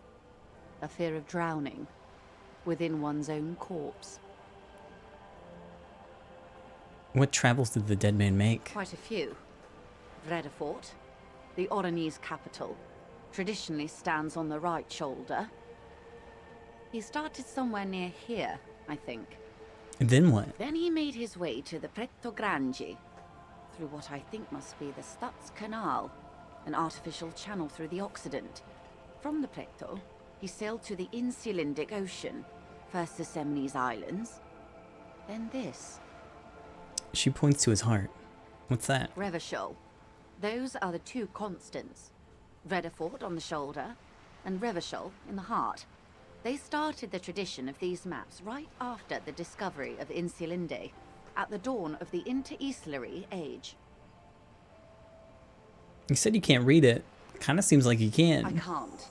This man was no sailor, and these are no ports. I can understand geographic fragments, but not their meaning.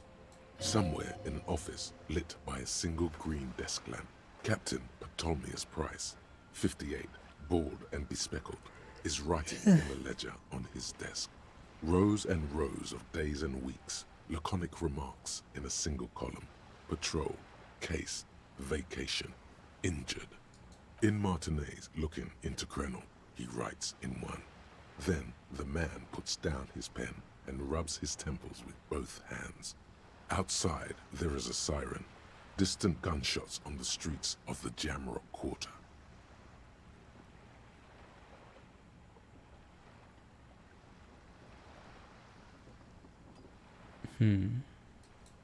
That makes sense to me. We have no more use for a map of the waterways, just like we don't need sailors the way we used to. This is what the custom would morph into on the Occident. Mercenary tattoos. Who could tell me more? His platoon members? The other contractors. Though I do not suggest you go and show them that picture. This man was their friend and comrade. It could go this or the other way. Maybe if you're tactful, it could be beneficial. Challenge accepted. I say we do it. Yeah, let's go ask him. Do what you have to do, detective. I don't think deciphering that tattoo should come before public security. But if you should wade into the mob to find out, I couldn't stop you. Oh, that's all for the tattoos. Is there anything else I can help you with? Nope. Oh my goodness. As you turn, a bright light catches your eye, making you squint. Where's it coming from? From a distant sunset, a stage light, flash photography, nowhere in particular. It's just what superstar law officers do. They squint at lights, and they solve shit.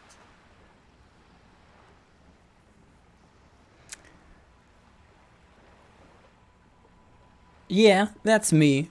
I've been establishing my superstardom hard lately. Yeah, you have. You're a big dick cop, Dick Mullen. Salam Rocky Bai, badass on the edge disco cop. Time to recede into a ludicrous fantasy world. Here we go. Camera, lights. Wait, what's that about a ludicrous fantasy world? Yeah, you know. Beneath it is just heartbreak, a pulmonary tract infection, atherosclerotic disease. This is where you say action and reconceptualize all that. Reinvent it as the world's first celebrity police officer. Fuck it, action. With a sudden flash, the world freezes around you, and you along with it. In an iconic monochrome solution, a black silhouette against a rasterized orange world. It's on. Yo, am I finally not a sorry no. Still very heavily weighted sorry cop. But I'm getting there. I'm getting there.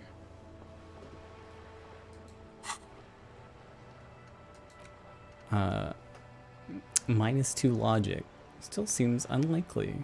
1 hour. I got a skill point. I can unlock another one. Fuck it. I'll unlock another one. I'm unlocking another one. Goodbye, logic.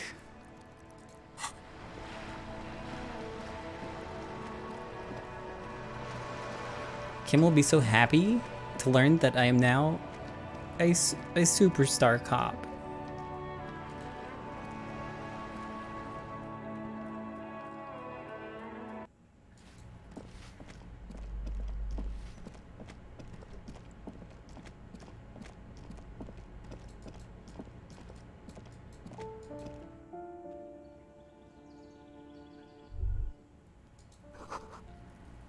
A maroon glow of light pollution rises from the east.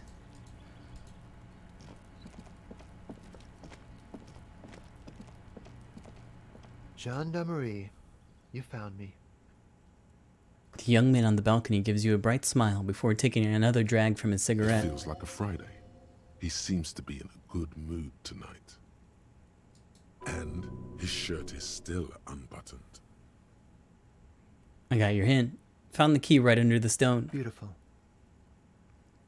He smiles, or he replies smiling, As he looks at you, something sparkles in his eyes. So tell me, are you here to make things right again?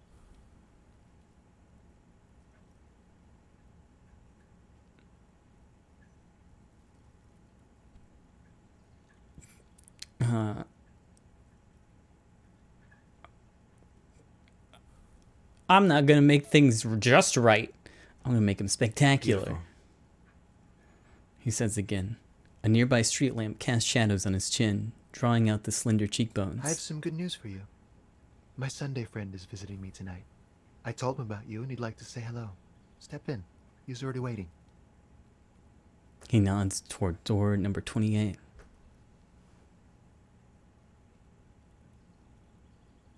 Is it Friday tonight? Feels like Friday. Yeah, it does feel like the end of the week. Such gentle weather. Why would I want to meet your friend? Trust me, you do. Very well. That's nice, and I but go. I don't have anything to tell you. It's my friend you're looking for, not me. Okay. He takes another drag of his unfiltered cigarette and looks around. It's getting dark and the neighboring windows have lit up, one by one. Downstairs, a cat crosses the yard, disappearing into the bush. Besides, I've got to run. He's going to leave you alone again. That's sad. Something tells you you're never going to talk to an individual this cool or mysterious ever again.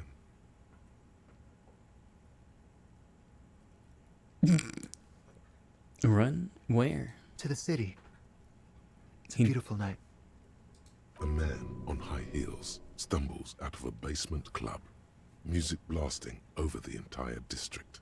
It's chilly, and as the chemicals hit his nervous system, 1,000 shivers ripple through his body. Only if you promise that we'll talk again. It's important. We'll talk. Just not tonight. Okay. Take care, alright?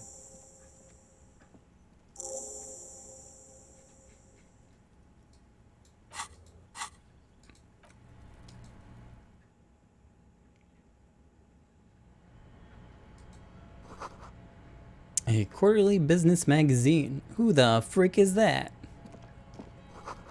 An empty ashtray. Sorry, I gotta check all these orbs real quick. You know, cop stuff. Dishes soak up in a pot. Flyers for underground parties.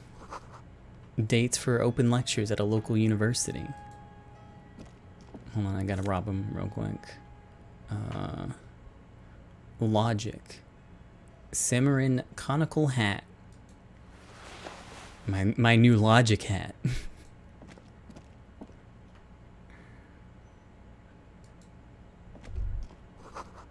An old photo of the same apartment, dated year 01. Expensive men's perfume lingers in the air. Are you talking to me? Drama. Oh, I could have used this a while ago.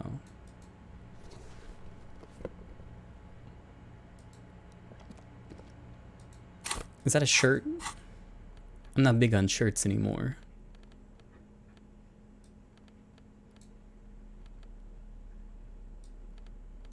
Oh, it's a jacket. Oh, that's a look.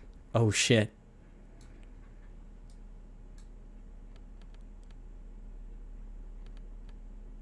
Yeah, that's good. I think I'm good without the hat, though. Yeah, give me my froggy hat back.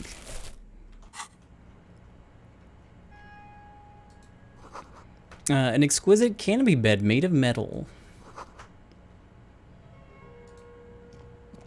You have acquired the robe. Keep it, officer. It looks good on you. Sorry, I'm just looking around. You shouldn't be seeing him in an intimate setting. For some reason, you feel this man is your superior. Superior, but he's not in the command chain. His hands are clean and well manicured. This is a man who knows the importance of appearances. My name is Charles Vildrouin, and I am an official with the coalition government. I work for the Institute of Price Stabilité on assignment from Sur-la-Clé. I heard you talking to my friend outside. Very good. Super. I am here to assist you in any way possible. Ask me about the hanging. No, first ask an innocuous personal question to get the interview off on the right foot. Yes, make it clear you're the one setting the terms here. Yeah, let's fuck with him. Who does he think he is? Assisting you? Point to the silk robe. Before we get to it, tell me where you got this beautiful silk robe from. Oh, we got it from an atelier in the East Delta Commerce Center. Personally, I think it's a little culturally insensitive, but the material is great. Feels nice. Sadly, the shop is now out of business. That's really all I can tell you about it. He forms a little rooftop with his fingers. Cold air sweeps in from the balcony. That didn't work at all. What was that? You were supposed to fuck with him, not compliment the decor. You actually witnessed the lynching? I'm sorry to say I did, officer. Is it because you did it? Because I did it? He's clearly not a man accustomed to being spoken to in that manner, let alone to being accused of murder. My apologies, I misspoke. I mean, what did you see? Officer, it's very difficult to describe what I saw that night. It was so surreal to me, like in a play. Meaning it was terrifying? No. I mean, it was so strange. I could barely believe what was happening. Oh no, I apologize! Fuck. Shit. God damn.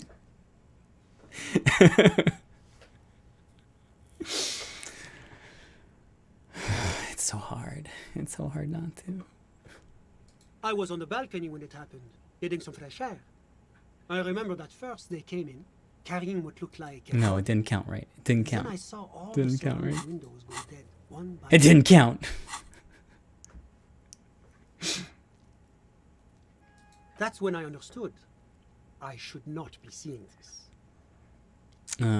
Who were they? Can you describe them? I couldn't see their faces well, and there were quite a few of them. But they were very loud and very... Martinez. He pauses, looking for the right wording. Let's just say that the laboring classes can get rather expressive with their profanities. How many were there? I couldn't tell you exactly. Less than 10. Maybe 8? What happened next? I went back inside. Yes, back inside. Keep yourself safe from the killing. Wait, so you didn't actually see the lynching? Officer, the yard was pitch black.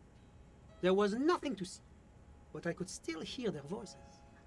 They were threatening to kill that poor man. Were they men? Women? All men, I presume. But again, I couldn't see very clearly. What ethnicity? I believe they were mostly white, though I believe I saw 2 Aeropagites among them. And I am quite certain that one spoke with a Mesk accent. What happened next? Well, that's the strangest part, officer. Nothing happened. It was oddly quiet for a public lynching.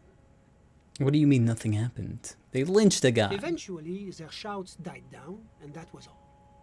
There were no gunshots, no celebratory shouts, no anything. Why didn't you call the RCM? You're right, of course. That is what one is supposed to do in such circumstances. I was simply in shock. I'm afraid I don't have anything else to add. Can you at least tell me when it happened? All I can say is that it was late. So let me get this straight. You didn't actually witness the hanging itself, did you? No, I didn't see the corpse until the following day. Those are all my questions. Thanks for your time. Of course, anything I can do to assist the RCM. What's an official like you doing in Martinez? The coalition is only looking out for the price stability. Inflation is a killer, like a heart disease blocking the normal circulation of the economy. It must be controlled. The economy impacts the entire international community, which is why it requires international oversight. Okay, but what are you doing here in this apartment? Well, I'm renovating it. It is an interesting project. The building used to be a 12-story skyscraper before the cannons took the top 4 stories off.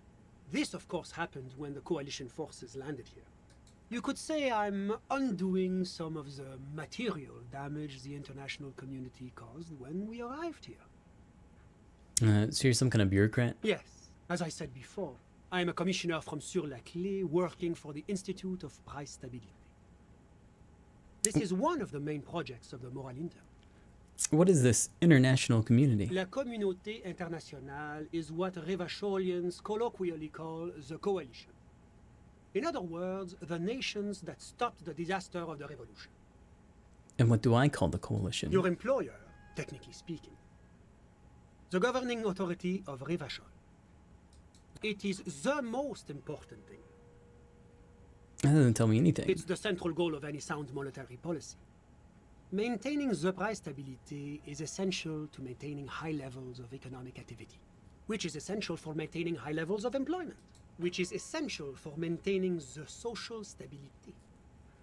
How does this benefit How does this benefit us? Take your daily bread, for example. Too much inflation, bread becomes too expensive. Too much deflation, it becomes too cheap for bakers to produce. That's why the Institute of Price Stability works to keep inflation just below 2%.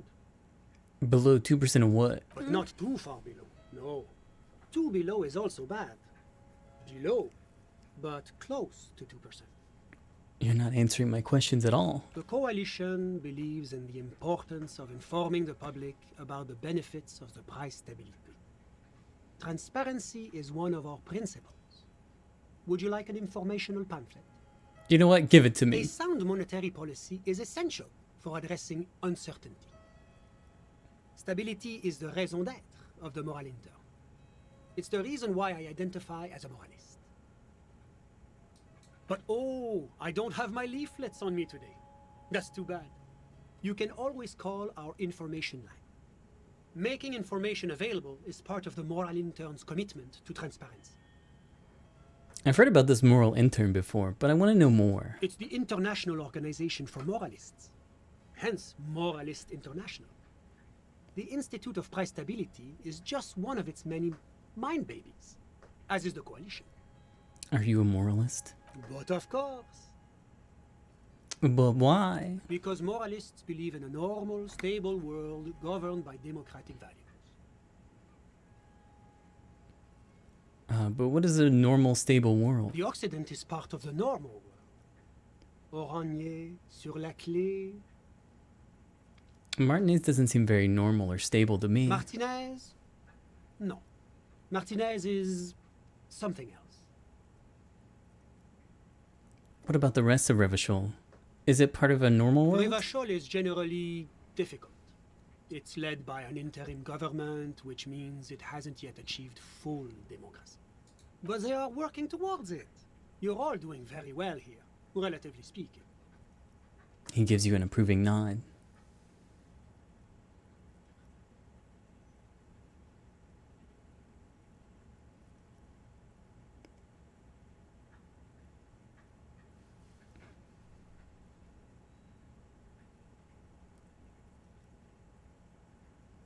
Oh man, a lot of good options.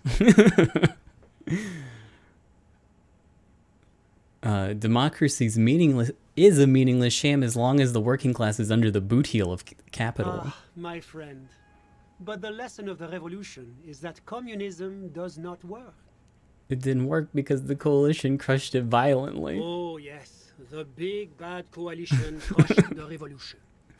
Tell me, if the revolution was succeeding, would it have been crushed so easily? Dang. Are we really so bad for wanting compromise, peace, and prosperity on reasonable, achievable terms? Ask yourself that. Now, enough of this delightful political interlude. Was there anything else you wanted to ask? Tell me about Sur-la-Clé. What's there to say? Sur-la-Clé is a modern, urbanized country that measures very high on the Human Development and Freedom Index. Mostly, though, it's known as the executive heart of EPIS. EPIS? Moreover, it is a great sponsor of less emerged countries. Revachol is only one of its many darlings whose progress it supports and cherishes. What makes Revachol their darling? Because a great percentage of Revachol's culture hails from Sur-la-Clé. Its language, its people, its cuisine even. Or at least in the downtown La Delta area. Jamrock and other parts of the international zone have been mercifully spared of Sir Leclerc's love for meatballs and mashed potatoes. Tell me about Orange. Oranje is an exemplary nation who, as a core member of EPIS, contributes 28% of our annual budget. Next to Sur la Clé, Oranje is probably the most prominent member of the international community. Which one of them is more EPIS? As founding members, they are both very EPIS. Oranje carries a lot of political weight, while Sur la Clé takes care of the business side of things. Sur la Clé hosts the headquarters of the major EPIS institutions. Oranje's economy is one of the most advanced in the world. It has successfully transitioned from heavy industry to advanced services and generally acts as an engine for sustainable change in the international community. Can't you just talk like a normal person? About what? About Oranje. Just tell me what it's like there. Oh, it's very urban and very well organized. Their streets are clean, their horse cars run on time, the people are polite and efficient. Like I said, they are an example for less emerged nations to follow. Okay. Whatever you wish, officer. Can you tell me about your friend? Ah, my friend. My friend is a good young man. His family immigrated here from Kedra, and life has not been easy for him. But he understands the importance of education. What's He Kedra? has taken his future into his own hands, and that's all that matters. What's Kedra? Kedra is a candidate member of APIS. But, between you and me, their potential membership is a more contentious issue. What do you mean? That it's never going to happen. They entered negotiations in 21, and it's been pending ever since.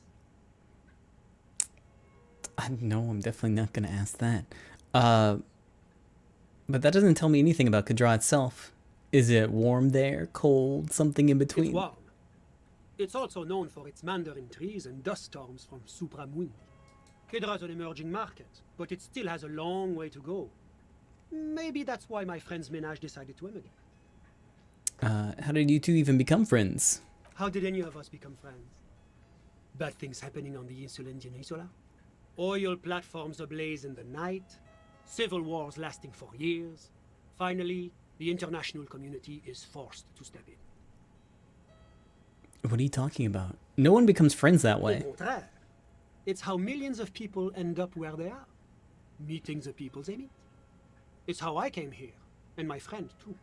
You still haven't told me who he is. Sorry. Who? The man throws a quick glance at his watch. Your friend, the smoker on the balcony. We were just talking about him. But I told you, officer. He's a bright young man here to pursue his education. Education is the foundation of our future, especially the arts. It is a cornerstone of our civilization. So all you can tell me about him is that he's here to study art? He's deeply enmeshed in the study of the fine arts, yes. Which ones? He's a truly free spirit. He likes all the arts. Perhaps graphic design, printmaking, who knows? All The of world them. is open wide for a talented youth like him. What are you doing in his apartment by yourself? I'm just enjoying the view. What view? It's dark outside. Listen. He says, raising his hand. The baby is crying in the neighboring apartment. Someone's baby's crying. No, listen. He says again, looking outside. The Insulindian Bay. What about it? This place used to be a luxury accommodation before the revolution. Apartments, of course, were much bigger then. A few walls have been added here and there, leaving some of the tenants without a private bathroom or a kitchen. But the million real view stays. You can't take that away. He knocks on the balcony door, his face mirrored in the darkened glass. I was asking about your friend. My friend comes and goes. I'm sure you'll see him around. He's a busy bee. I'm all ears, officer. That's all I A got. moment, officer. Okay. Do you have everything you need from me? I'm afraid we won't have the chance to speak again once you leave. Oh, why can't we talk later? It's against diplomatic best practices for an official in my position to be discussing murders with local militiamen. And I'm pressed for time. After you leave, I should be leaving as well. I'm not going anywhere. I just want to look around the apartment. Sure. Go ahead. It's a beautiful space. Let me know if you have any further questions. I think I stole all the stuff already.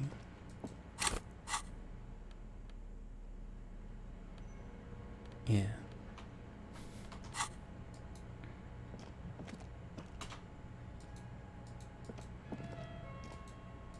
Was there anything else? That's all I need. Of course. I'm glad I... Okay, bye.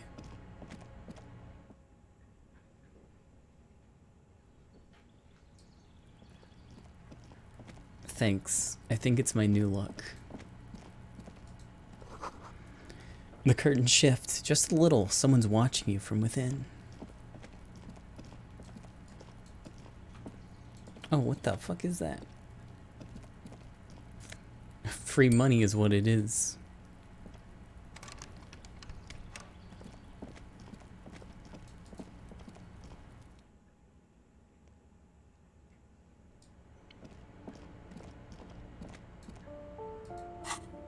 I told you, not a sorry comp anymore. I need to buy the pants for the quest. Sorry. Pants haters. I have to now. Kuno, are you out here? Yeah.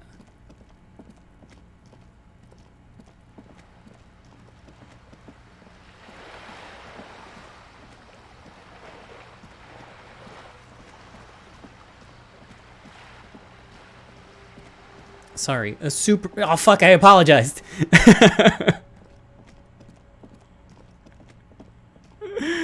A superstar cop doesn't apologize. Hey, Kuno, send me the pants. Fuck does Kuno care? Here, pig. We're fun now. Performance buddies. Kuno unzips his jacket again and pulls the pants out of the plastic wrapping. Kuno can already see you soaring through the air like a fucking eagle. Pig's in Kuno's debt now. Money debt. Let's talk about your shack again. The fuck do you want with it? Nothing. Good call, Pigmeister. Don't come and talk to Kuno about his kingdom. Kuno doesn't fucking care. Okay. Yeah, physical instrument. Oh, yeah.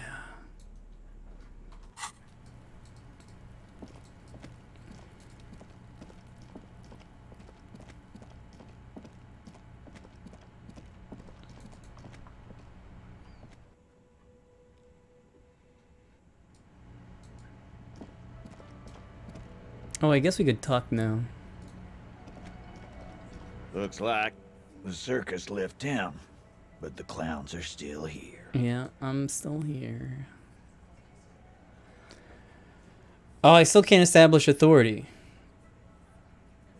I don't know if I should say that. I found a bullet in the hanged man's head. A bullet, you say? That's mighty curious. Truly curious. If you hanged him, how'd they get there? Well, there are so many bullets in the world, and so many heads. I guess it's only logical. At some point, one of them bullets had to end up in one of them heads. It's bound to happen again, you know? Just statistically speaking, of course. Why do you guys shoot him? Shit! I probably did shoot him. I was drunk last night. You guys know me when I'm drunk. Yeah, Glenn likes to shoot his guns when he's drunk. I mean, Better hope he stays sober. I mean, before he was hanged. Before? After? During? This is getting ridiculous. They told you what happened. Stop wasting your time. I think the hanging was a cover-up for the shooting. I think he was shot in the head as a kid, and his brain grew around the bullet. Around the bullet, man. That's a good one. They're only pretending to enjoy this. Beneath the act, they don't like you knowing this. I don't think I should show them the bullet.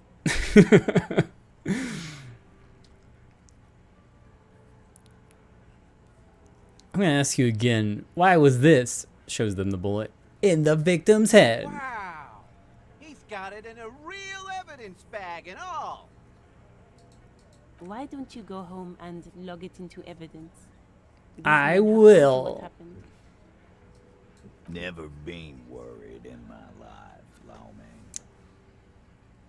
Me and Everett talked. He promised you'd cooperate. Oh, so you went and talked to my mommy, and now she's making me play with you. Is that it?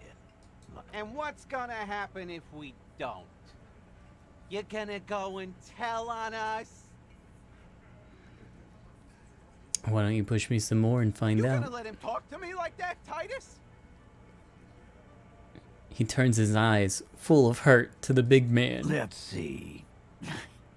Yeah, I guess I am, you big pussy.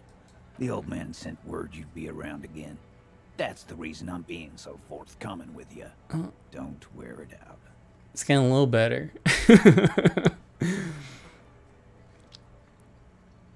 I found someone who saw the hanging, a witness. A witness? You ain't got shit. The locals would never come to you with this. That's just cop tactics, Titus. Next, he's gonna tell you one of us already roll on the others, and he's in witness protection. My witness isn't a local. Well, let's hear it then. Who is your mystery fella? Let me give you his exact location. Let's just say he's a high-ranking government official and leave it at that. Yeah, right. Like we wouldn't know if an MI plant was in our town. Nice try, right? I've seen this shit a million times, Titus. Fly fishing. They are desperate. Tell us, Copper, what wacky claims did he make?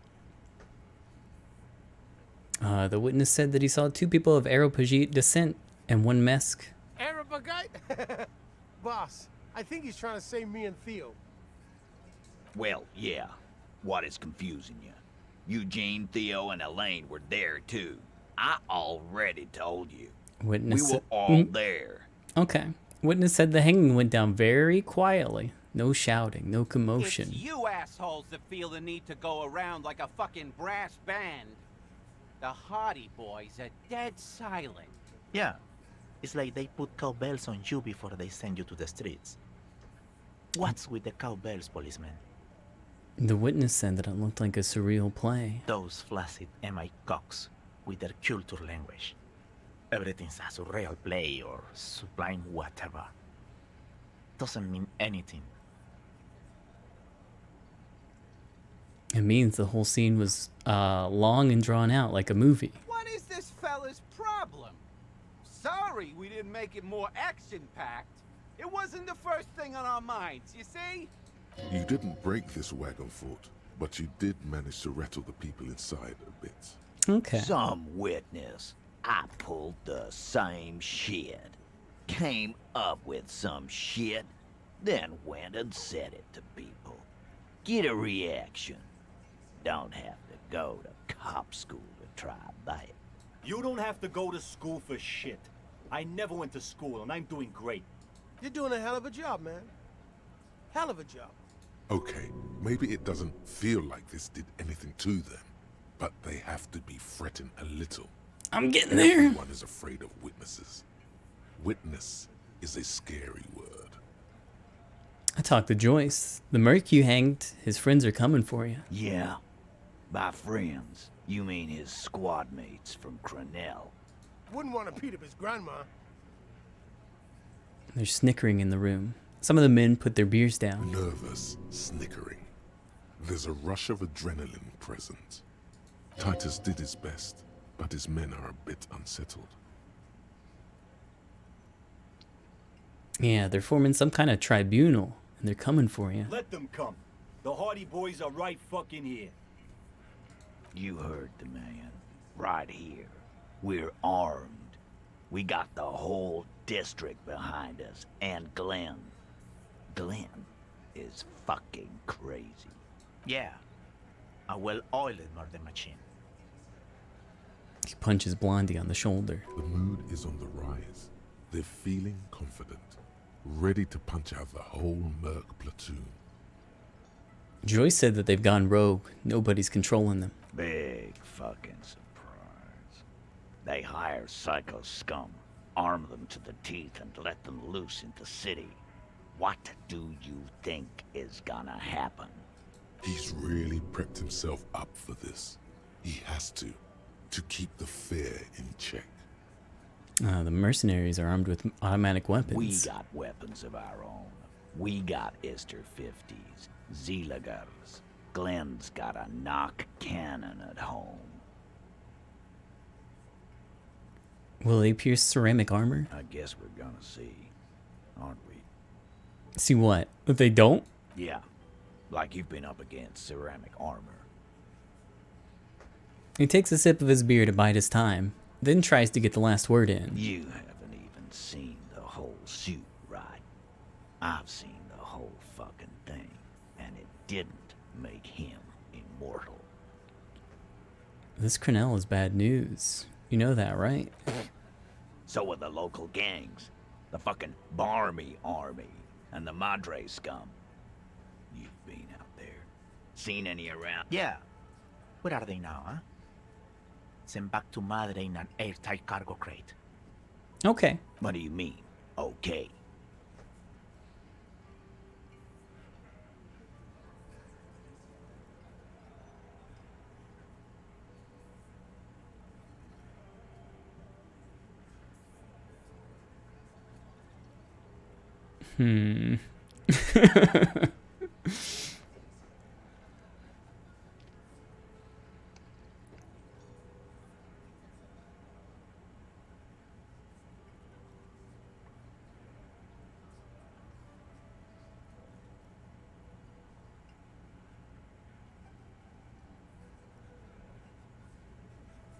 I mean, okay, they're gonna wipe you the fuck out, Titus. No, they won't. Get out of here with your negative energy.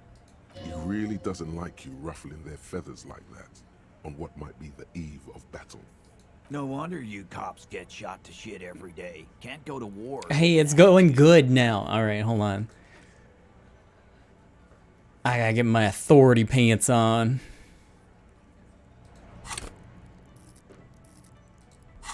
Time to whip it out. Authority, hold on. Authority. I actually don't have authority pants. I've got negative authority. I think I might be wearing negative authority clothes. Could do some drugs.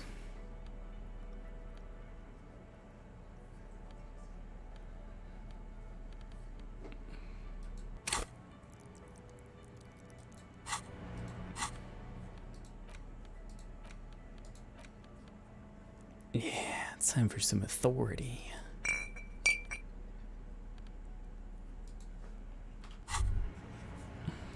Whoa. In your hand, Pyrrolidon, the double rainbow of synthetic hallucinogens, rare and gritty, a product of the age of atomic power. And look at the little puck of liquid. What a funny little cap. Don't let the scary medical warnings throw you off.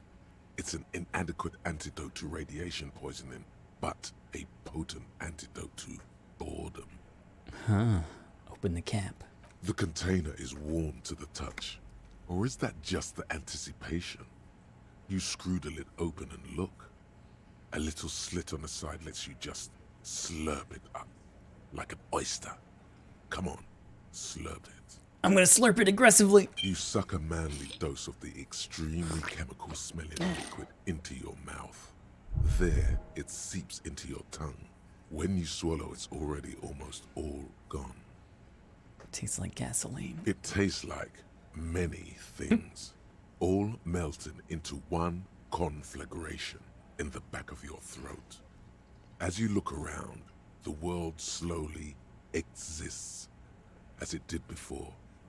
Only now, gentle flames lick at its edges, as though it were a photo burning. Oh god, I'm fire? Not really. It's just a metaphor.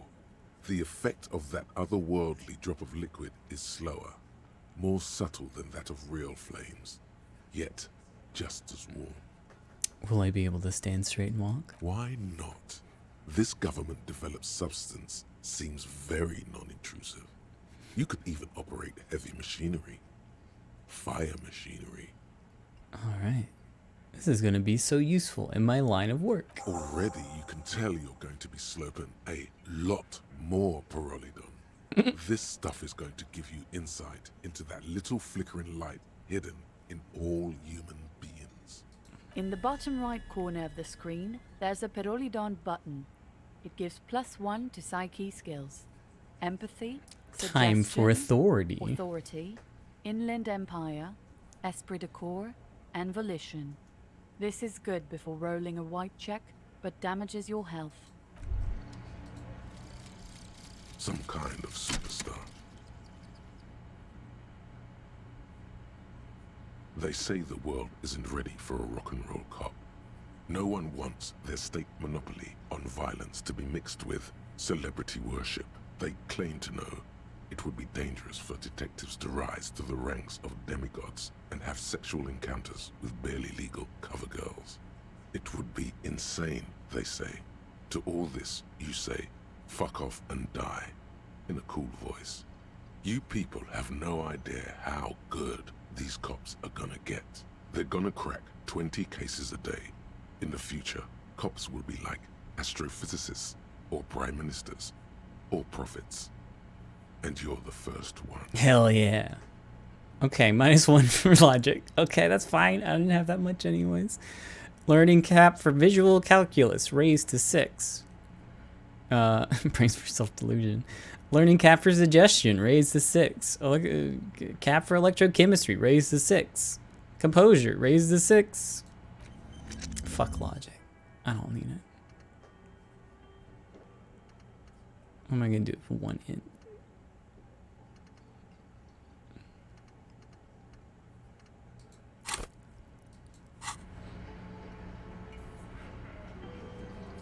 Looks like the circus left town. All right. But the clowns are still here. It's time to go, Titus. It's time for some authority. Please. As you look around this room full of sweaty men, swearing, drinking, spitting out tobacco, does this look familiar?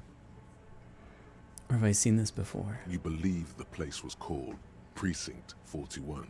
It was also filled with, almost exclusively, men, sitting on desks, talking shit and wasting time. You seen Apricot, old Purdue's daughter? Asks Lieutenant McCoy. Replies Torson. The ass on that one. McCoy shakes his head in appreciation. A bit strange the old man named her Apricot, but, I mean, who am I to judge? Wanna hit the kebab joint? I get it, Titus. You guys really are the authority around here. Huh? You must be. You're just like real cops, drinking beer and sitting around with your dicks in your hand. You got a problem with beer now? Not quite there yet. Push on. Nah, I'm also a big fan of beer and jerking off instead of helping people. You saying we don't help people? I've been doing this job for 10 years. Martinez was a dump before we put this outfit together. They don't know, man. They weren't here. We had 3 shootings a week, kids dead, fucking graffito everywhere.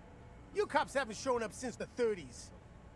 Congratulations. All I see is you sitting around talking about Monica's titties while there's a rape victim. So what? What do you want from me? We took care of that fuck. He picks the beer back up. Don't let him drink that. One more push. Quick. Slap it out of his hand. Just don't recognize him. You have this already. It's not about who did it. It's about the victim. She needs help. Titus? She stops mid-sentence. That's it. You got him. He's going to give it up, but on his terms. You wanna help her, cop? Fine. I'm gonna let you help her, but you treat her with respect. If you don't, if you question her, harass her, a freight train of pain, buddy. Glacia, I'm on due. She's staying here at the Whirligig Rags, a real pretty one. Silvery jumpsuit, blonde. That's I'm on due with an O-U. Shit. The girl upstairs? That can't be her. Remember what you said to her? You told her you want to have. Oh, it's her! It's definitely her! It's Miss Oranje, disco dancer! Yeah, let me just keep my composure.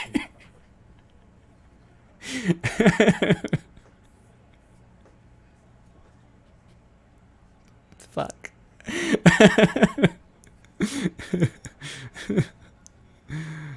Sure, why not? You've probably seen her around.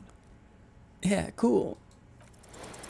You inexplicably add cool after the victim's name, with your eyes bulging like some wild beast.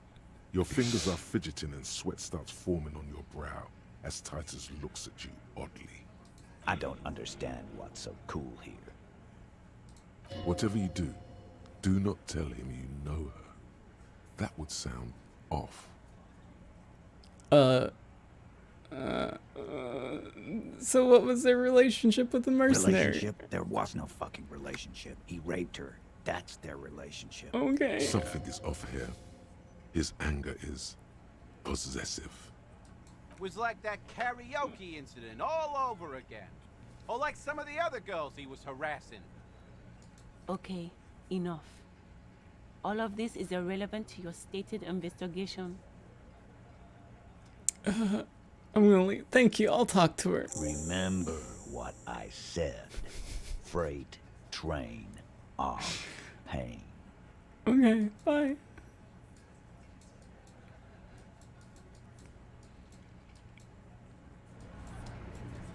Ooh, buddy. Sure made a big old mess for myself. And my morale already tanked. Do I don't have anything to fix that. Hold on, I gotta go. I'll be right back. I need some assistance.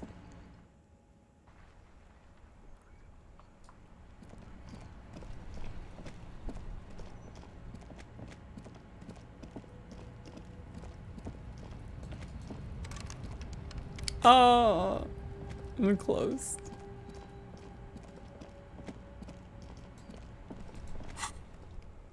Is there anything else I can do? Damn, my task looks so small. I still haven't got my tape.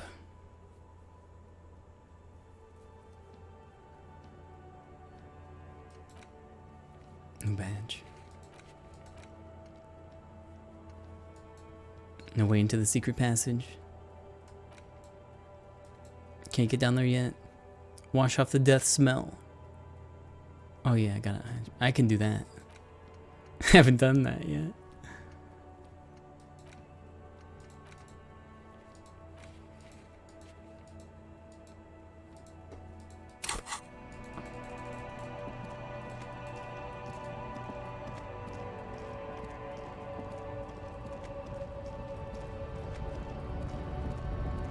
No one's here.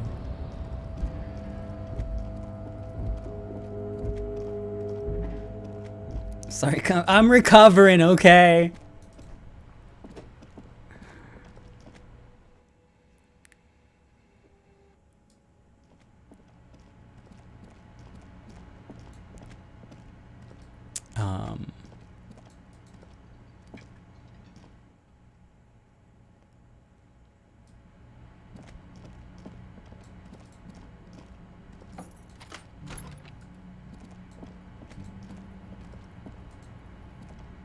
A mirror hangs on the bathroom wall.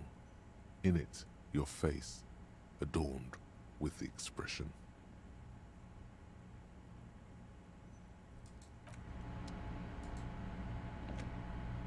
This is not the cleanest bathtub in the world, but it's cleaner than you are right now. Ah, that soap scum smell. It smells like life, at least compared to you. All right, run yourself a bath. The bathtub slowly fills with water. The water beckons. Undress, close your eyes, and submerge. The water is only lukewarm, but still comforting, like amniotic fluid. A few beer cans are bobbing up and down along your flanks, like sad duckies. You feel nice and lonely.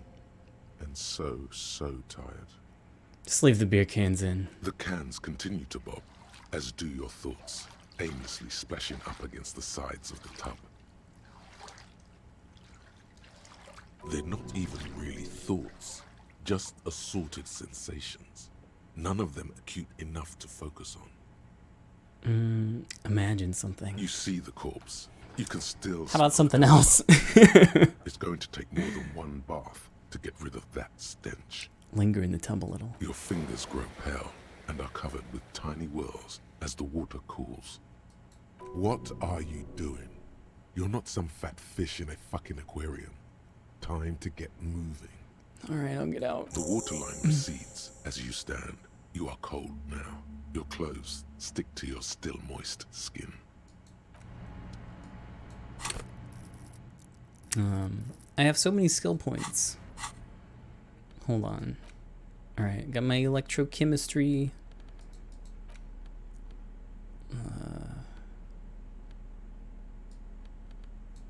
I'm gonna get real sexual here. I don't think I have much else though.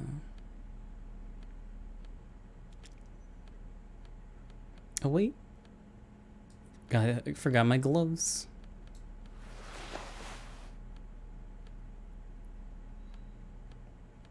Okay. I think I do have to give myself a point though, to be able to A mirror re-roll hangs this. on the bathroom wall. In it, your face, adorned with the expression.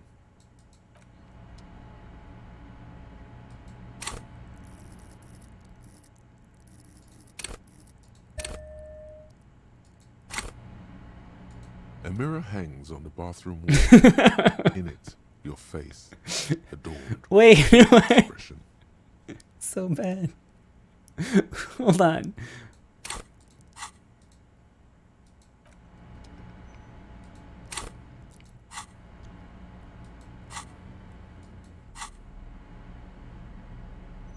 I don't think I have anything to fix it.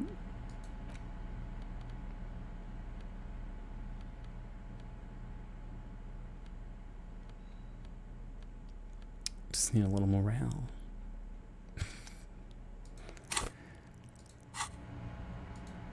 A mirror hangs on the bathroom wall. In it, your face, adorned with the expression. Okay. You know what? Fine. Still not happening.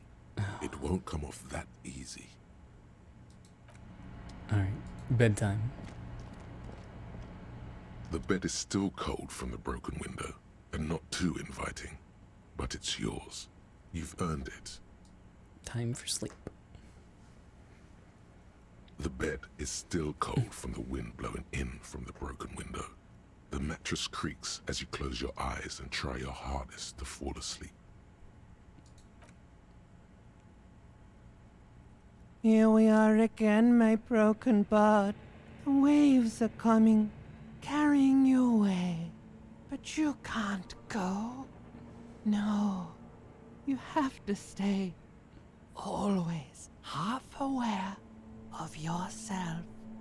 You're not cooperating, brother man. Why? It's your disgusting body. Even through your sleep, you feel a vague discomfort suffusing it. Your belly and your sides are unpleasantly tender. You wish you could curl up into a fetal ball of safety. But you cannot, because of the pain. And there's a lot of it, ever present in your organs. It's like every one of them has their own nasty song to sing. Every cell in your body is moaning in agony, asking, what did we ever do to you? It's all the system's fault. The system failed me. Yes, your body is a system, and it's failing you because you're failing it.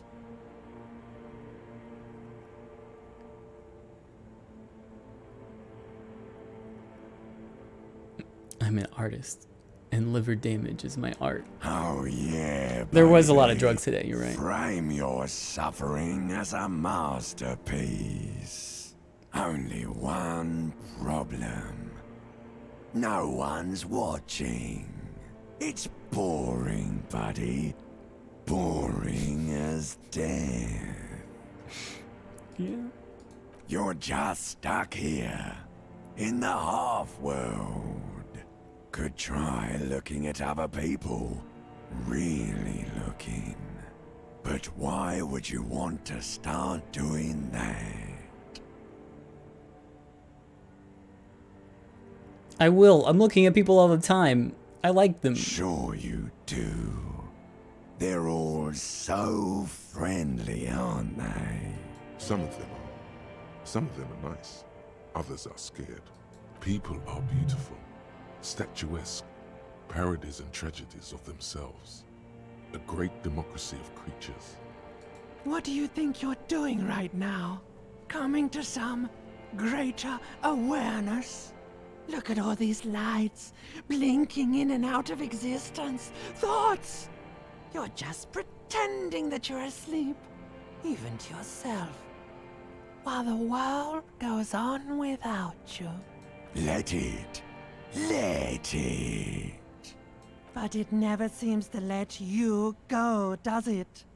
Time to rise and wipe that shining sweat off as best you can. Gather your bearings. Rock and roll.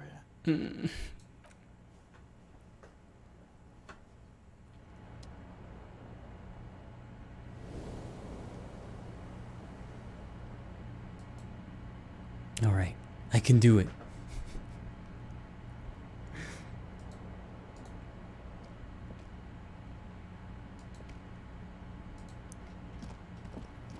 It's happening. A mirror hangs on the bathroom. Okay, it's not happening because In I it, need your another point. face, adorned with the expression.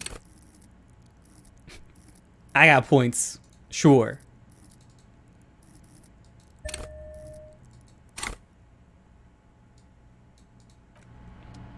A mirror hangs on the bathroom wall. In it, your face, adorned It's still so with the bad. expression.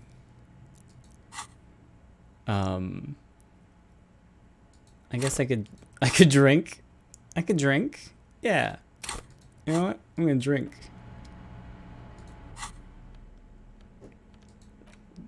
Just woke up. Time to drink. Hold on. I gotta find my hand. Oh, there we go.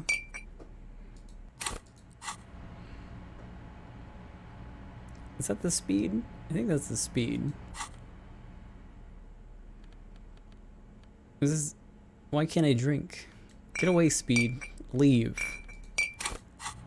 Okay, there we go.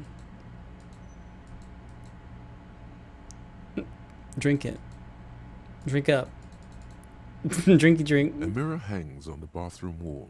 Little drink In time. it, your face. Hold on, I saw it highlight for a minute. Expression. Oh. Yeah, there we go. Hell yeah, brother. 42.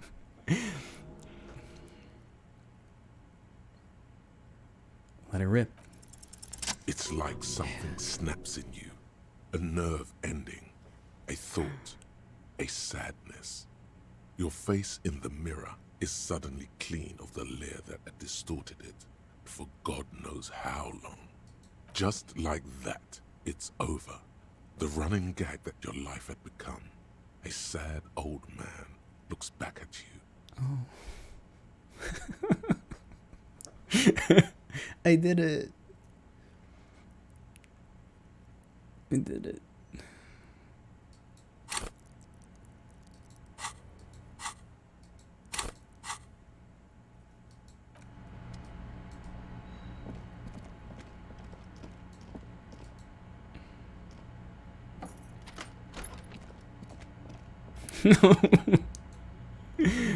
No. No, it's so sad.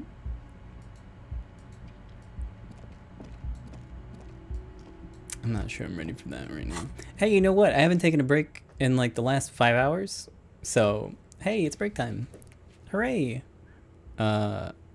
I would put something on the background, but every time I do, something like overlaps with it when I'm playing this game, so it's just gonna be quiet for a bit. I'll be back soon. Hold on.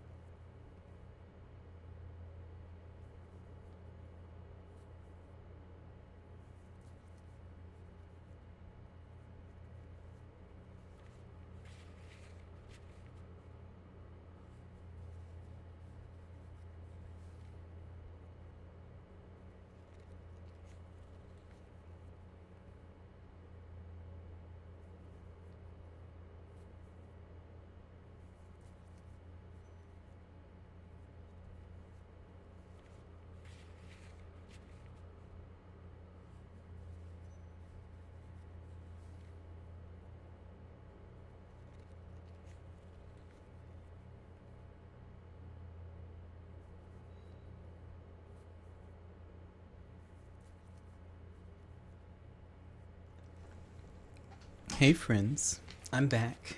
Sorry about that. Didn't mean to leave you in the quiet for so long, but I'm here. Hope you enjoyed that air conditioner sound. Oh boy. A great trial awaits the recovering sorry cop that I'm not sure I'm ready to tackle.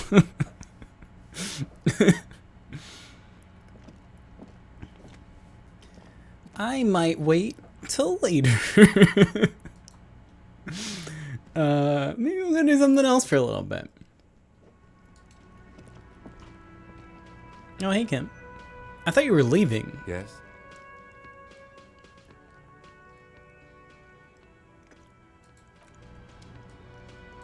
I guess you're just here. What happened? Can I help you? Goodbye. He's already back. Okay. I thought it was gonna be for like a whole day. A lot of that stuff that I did probably could have waited and did it later. Oh well. Hey, we can go across. We can go across the canal.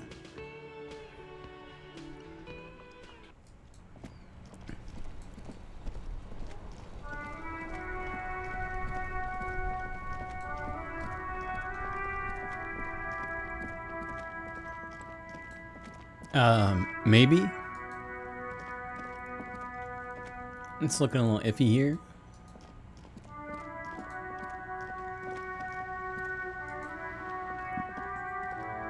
A rusting control panel.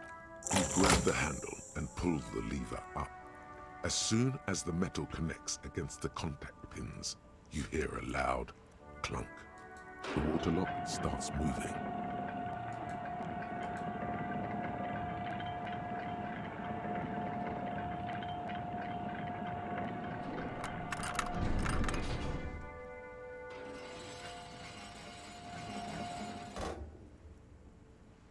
Okay, if we ever need to get to the coast, then this is the way. But please, contain your wanderlust for now. I don't want us to get sidetracked. Nah, sorry. Focus on one thing. Achieve it, then the next, he thinks. That's the task chain. Yeah, sure.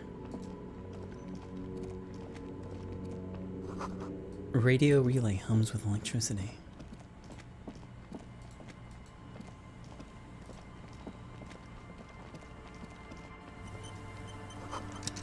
A breaker box to power the radio pylon above you. Maybe there's something inside. Yeah, break it open. There's some coins. Oh shit, I didn't even see these coins.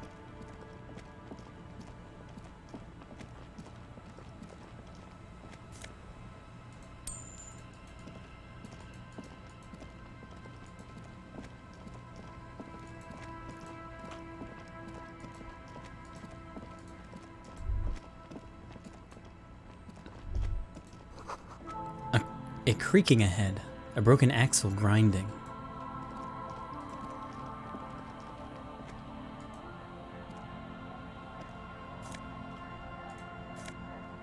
Please. Just let me look at it. Banged up fuel canister. Yo!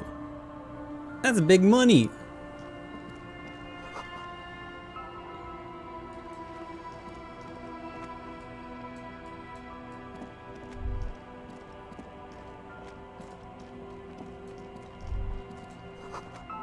The ice jets off the, or just off the course. Let's just start over.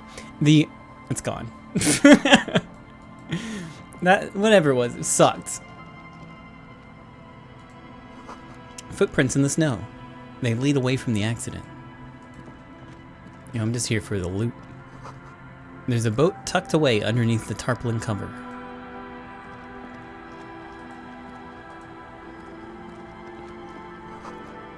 The underside of the boat was recently tarred.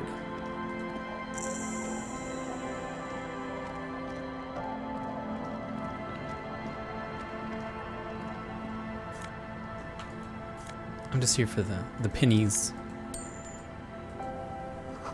The boat is floating freely on the water, unmoored.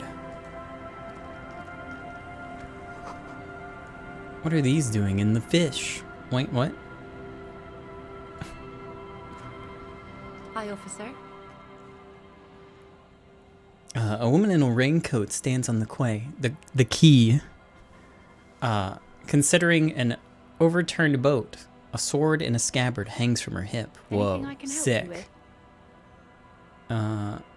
Depends. Where are we? A fishing village on the seashore. This place doesn't really have a name. It's sometimes called Elysium. Why? The sign on the street leading here is illegible. Has been since they built this place.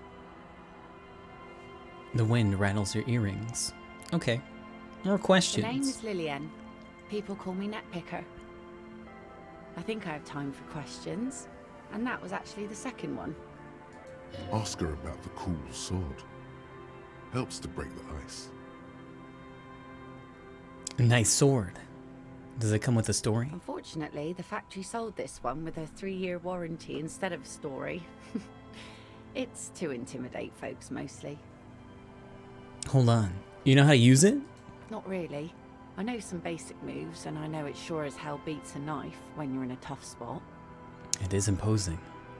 It's a regular mass-produced sword, like a shovel or an axe. Nothing fancy, just for intimidation. Why do you need intimidation tactics? From time to time, people need a lesson in respect. That's just the way it is. Back in the day, I caught the eyes of many men.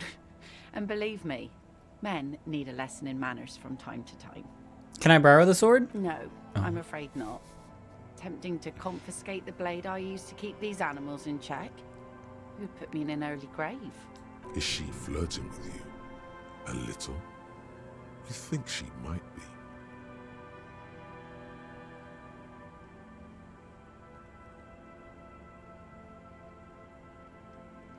So where are all the men now? Some went to patch their wounds, their lesson learned. Others were more thick-headed. And one of them, I ended up marrying. Oh, where's your husband now? Gone. Gone where? He disappeared? Sounds like a missing person. Gone where? To the waves. The sea took him. It was a long time ago. Okay. He died. Was he murdered? The lieutenant shakes his head again. Yeah. By himself. Inadvertently. He never respected the sea. Went out there drunk like a skunk, and sure enough, one day, he didn't come back. Now, before you tell me how sorry you are for my loss, know that it was 4 years ago, and I've moved on. There's only so much mourning you can do for a drunk with sinewy muscles. She really liked those muscles, though. It's in the way she pronounces sinewy.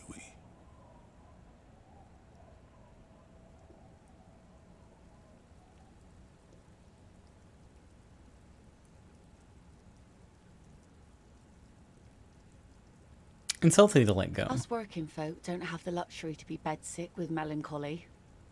I buried him, mourned for an appropriate amount of time, and went on. Life didn't really change that much for me and the kids.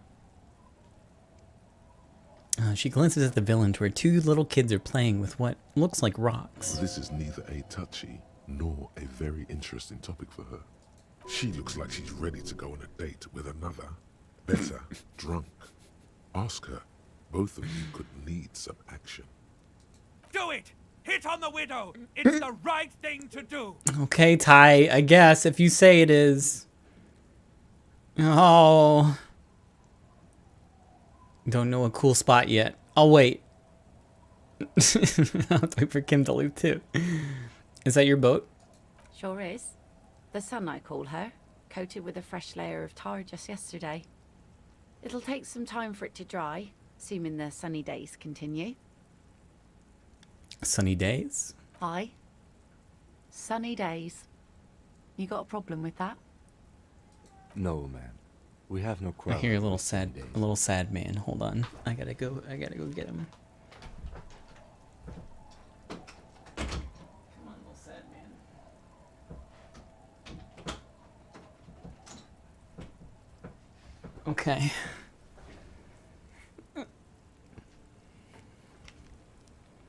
3%. I could roll it. I can do it. Good. would have been bad news had it turned out it wasn't a sunny day. Bad news for the skiff, bad news for the nets, bad news for the kids. There's a moment's silence. She looks at the rain streaming down the yellow belly of the boat. When do you think the boat will be ready? In time, when the sea turns and the winds settle, she will be ready. Waves wash the sand. A skiff moves across the mirror-smooth sea, far away from here. A lone passenger, a fast sloop in the distance. White sails. I'm looking for someone. Maybe you can help. Let's see. Who are you looking for? A lot of people, actually. I'm looking for a missing cryptozoologist. I don't think I know what these are. Care to elaborate? People who look for imaginary animals. People who look for animals mainstream scientists deny exist. Aha! Like snowmen. Snowmen? Haven't heard those. Two old guys have been wandering around here, nose in sand, talking nonsense about snowmen and the like. Wait, the like? Right.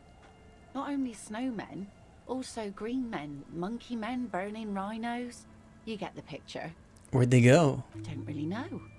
Further down the peninsula, I guess. I mean, that's where they were heading. Who else are you looking for besides snowmen? A working class husband? Yeah, I'm not really looking for that anymore. Not much into the middle class ones either. Could do with some landed gentry, but apparently they don't make those anymore. The husband isn't for me.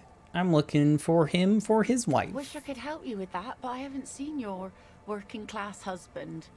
Maybe I can help you find someone else. She seems genuinely sorry for not being able to help you. That's it. Well, how can I assist you then, officer? I was asked to get your signature. Were you? This says by signing, I agree to living with construction noise. What exactly is the Union building? Everett's planning to turn some of the village into a youth center. What a nice idea. Wouldn't have thought that. Her voice trails off. Thought what exactly? That Everard and the Union have nice plans for anything. I thought they only cared about themselves. Well, I guess Union members have children too. Here, use my He pen. has a pen and everything. She takes it from you, a doubtful look in her eyes, clicks it, and places the tip on the paper. Here you go. Wait, when you sign it? I shouldn't have.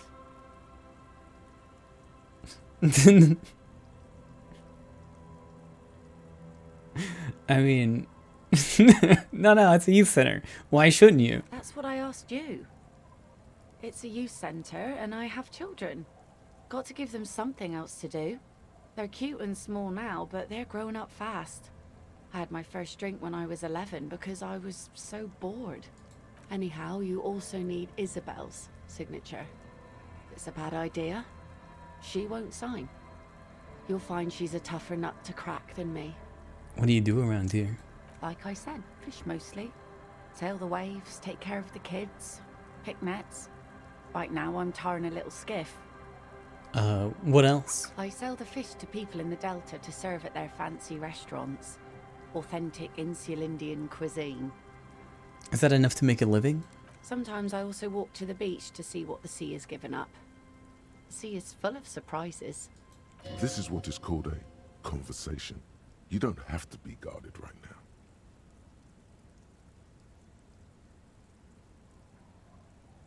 Walking on the beach sounds quite romantic. Oh, very. Finding pieces of glass, bits of wood. Every once in a while we get dead bodies. Human, animal, fish, other sea creatures. Whoa. A mine washed ashore Cool. once. What else?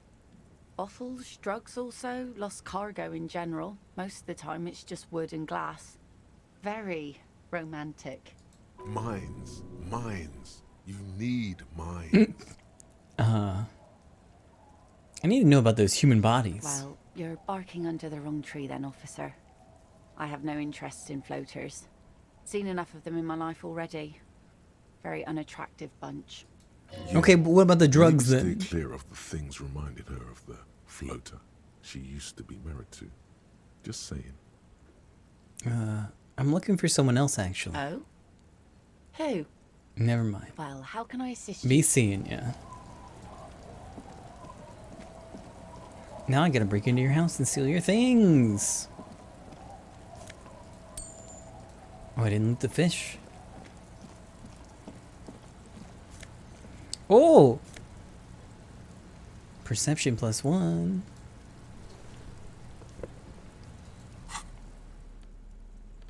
What do my stinky boots do? Composure? Ew.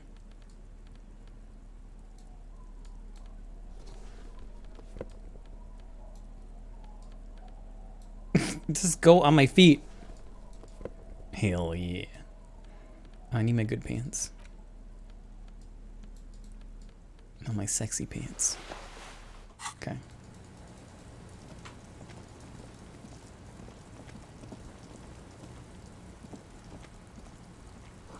It's locked tight. You can't see into the house from this angle. The woman next to the bucket of clothes hums an odd melody. Her eyes are closed. Welcome to the fishing village. Please lean in closer. I have cataracts. Lean forward. Oh, welcome, police officer. We don't cause any trouble around here. And we don't want any trouble either. We are not here to cause any trouble, madame. Trouble? Say the second thing, Bratan. Shows you got style.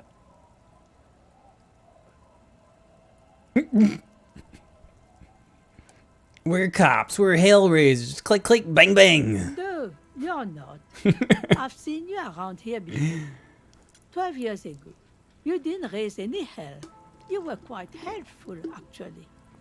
But still, in Martinez, you're considered an ill omen. Wait, I've been here before? No, not you personally. I meant the RCM. Some of the men got into a fight. One of them killed another. Locked himself in that woodshed over there. He was brooding, needed some help opening the door. You got it open for him and took him to think about what he'd done in a more secluded place.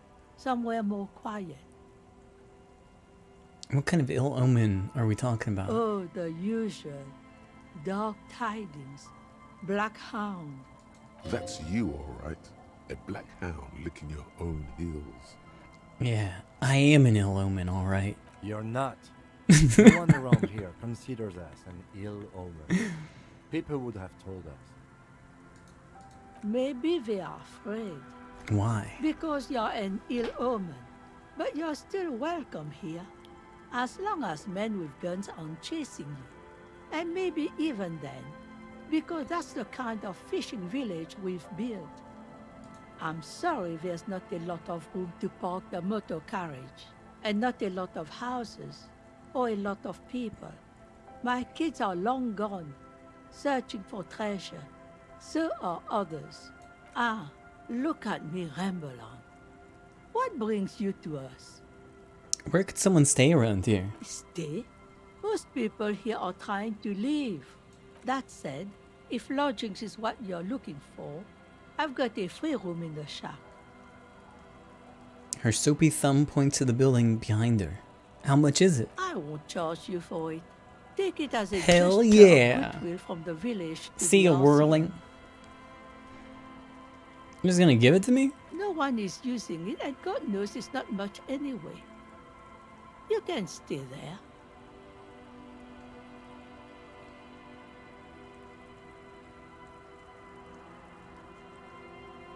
Okay, I'll take it. Don't make an old woman regret opening her house to the police. A key appears from under her apron. She hands it to Well, you. if you are not in the hostel in the morning, I'll know where to find you. Here, in a shack. He's a little relieved you're no longer in that room. Should he? This environment encourages one thing, and one thing only. Drinking. Yum yum. It's not a shack, nor a room, nor a lodging. It's a spiral staircase disappearing into bliss. Empty bottles on the floor. Maybe some baggies. Finally, you have those lamos of matinees off your back, Bratan. This looks like a great place to bring chicks. What's in this fishing village? Just us. It's barely a village anymore. We almost don't exist. What do you mean? This is pretty much a non-place. A gap. A blank spot on the map. Just a cluster of nameless shacks on a nameless street. There's gotta be something here. Over there, you can find more of the same. Shacks and trees growing wild. That's the pox. Between here and Jamrock, a dusty sea of old trees, all covered in industrial soot. Small houses under them, an overgrown park. The box? What's that? An old military hospital and its surroundings. Or it used to be, during the time of the suzerain. After the war, it was turned into a goodwill hospital for shell-shock veterans and folks looking for some quiet in the old sanatorium gardens. Now the area is crisscrossed with nameless streets and makeshift cinderblock houses, shacks as far as the eye can see. What happened to the hospital? The goodwill ran out. The staff left and the place was shut down. It's long gone by now. Is there a way to make a little money around here? Here? For you? No, officer. The only money we have here is some coins the drunks tried hiding from their women and then forgot about. Under carts, boats, in little boxes. It's not hard to find. Who else lives in this village? Well, there's Lillian and her kids. A few new folks live in the house to the east, but they're away right now. And then there's the drunks. Not a pretty sight, but there's little we can do about it. Home is home, even for them. I met Lillian already. Lillian is tough. Tougher than the men here, at least. If it wasn't for her and the kids, this place wouldn't have a spark of life left. I haven't seen any drunks yet. Sooner or later, you'll see for yourself. Don't have to look long to find these guys.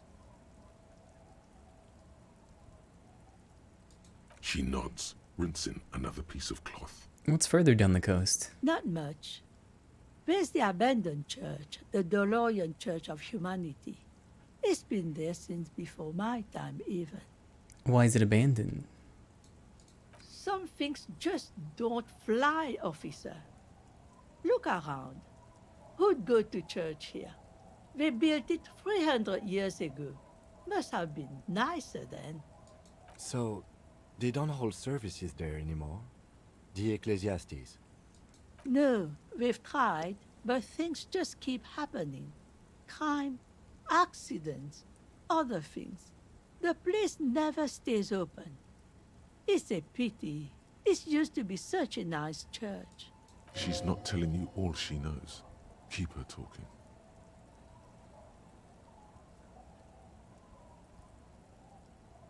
I get the feeling you're leaving stuff out. What else is going on? Well, there's that music.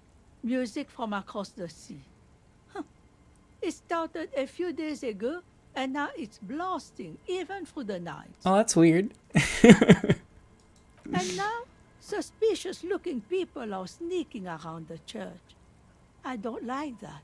Okay. Perhaps the mysterious music is somehow connected to the case. A Rusalka, or a half-demonic Apsara singing. What else is on? What else is on down the coast? Before you get what to else the is on church, down coast? There's some ruins, an apartment complex, or some kind of electrical plant. Run-down bunch of houses, empty. Anything else of Of note? note, the old fish market up on the boardwalk, but it's closed. Who would want to come to a fish market here? No one. That's why it's closed. It was once a bustling place, back when I was young, and so was everyone else. Now, What catch we do bring in goes straight into a lorry for the Delta or somewhere else. That's it. There's got to be more along the coast. What? You're one of those real estate people with big plans? If you want a development opportunity, you can check out the abandoned building over at Land's End. Used to be a supply depot. We think sending goods and ammo across the bay. It's jammed shut though. We tried to get in, see if there was anything to sell or scavenge, but it's impossible. And now you know everything there is to know about this coast. Tell me about yourself. Me? No one. Just an old washerwoman. Mother called me Isabel, if that's what you're asking. And my married name is Sadie. Now it's your turn, Mr.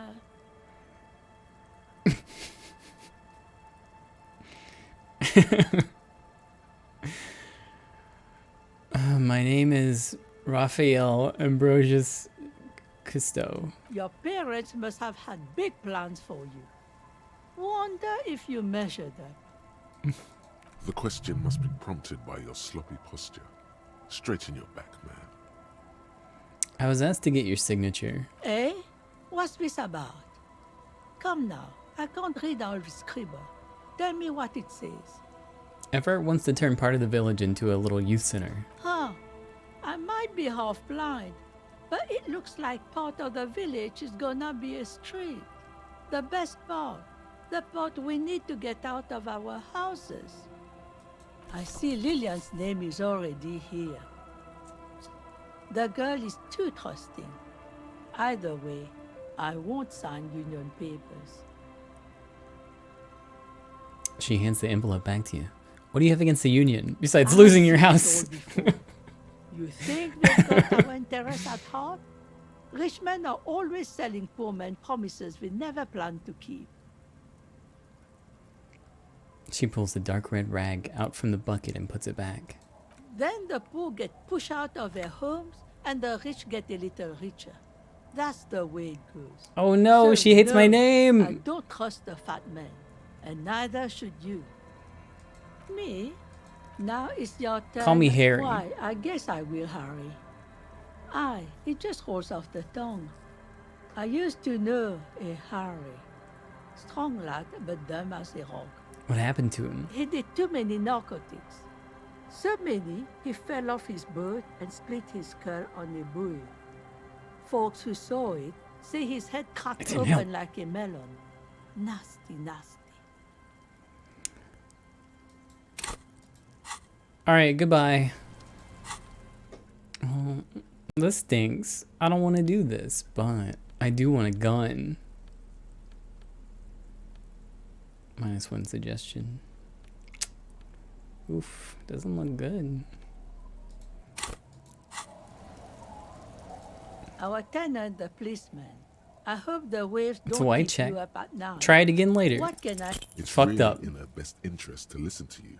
You know how the world works.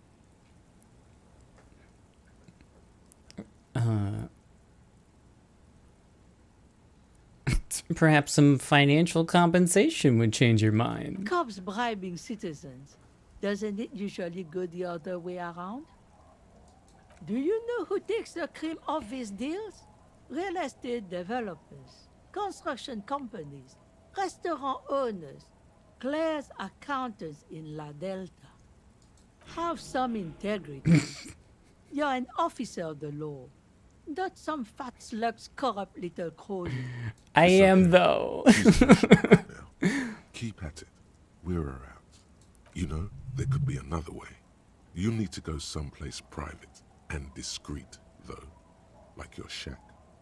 Okay, goodbye. Let me go to my shack. Is this my shack? The door has seen better days. The layer of paint has started to peel off due to the salt and wind from the sea. Even the lock looks slightly rusted. I'll wait outside to give you some time and privacy to check out your new living arrangement. But just so you know, after we are done with the day, I'll still be staying in the whirling in rags for the night. We'll meet in front of the shack in the morning. The key turns with a satisfying click. You can... Click. Yo, this is sick. And it comes with a new outfit. An old mirror hangs on the wall. You see the reflection of your face in it, such as it is, without the expression. It's just hairy.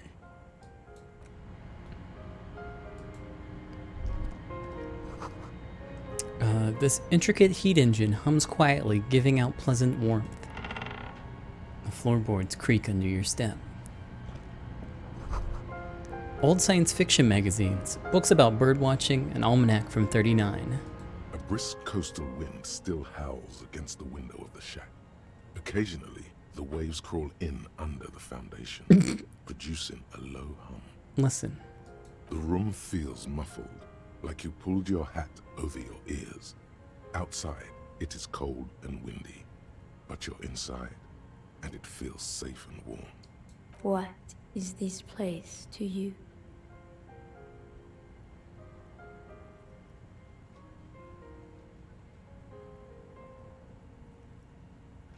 It's my new hangout where I could silently sit, drink, and die while looking at the waves rolling in. Behind the half-built cinder block house at the other end of the village, there are 3 people drinking. Your new crew. You don't need the old crew. Oh no, you have a new crew to get drunk with. You already were a part of their crew once. You can get drunk with them again. You're probably going to hang out there a lot, behind that cinder block house. It's where you belong. Thank you, Strange Sensation, for a fair assessment of the current situation. Outside, the howl of the wind has picked up. The waves crash against the stilts again. It's as if you think the thought, but in someone else's voice. Look under the floorboards. I will.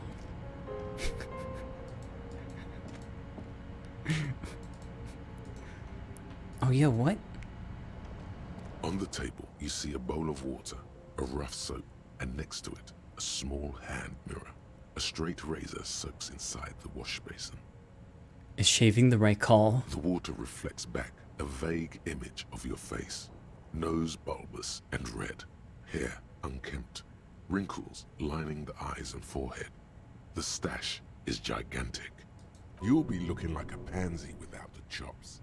A fucking pansy. Slash your face off.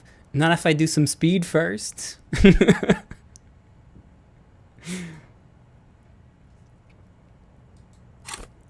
I do some speed, I'll be fine.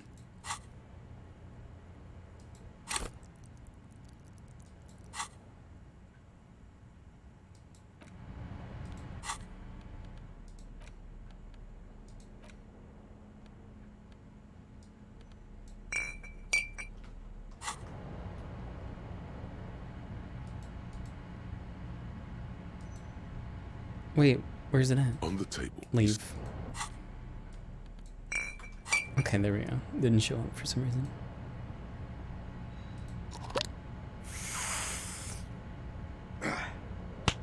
Yeah. Good to go. On the table, you see a bowl of water. 58%?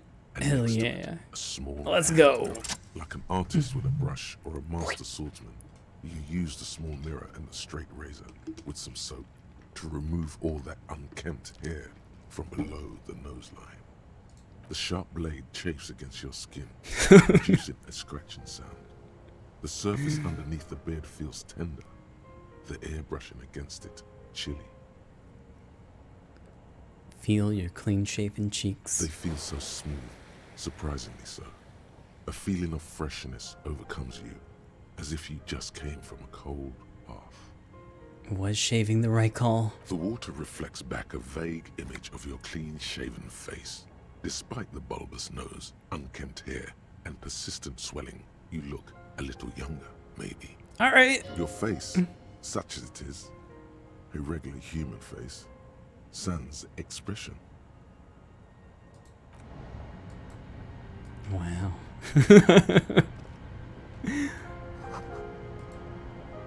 You see the waves, the sea, a church.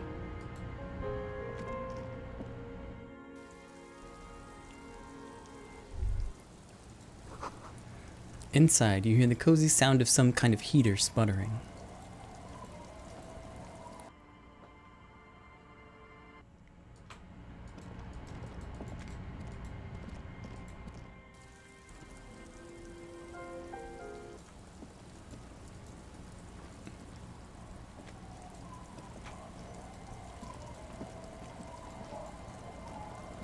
Our tenant, the policeman. I hope the waves don't keep you up at night.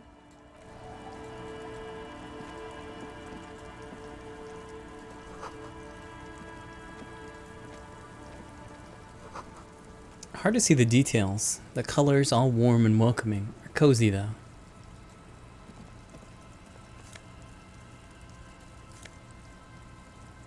Book.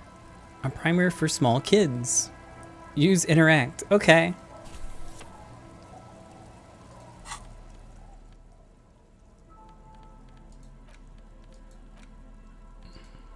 You hold in your hand the colorful primer. The title reads, A Primer for Small Kids. There's a bear involved. Exactly what I need. This book will show you the score. Get you oriented with those basic concepts you appear to be hazy on. The anthropomorphic bear will give you the lowdown of your life. On what? The alphabet. Okay. Every page has one word designating one letter of the alphabet with a faded illustration. Most of them are scientific and cultural principles. It goes as follows. Let's do it. A is for azimuth. B is for Boreas. C is for cosine. D is for diamite. E is for ellipse. F is for phlogiston. G is for gamete. H is for homeboy. I is for econ. J is for Eura. K is for collapse. L is for laudanum. M is for myriad. N is for nadir. O is for aureole. P is for perihelion. Yeah. Q is for quasar. R is for rhododendron. S is for sinus. T is for tricolor. U is for ultra. V is for vector. W is for Wahrheit. X is for xylophone. Y is for Ustava. Z is for zenith. That's it? That's it. You know the alphabet now. Kim, I know the alphabet now. Good. I also know the alphabet. Oh my god. It is a very useful skill to have, he thinks, for all sorts of life activities like reading and...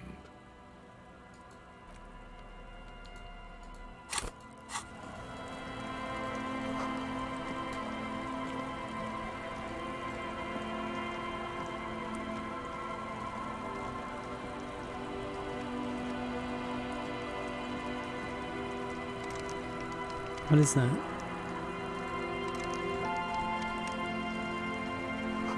Construction material. Whoever planned to build this house left in a hurry.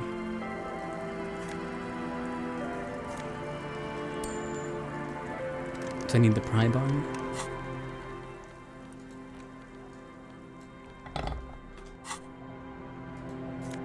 Yeah.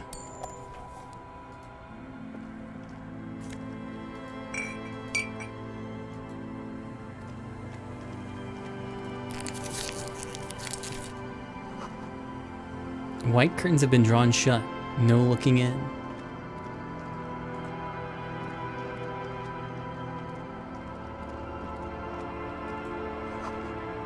You see dust-covered linens, dried tulips on the bed.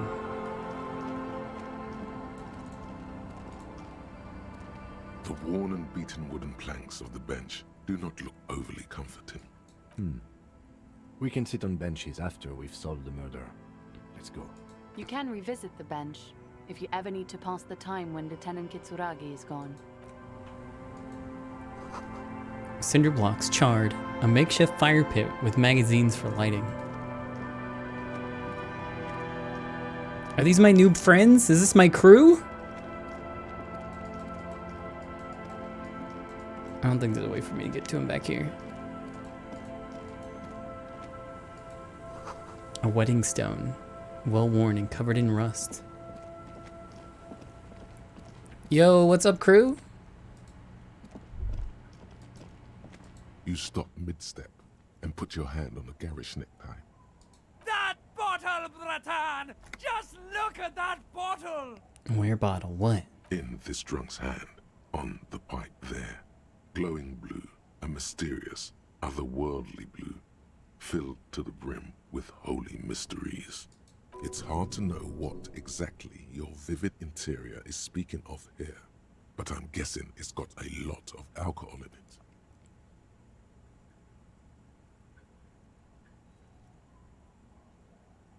Okay, cool. What do we do next? Oh, I think this is about so much more than cool. Please go talk to him. See what it's about. I'm drawn to it. Yoink.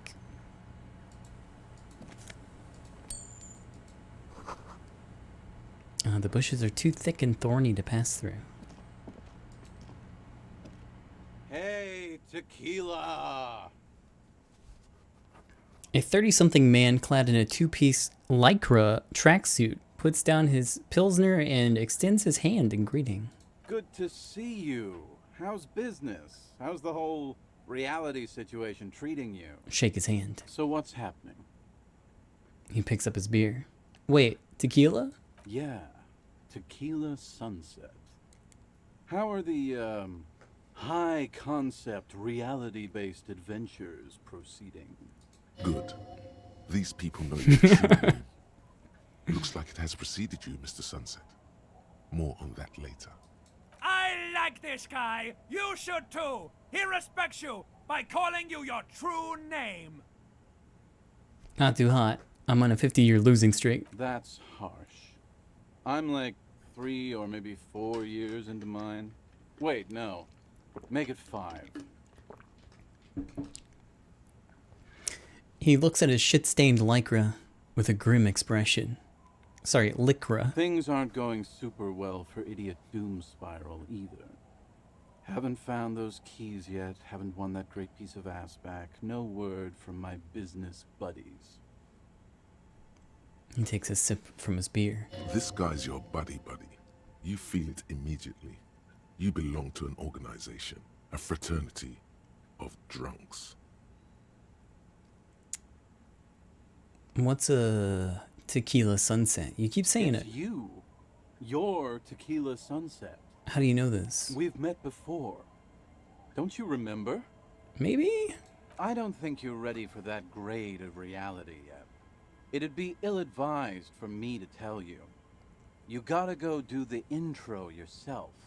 Come back when you've been to the motor carriage. Tequila. He sips his beer. What do you guys do around here? We are saving the world. He looks at his comrades. Please don't go. Don't go. Begs the man in the pipe. Okay, we're drinking. We're drinking alcohol. That's what we're doing.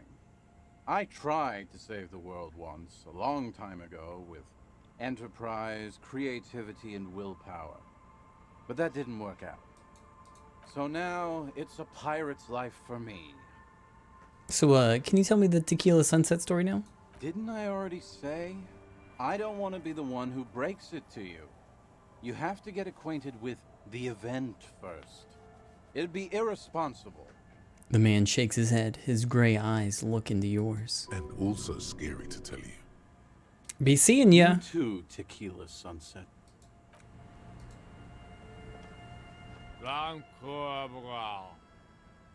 Grumbles an unshaven man with a ruddy nose. He narrows his eyes at you as if in recognition, then turns his head away. The noxious odor emanating from the drunken man is strong and familiar. Don't you call her? Yeah! Don't call Abigail! Who's Abigail? Uh-huh. Abigail. Don't you fucking call Abigail. Abigail is his wife or girlfriend. Chances are she's gone. Calling her wouldn't make it any better or worse. Never thought you'd see such a thing in your life. But this guy's a little too drunk. Why shouldn't I call Abigail? He snorts and beckons you to lean in closer. Okay, lean in. Don't call Abigail. Don't call Abigail. He then waves his hand as if shooing you away. Who are you? What's your name? Don't call Abigail. Where am I? The man hiccups, then mumbles something unintelligible. Hey, I'm on an important official investigation. I demand you answer my questions. There's no use in yelling at drums. He's barely holding it together.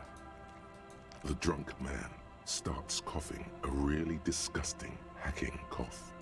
He does not sound well at all. Tell me about your friends. Don't you fucking call her. Hear me? His voice trembles, Abigail? with every word becoming even weaker. Don't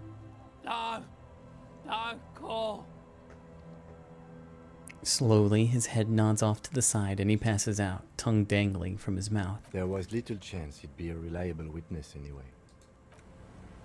Okay. Good to see you, friend. Do I have deals set up for you, buddy boy? What are you talking about? So what do you want? I got smokes. They're cheap. Very cheap. I got Pilsner. Great deal.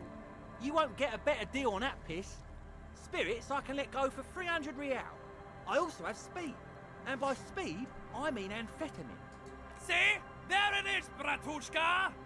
The spirit. Let's buy the spirit. 300 real is a lot, but this has to be done.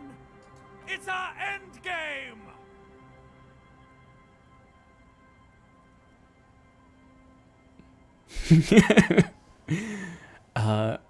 This is another stupid drunk idea I'm having, and I'm attributing it to my necktie. Bratan, you don't understand. It's not just another drink. This is what our relationship has been building towards all these years. This is the climax, the mystery, the virginal sigh. You have to buy it from him. Get it off him. Kill him if you have to. Our ultimate fate depends on it. And The lieutenant looks at you, looking at the bottle of spirits, then at Rosemary, suspiciously. Blue medicinal spirit. Wow. That's a lot. Where do I get 300 from? Why does this one bottle of spirits cost 300? See, friend, it's real valuable. Worth every real, if you catch my drift. Got it from a bit of a business venture.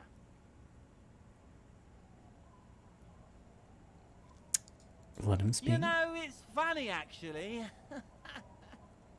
He bursts out laughing, then takes 3 gulps of his Pilsner and stares at you intently. He's finding it difficult to focus his watery gaze. What is it? What? What do you mean, what? What did you think was funny earlier? This guy. He says and shakes his index finger at you. Conversation might bring a discount, no? Where'd the bottle of spirits come from? Oh, this is medicinal spirits. The good stuff. Got it from the doctor's office. he ain't shitting you. Medicinal spirits are a blast, Bratan. The flaming truth of this joke of a world. I got one of those scientific ampules a few months ago. Torpedo, they call it. It's supposed to keep a man from taking a drink. He spits a nasty yellow clot on the ground before you. Didn't stop me for shit, that's for sure. 5 lemons with half a pack of butter and you're good to go. That's a good tip. I should remember it. It really isn't. In a week, the goddamn kidneys started giving me all kinds of help. Finally, the missus took me to a private doctor's office. Not a charity, the real thing. Those arseholes charged me 4 real to remove the damn thing. But I came out on top after all. Assholes. But the idiots left me alone in there. Now, I used to teach high school biology. I know what doctors use to preserve dead fingers.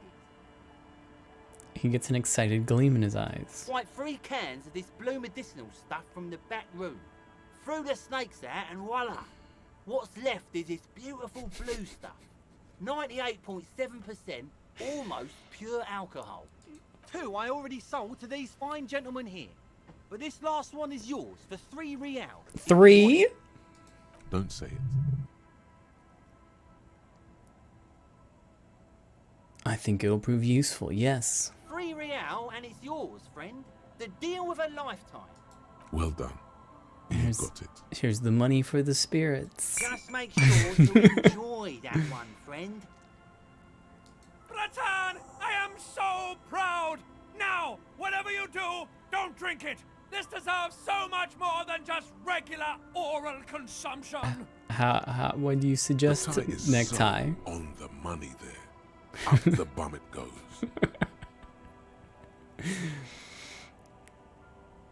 I don't know. It sounds like it's gonna turbo boost my alcohol habit. My regular alcohol habits got me in enough trouble already. No, no, no, Bratan! This is different! This is so good! It's gonna get you out of trouble! We're gonna use it in the most extravagant manner! Huh. Just wait for my sign! Keep it with you! Keep it warm! Keep it safe! Soon we will enter the other world! Soon. The time will come soon. Have patience, brave one. Okay. I'm getting a really dark vibe from this.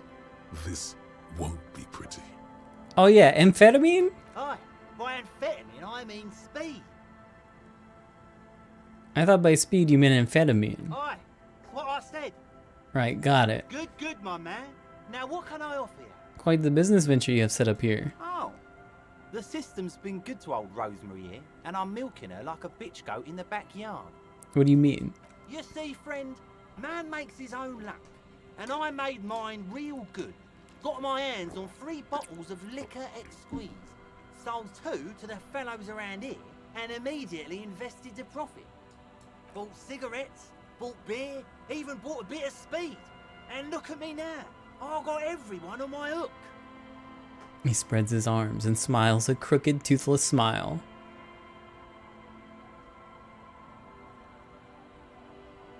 I'm already hooking for Kuno, I think. Seriously? Are you? I'm sorry, Kim. I just wanted to see what happens when I say it. Fine. What's going on? Skip. Continue. Why did it just quietly say skip? The lieutenant is annoyed.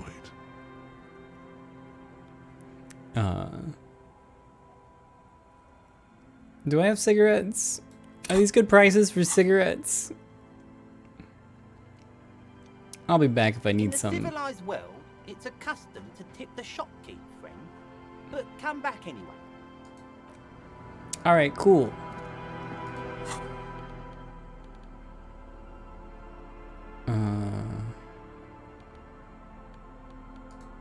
Oh, it's under items. Alright. It's worth 6. A liquid that has an unearthly blue tint, the kind that might or might not, but definitely does glow in the dark. That's 98.7 pure alcohol. Keep it away from an open flame. Cool.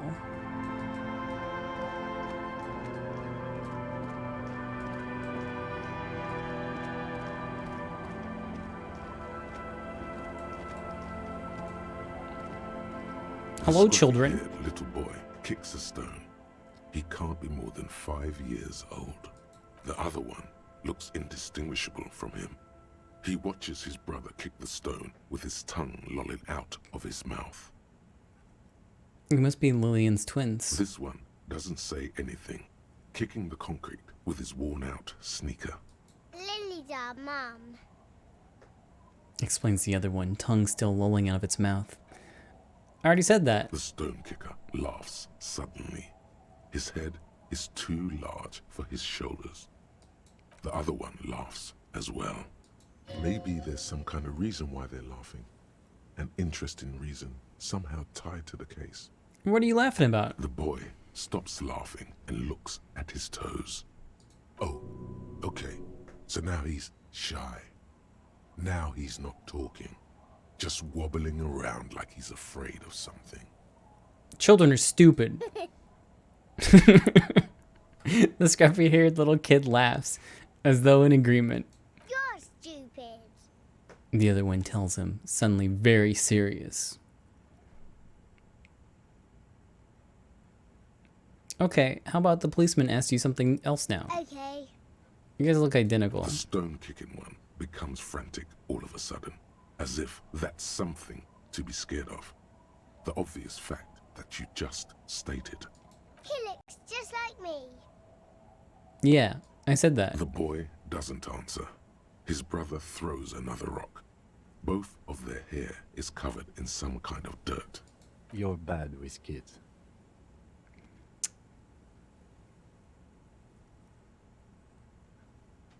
And what are you, Kid Master General? Maybe I am. Now, how about some actual police work? We are not getting anything here. Okay, bye kids. Maybe there's some drugs on the beach.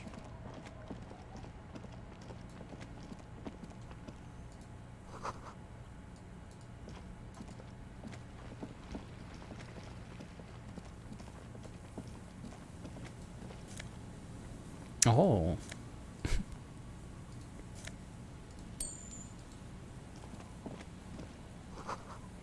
The rear tire of a motor carriage adorns these reeds.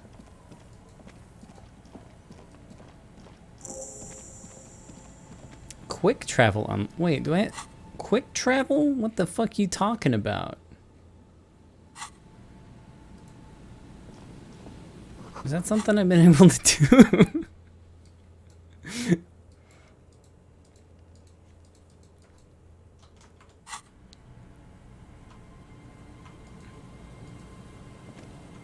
A metal payphone under a yellow plastic dome. You could use it to call someone, unless you're out of change.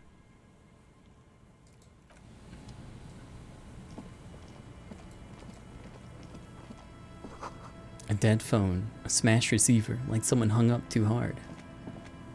Oh cool, let's go to church. A kick drum pulse. The music's coming from somewhere on the ice. You feel the shadow of a very large building fall on you. Dusty pews in the shadows. Many seem to be missing. An altar shrouded in dark. Or something like that. It's too dark to tell. Alright, let's go in. Alright, let's not go in. Heavy wooden doors, more than twice your height, stand shut in front of you. The rectangular sea-worn ornamentation appears in stark contrast to the padlock, carelessly drilled into the wood. Rattle the doors to see if they're open. Nothing happens, only the sound of the padlock rattling against the door. I don't think that's going to work. Inspect the carpentry. The carving on the door is block-like and angular, like the church itself. Two large beams shoot downwards, sinking into the wood before they reach the threshold. Run your hand over the beam. The surface is smooth from the wind, but moist to the touch. Take a closer look at the padlock. This cheap-looking padlock is sturdily built. It shackles together a hasp and a staple screwed into the wooden door. The lock is adorned with a yellow sticker. Look at the sticker. You see a yellow circle with two X's and a big curve below them that looks like a mouth. You're pretty sure you haven't seen it before, but what the symbol depicts is clear enough. A smiling dead guy. The curve makes it smile, and the X's make it dead. Have you seen this symbol before? He takes off his glasses and uses a blue handkerchief to thoroughly wipe them clean before inspecting the sticker. Then he looks up, pauses, and replies. No. What does it look like to you? Looks like a dead man smiling. Suggests junior delinquency. What is suggestive of junior delinquency here? I haven't seen that sticker before, and I'm not a youth. Okay. Inspect this staple. The padlock passes through a staple that's been hastily attached to the wood. Closer inspection reveals that one of the screws is not a screw at all, but a nail. The work has been done recently and is unprofessional, to say the least. Try to peel off the sticker without ripping it. There's nothing Easy. like the sound of a sticker unpeeling. Now it's stuck to your thumb.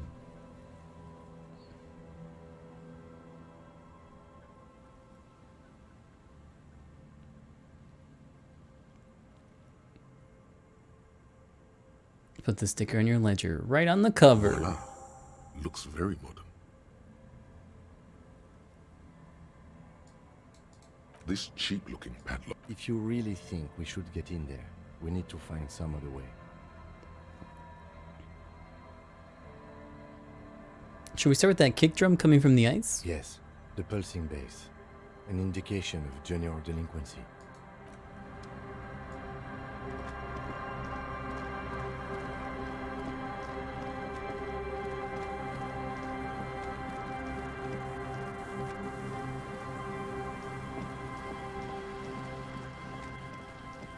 Wow.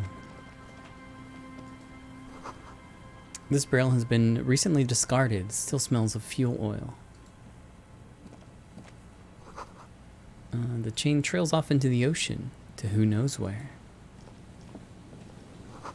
The rusty gears used to turn the whole machine. Oh, big money.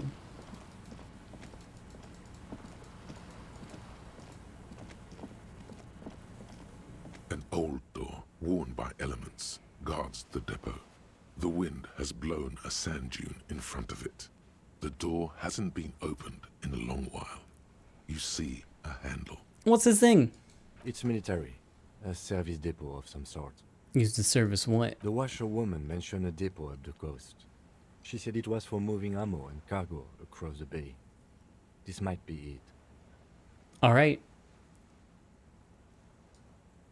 2 6s, please. You rattle the handle a bit, then push on the door with all your weight. It does not budge. Not only is it locked, it's also jammed shut. Huh, the door's shut tight. How can we get in there? Don't get in there. What do you mean? Frankly, you're just going to have to accept the fact that you can't get in through every single door. I'm not gonna accept this. The door could be part of the investigation. Relax. No one's hiding in there. If we can't open it, others can't either. And thus they can't get in. Okay.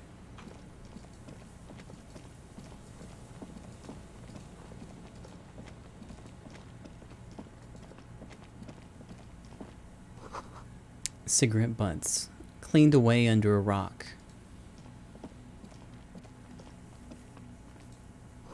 Someone's made a campfire here a long time ago. A rusted, broken control box for the radio relay tower. The ladder's too rusty to climb. The sea air has eaten it away.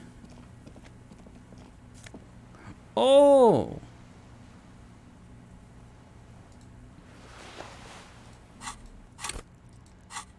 Oh, man.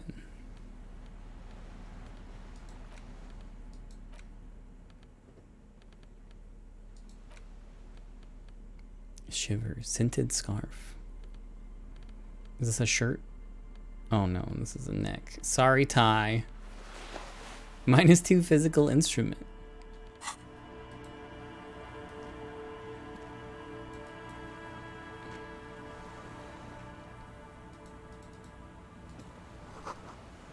Tiny inlets there, off in the far distance where the post trails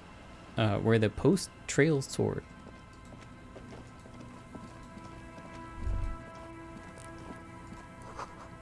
Take a mental note. It seems important somehow.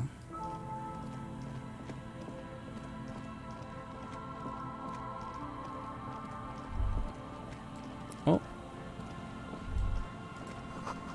The boardwalk rises to your south. It casts its long shadow over you. This place is big.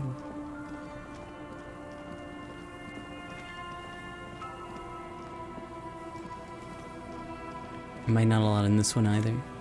Oh, a new shirt too. +1 rhetoric for my white polo. Cool.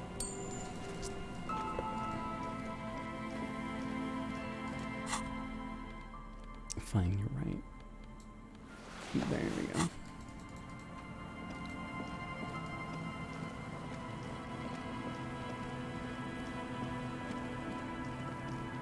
Oh, okay.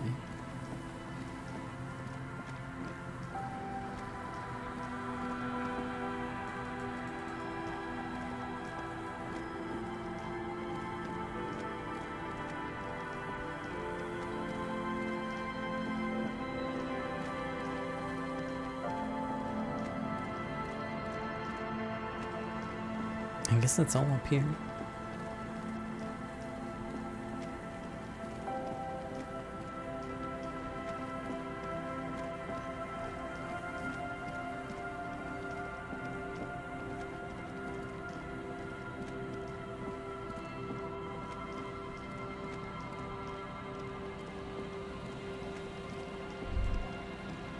Oh.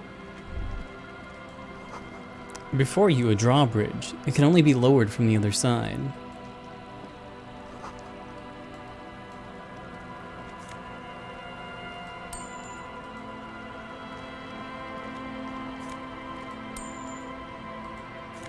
Oh yeah, lots of trash.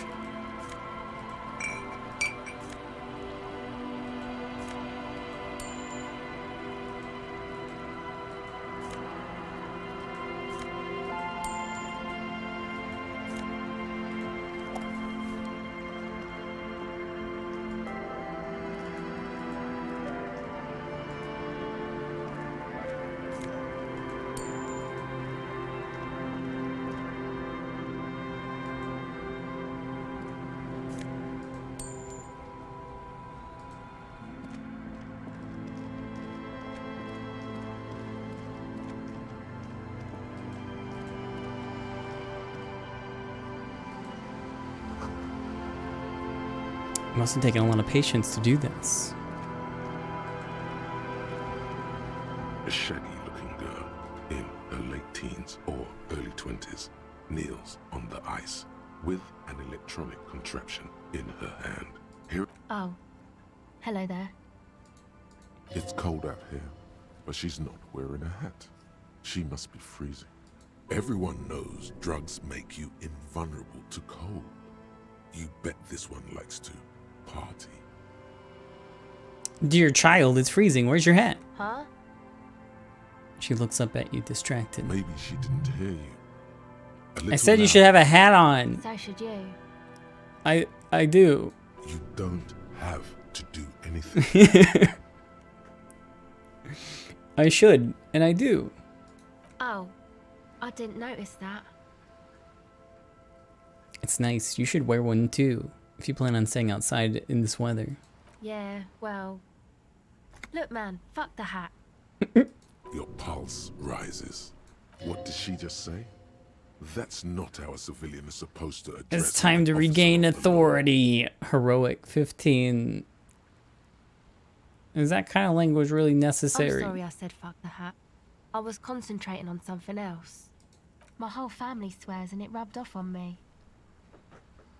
What's your name? Estelle. Her hair is dyed blonde, with dark roots showing. There's a coarseness to her features, some masculinity below that timidness. And your surname? Why? I don't know. You know what? Forget it. Okay. What's the device you have there? This is a portable recording device. It's for field recording.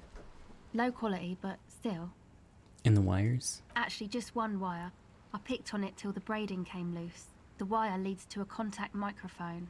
What's a contact microphone? A contact mic records sounds from inside things, like this ice. How's the thing work? The mic? I don't exactly know. Somehow it doesn't pick up vibrations from the air. The book said it only picks up structure-borne sound, if you like technobabble. Where'd you get the mic? Same place I got the recorder from, the Palaceum. The Palaceum? Oh man, you haven't been to the Palaceum? It's the coolest place in this whole drug-addled shithole. It's a music club and a synthesizer workshop on Boogie Street in Jamrock. Musicians live there, like real musicians. I once saw Arno van Eyck. Thinking about it really cheers her up. It's a long way from here, though. Sounds interesting. Who's this Arno guy? Oh yeah, guess you wouldn't know Van Eyck. Or really be a Palaceum going kind of person. I get down. I don't know what that means. I grind.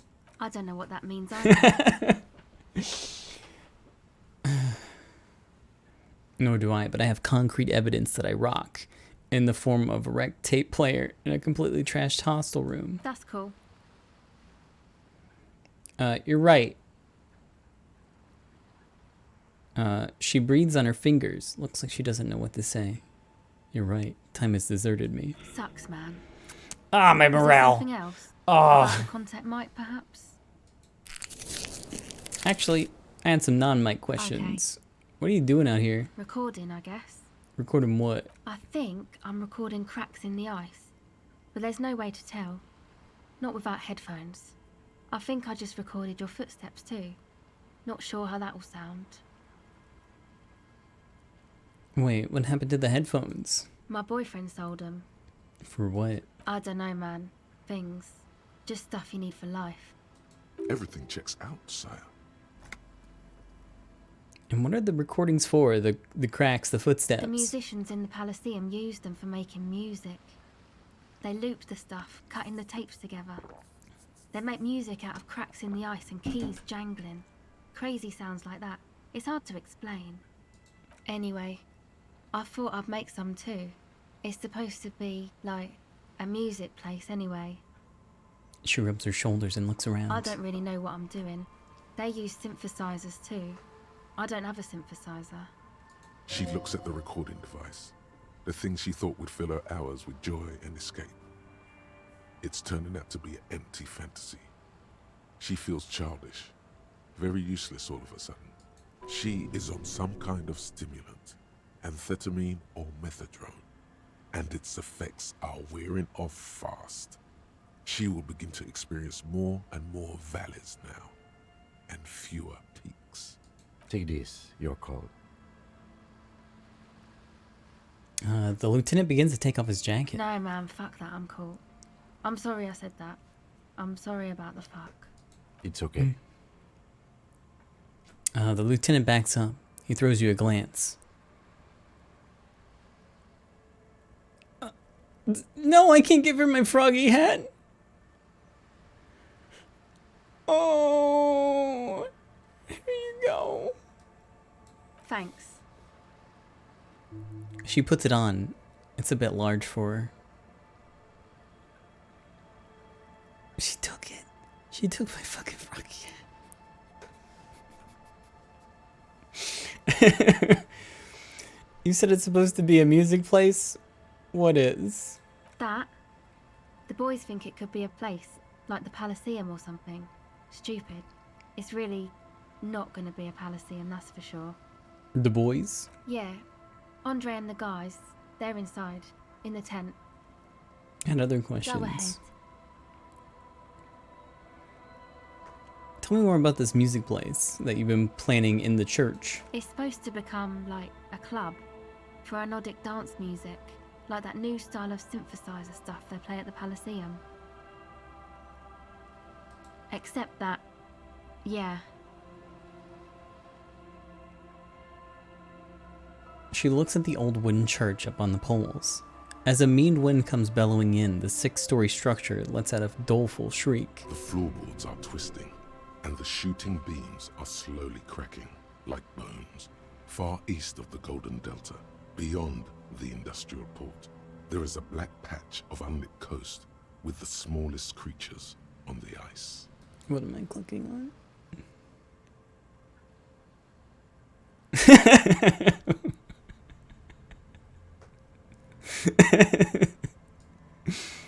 Well, I guess. There will never be a club for anodic music here. Not in a million years. What is anodic dance music? You know, anodic, cathodic, music that's made with electronic instruments. Electronic instruments? Like what? Synthesizers and tape consoles. Microcomputers too. Anything that uses electricity, but isn't guitars. Also found sounds, stuff like that. You see clear, beautiful, violent flashes of light. Light cutting through a smoke-filled darkness. That is what the future will look like, if it ever comes. Did you put the padlock on the church door? No. Not really, no. Sure, the sticker on your ledger. So this isn't yours? It's Noid's. Oh my god. The Noid? Wait, is this Noid a friend of yours? Yeah, I guess you could say that. What did this Noid person put on a padlock on the church door for? To keep more weirdos from getting in. Fucking Martinez. I'm sorry. It's got the worst weirdos. If you get around to it, ask Andre about them, he'll tell ya. Should you? Weirdos. Sounds bad somehow. So you want to turn the church into a club? I know. It's not my idea. Andre and the boys found the place. It was supposed to be deserted, but now they can't even take it. Hey, don't get me wrong, but you're cops, right? Yeah, why do you ask? Okay, well, maybe you could talk to Andre and the guys. Because there are some strange things going on in that church. If you're police, you should look into it, right? We'll see. I prefer to remain non-committal. They're inside that thing there. Would be cool if you did. Was there something else? No, Go that's ahead. it.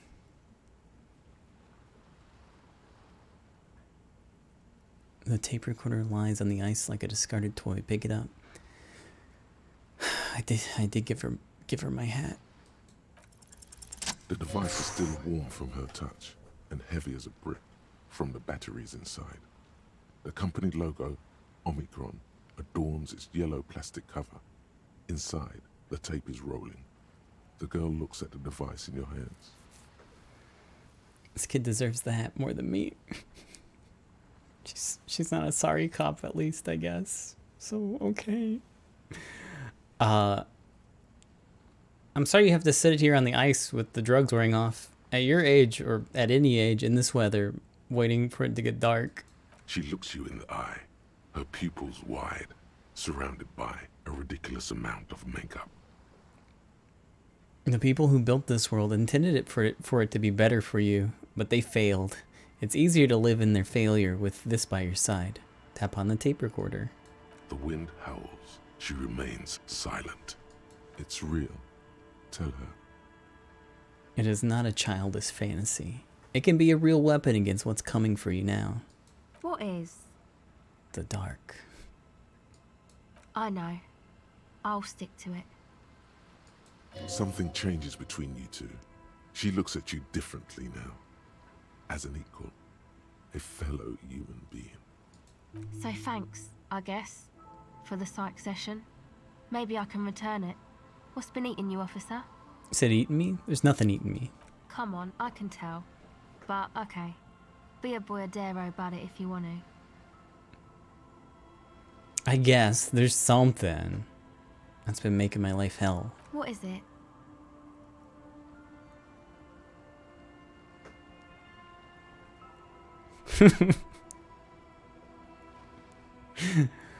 I think it's just the blight of the working class. Oh. Really? The golem of capital runs rampant, smashing creator and slave alike. I fear the process is irreversible. Wow. Social justice really matters that much to you. That's commendable. It really had you shaken up there. Are you sure that's it, though?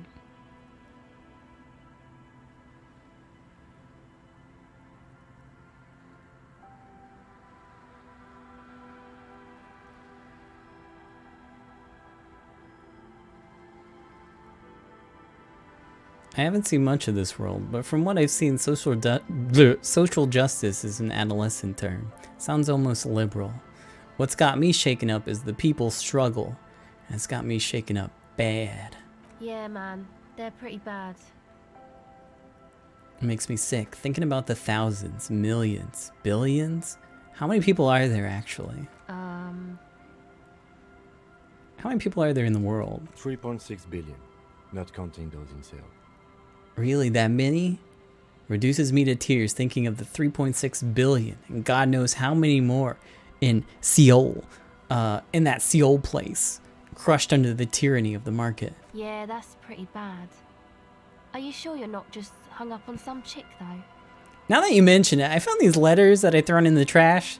They might have something to do with it. Okay. Why'd you think that?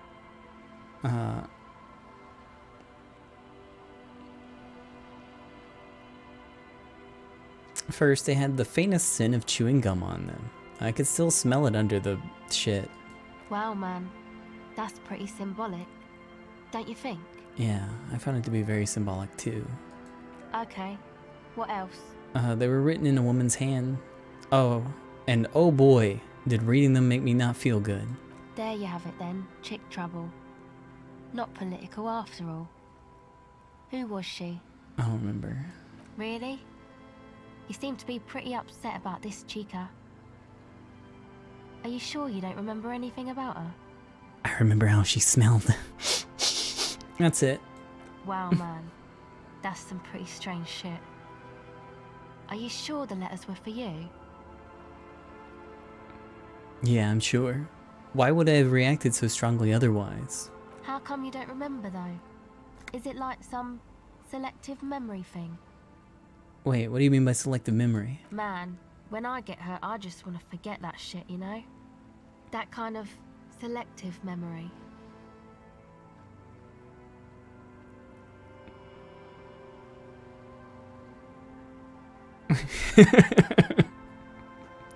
He might have a point there. Selective memory. Yeah. Or it might just be some psych bullshit, you know? Königstein wank. What is Königstein wank?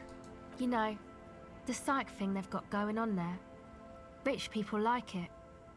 People in Königstein are mostly rich.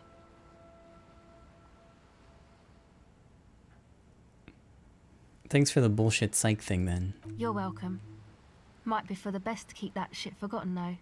Just my opinion. If it itches, don't scratch. Yes, but it itches really, really bad. Actually, that's it for now. Okay, bye. My fucking hat. I guess I got this now. I look like a dumbass. No beard. No froggy hat. I can wear my Dick Mullen hat or my uncomfortable hat.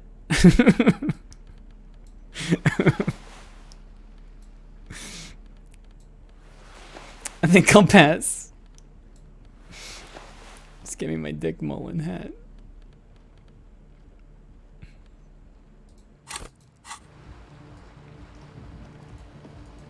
Is this the tent? The tent is just tarpaulin fabric covering a pile of stuff. The flap is open.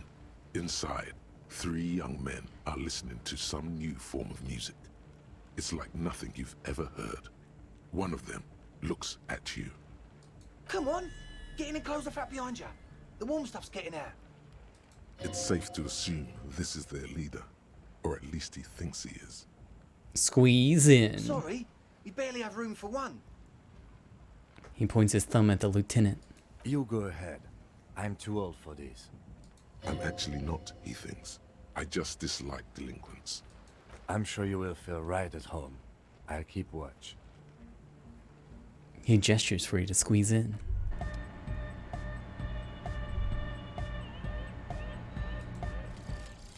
Call the Mama Takwa. Oh, hold on. It's not only your eardrums that register sound anymore. Your very skin has become an organ of hearing. Looking for a whisper, light and low. A god who's very, very silent. Nothing escapes you. A cockroach in the other room. A candy wrapper falling on dry grass. A drunk falling from a chair in a bar 20 meters away. In fact, you haven't heard the Col du Mama Dakwa, but you have discovered that you have amazing hearing. It must be the only part of you the alcohol hasn't drowned out. Keep listening. Cool. +3 perception. -1 encyclopedia. Fuck encyclopedia. I don't need it. I already have -1 encyclopedia from something else. I'm at like negative encyclopedia.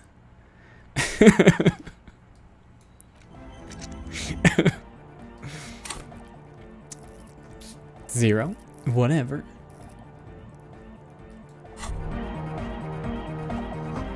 Smells like sweat and laundry detergent.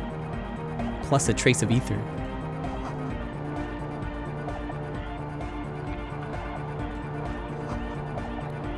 A pile of nasal sprays. Brand name, Nosifed Ultra. Canisters filled with what appears to be water. The label says distilled. A speaker, the big kind they use for live music.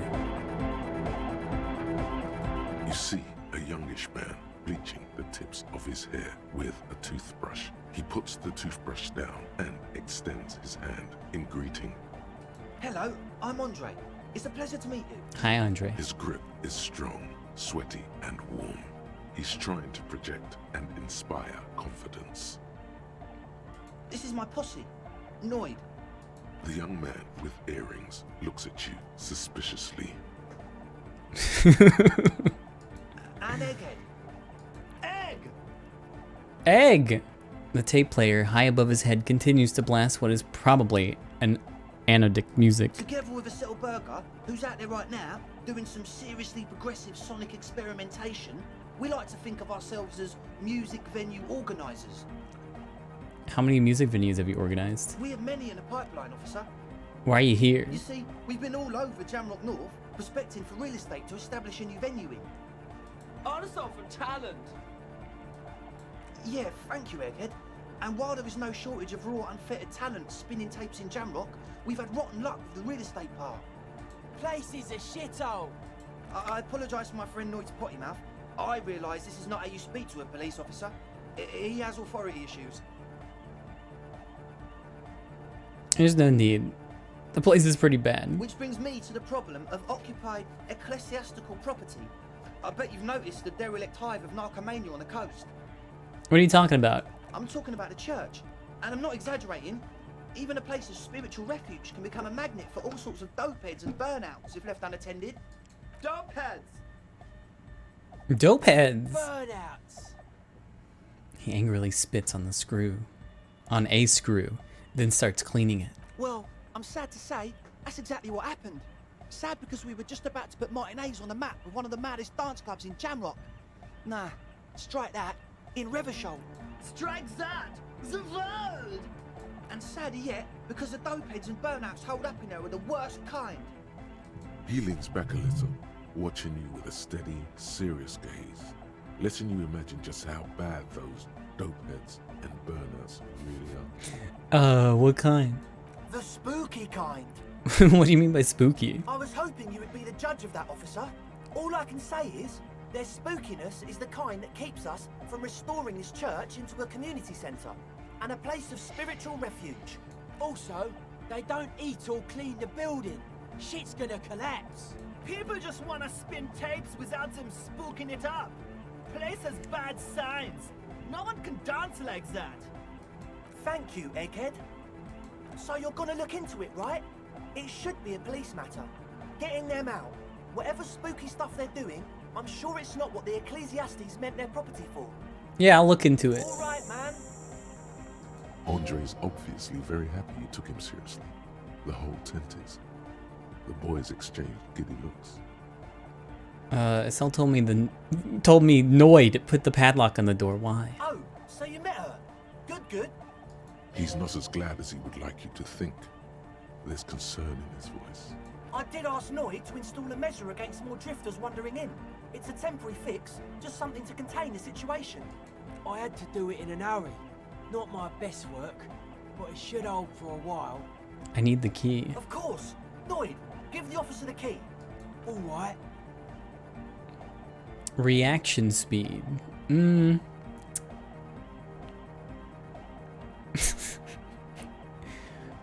Maybe if I do a little squirt of speed real quick. Hold on, kids. One moment.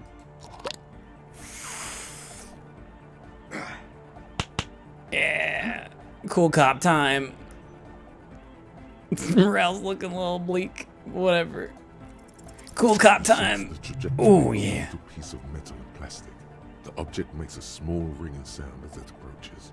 Just the tiniest chime to your left. Catch it. Ka-ching. The key hits your palm. The speed freaks nod to you approvingly. Thanks, man. Play it cool. The speed freak nods to you. A respectful nod. You proved something here. How long have those people been locked in there? Not long. Like a week. Oh, fuck. How can you be sure they haven't starved to death? I'm super sure they're alive. I mean, come on. I'm at least 90%, maybe 85% sure they're still alive. 85's not that great. But you know what? It's good enough. No one lives forever, baby. Exactly. That's exactly what we thought. The cage of the rage! Rough blaze! Egg means the situation is monitored. It's relatively safe. No one has died yet. Okay. Sure, man. Tell us what you want to know. Let's do it. Who exactly are these people inside the church? Truth is, I don't really know. None of us do. I don't even know how many there are. All we've seen are glimpses. You haven't even seen them, and you want the police involved? Well, there's also the machinery. This machinery is of the deeply mystical variety. When I first scouted the place, back in February, it was abandoned, empty.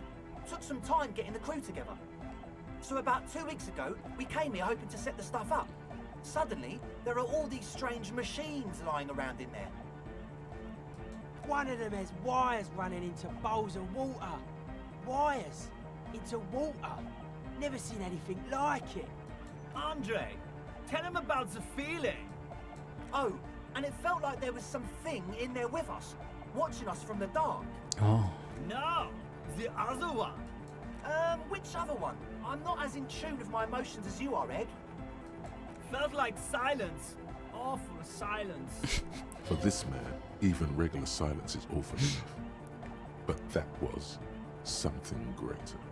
But you haven't physically seen anyone. Not exactly. We've just seen someone who we think is a woman go in and out of the church. A couple of times.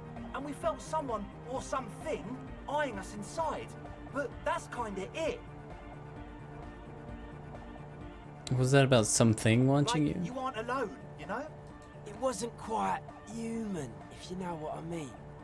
Non-human means a predator. It was this dark shape climbing upside down along the ceiling, like some kind of crab man. Oh fuck, Crab Man? Yeah, you know, the way it was climbing up and around the ceiling, like a crab. It was stalking a cell, exhibiting ambush behavior. Ambush behavior. Crab Man. Crab man! Crab Man. Yeah, totally. I mean, I didn't personally see it. Estelle was alone that time, but I believe her. If she comes out running and says there's a crab in there, there's a crab in there. You should ask her about it, but be nice. Don't tell her you don't believe in the crab. The implications of this Bro, are I believe in the crab. too numerous to consider. Proceed with caution. Learn all you can before entering that dark building. Can you tell me more about the You machinery? should talk to Noid about that. I just got a distinct burnout and dopehead sign from them. Probably jacked up to some snuff station too.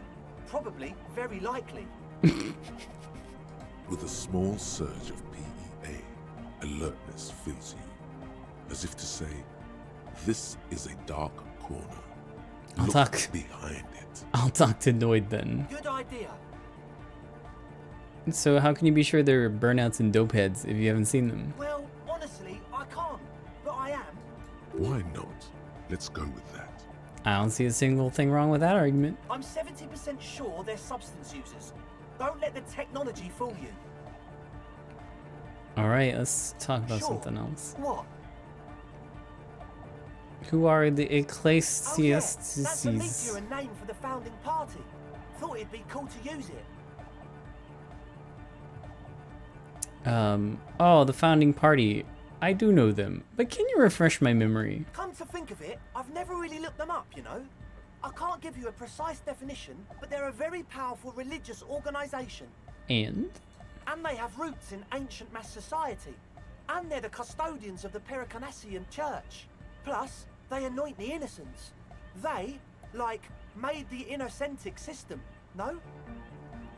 You know what? They sound like exactly the kind who would want loud anodic music in their church. You're right, they do.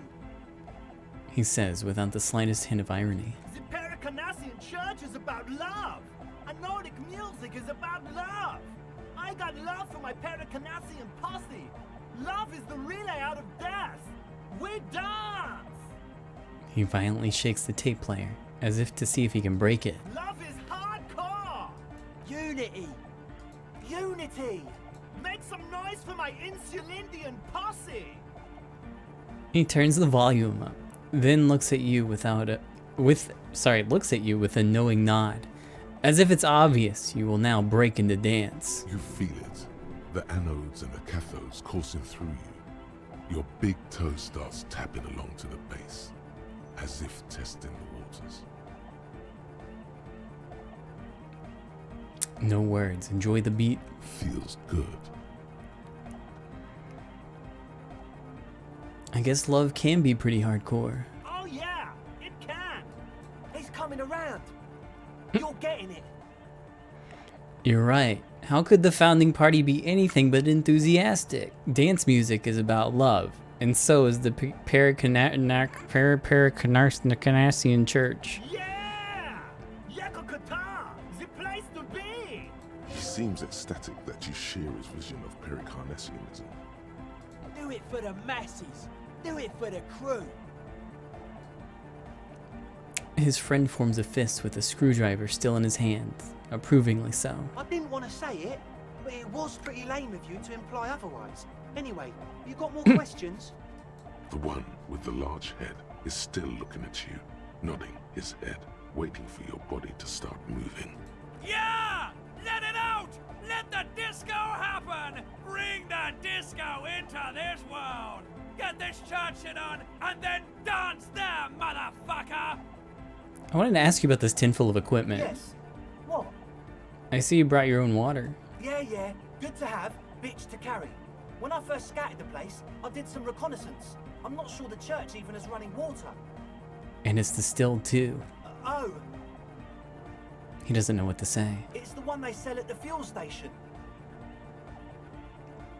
What's with all the Nosafed? The what now? Point at the bottles of nasal spray. The Nosafed Ultra. You have a lot of it. Oh, the old Ultra. I have a major sinus infection. Stuffy nose. We all do. Shit's all blasted up. Winter. Can't even breathe. Okay, I guess that makes sense. Yes. What? What's with the engine starting fluid? It's for starting engines, man. Oh. Is the amiable speed freak becoming a bit cross with you? Sounds like it.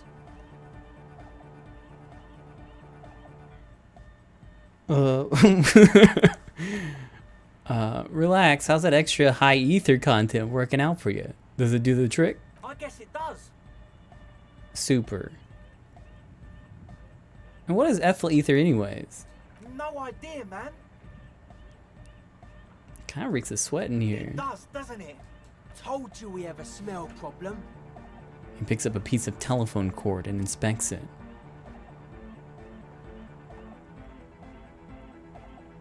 It's mixed with a peculiar chemical scent, like laundry detergent. He sniffs the air, then shrugs.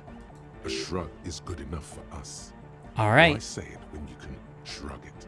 Good enough. He nods enthusiastically, no doubt a little relieved.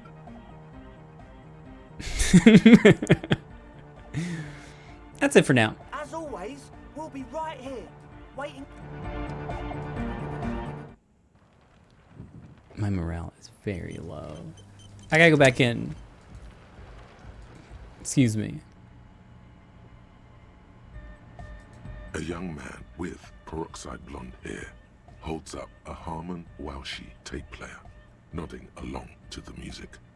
He looks at you with a knowing smile and says, as though you're supposed to be sharing some tremendous evangelical secret.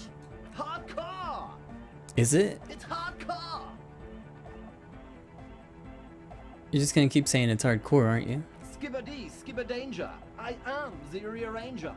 Well. Your cop training did not prepare you for this. What to do? Could there have been a right way out of this garden of forking paths, you think? So you had a talk with Andre, and now you want to discuss things with Lloyd. Good. Skin shows through the holes in the Speed Freak's too large sweater. In front of him, an open toolbox full of carpentry tools and parts. It's good you talked to Andre first. Gave me time to get a reading on your sign. Can't really talk to people before you get a reading. He runs his hands through his hair, which is combed back in mock seriousness, and continues to fiddle with some gears. Sign? Yeah, gotta compare. See if we can align. Interesting. I suck at socialising, man. Even now, our sign synchronisation is way off. I'll see what I can do. He continues to rearrange his tools. I saw a sticker in the padlock. What's that about? Sticker? You mean the yellow one? Can you describe it to me? Okay, it's a yellow circle, the human face with X's for eyes and a smile underneath. I think the X's means the guy's dead. Good, good. What did you want to know? Was I right? Is it a dead guy smiling? Yes, you're the 23rd person to get it right. And I've asked 23 people. Looks like it's a dead guy smiling to the entire human race. Really? Really? Why do you think that's so? We're all the same. Same eyes, same smiles, same death. Okay, what does it mean? He defeated history. We are living in the age of history, and in the eyes of history, we are always already dead. How can we ever smile then? Because history is a lie, and so are its deaths. The present moment and life are the hardcore. The hardcore expels death. Or maybe he's not dead.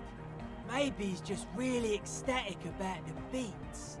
Or drugged out of his mind, come to think of it. Better not mention it. I'm thinking maybe the smiling dead guy is a symbol for communism. It's also dead, but doesn't care. Yeah, that interpretation holds. I think we've exhausted the subject. I guess one could write an entire treatise on the thing. But what for? Tell me about the machines you saw in the church. Weird stuff. Specialised. There was a data processor and some sort of long-wave machinery. Wires going into water. Gives off a spy sign. Or some fucked up Samaran science sign. You know, the kind that goes head first into the supernatural. What's wrong with supernatural? Nothing's wrong with it. You should definitely be researched. You can still do sick shit with it though. The sickest. That's perhaps why it should be researched. The supernatural. So you think it's real? That it actually exists? Most of it doesn't exist. But there's also stuff that isn't allowed to exist. Because the moralists think it's too dangerous for the plebs. Psionic powers, pale-related diseases, pretenders pretending to be human, folk rights, that kind of stuff. What about now? Are the signs all right now? Nah. Still strongly out of sync. Stage gamma disalignment. You heard me. Why are you called Noid? The hardcore aesthetic is esoteric. It's not meant to be discussed with the law at this moment. He picks up some sort of a widget. It's not easy to reach a harmonic resonance of signs without some adjustment. Does this mean we need sign matching? Yes. Further sign matching would do good for us. One way to achieve this would be by getting us into the church. Well, fuck, guess that's what I gotta do.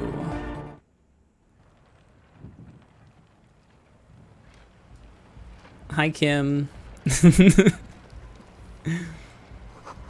Trash from some unending party. Is there any... There's nothing to loot in it, though.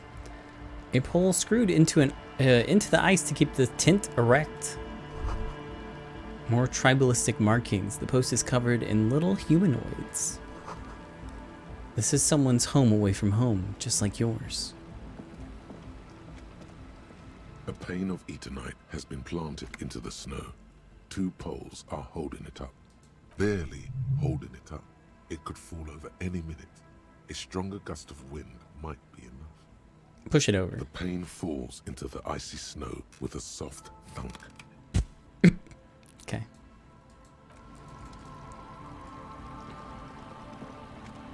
All right.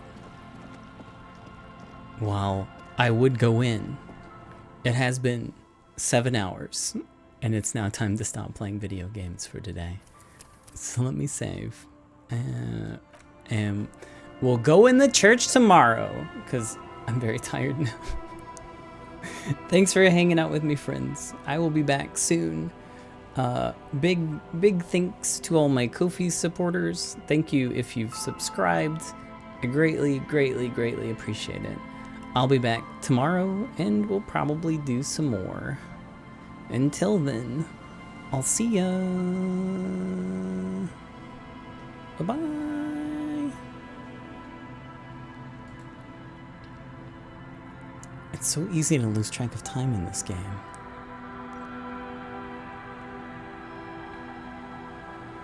I looked away and it was like 4 hours earlier, and it's like, oh, I'll just play for a little bit more. Let's see how the stats are doing before I go.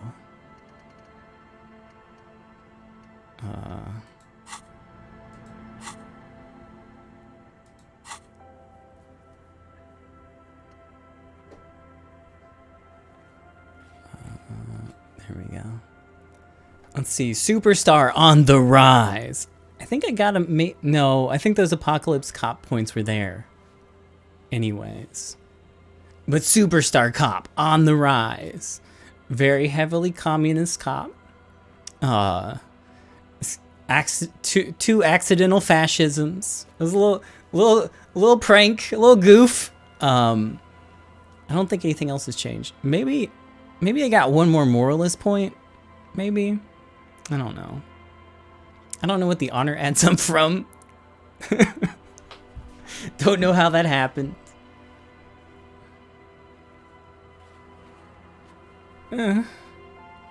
Haven't killed any extra people though. That's pretty good. Not boring, still very sorry. I don't know. It might have came from Measurehead. I did say something that I didn't fully understand in the conversation with Manana. That was like just super fucking weird. I was like, what does this mean? And then it turned out that it was actually racist. I can't think what else. There's like two very open fascists, being Measurehead, and well, I would guess maybe Renee too. And I think it's maybe from one of them. Yeah, the thing about polar weasels. I was like, well, that's really weird. What does that mean? And I clicked on it. And I'm racist now, so that's how it goes. But I don't know where the first one came from. I know where the second one came from, but don't know when that happened. Maybe. I don't know why I would have said anything nice about the Royalists. But at the same time, I do try really hard to just get a lot of money out of people for my own good. And maybe sometimes I'll just agree to things so I can move things along in a positive way that will get me more money. Maybe that's what happened. Either way. Anyways, thanks for being here. I'll see ya. Bye, friends.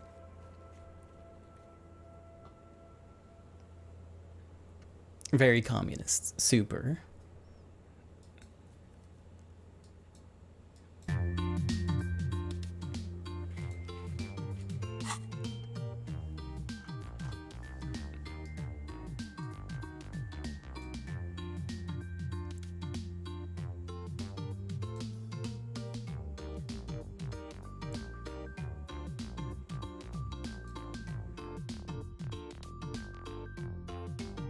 Oops, I never clicked the add button, so I guess I'm just gonna sit here awkwardly for 3 minutes while I wait. I wonder, let me check.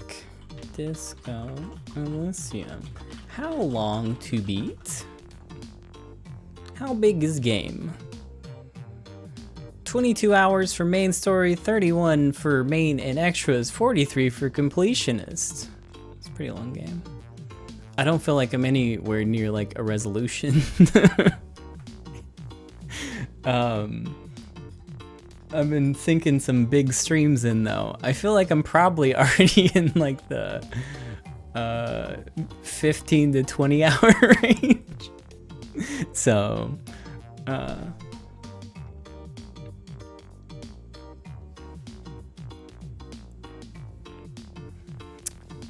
who knows? Anyways, bye friends.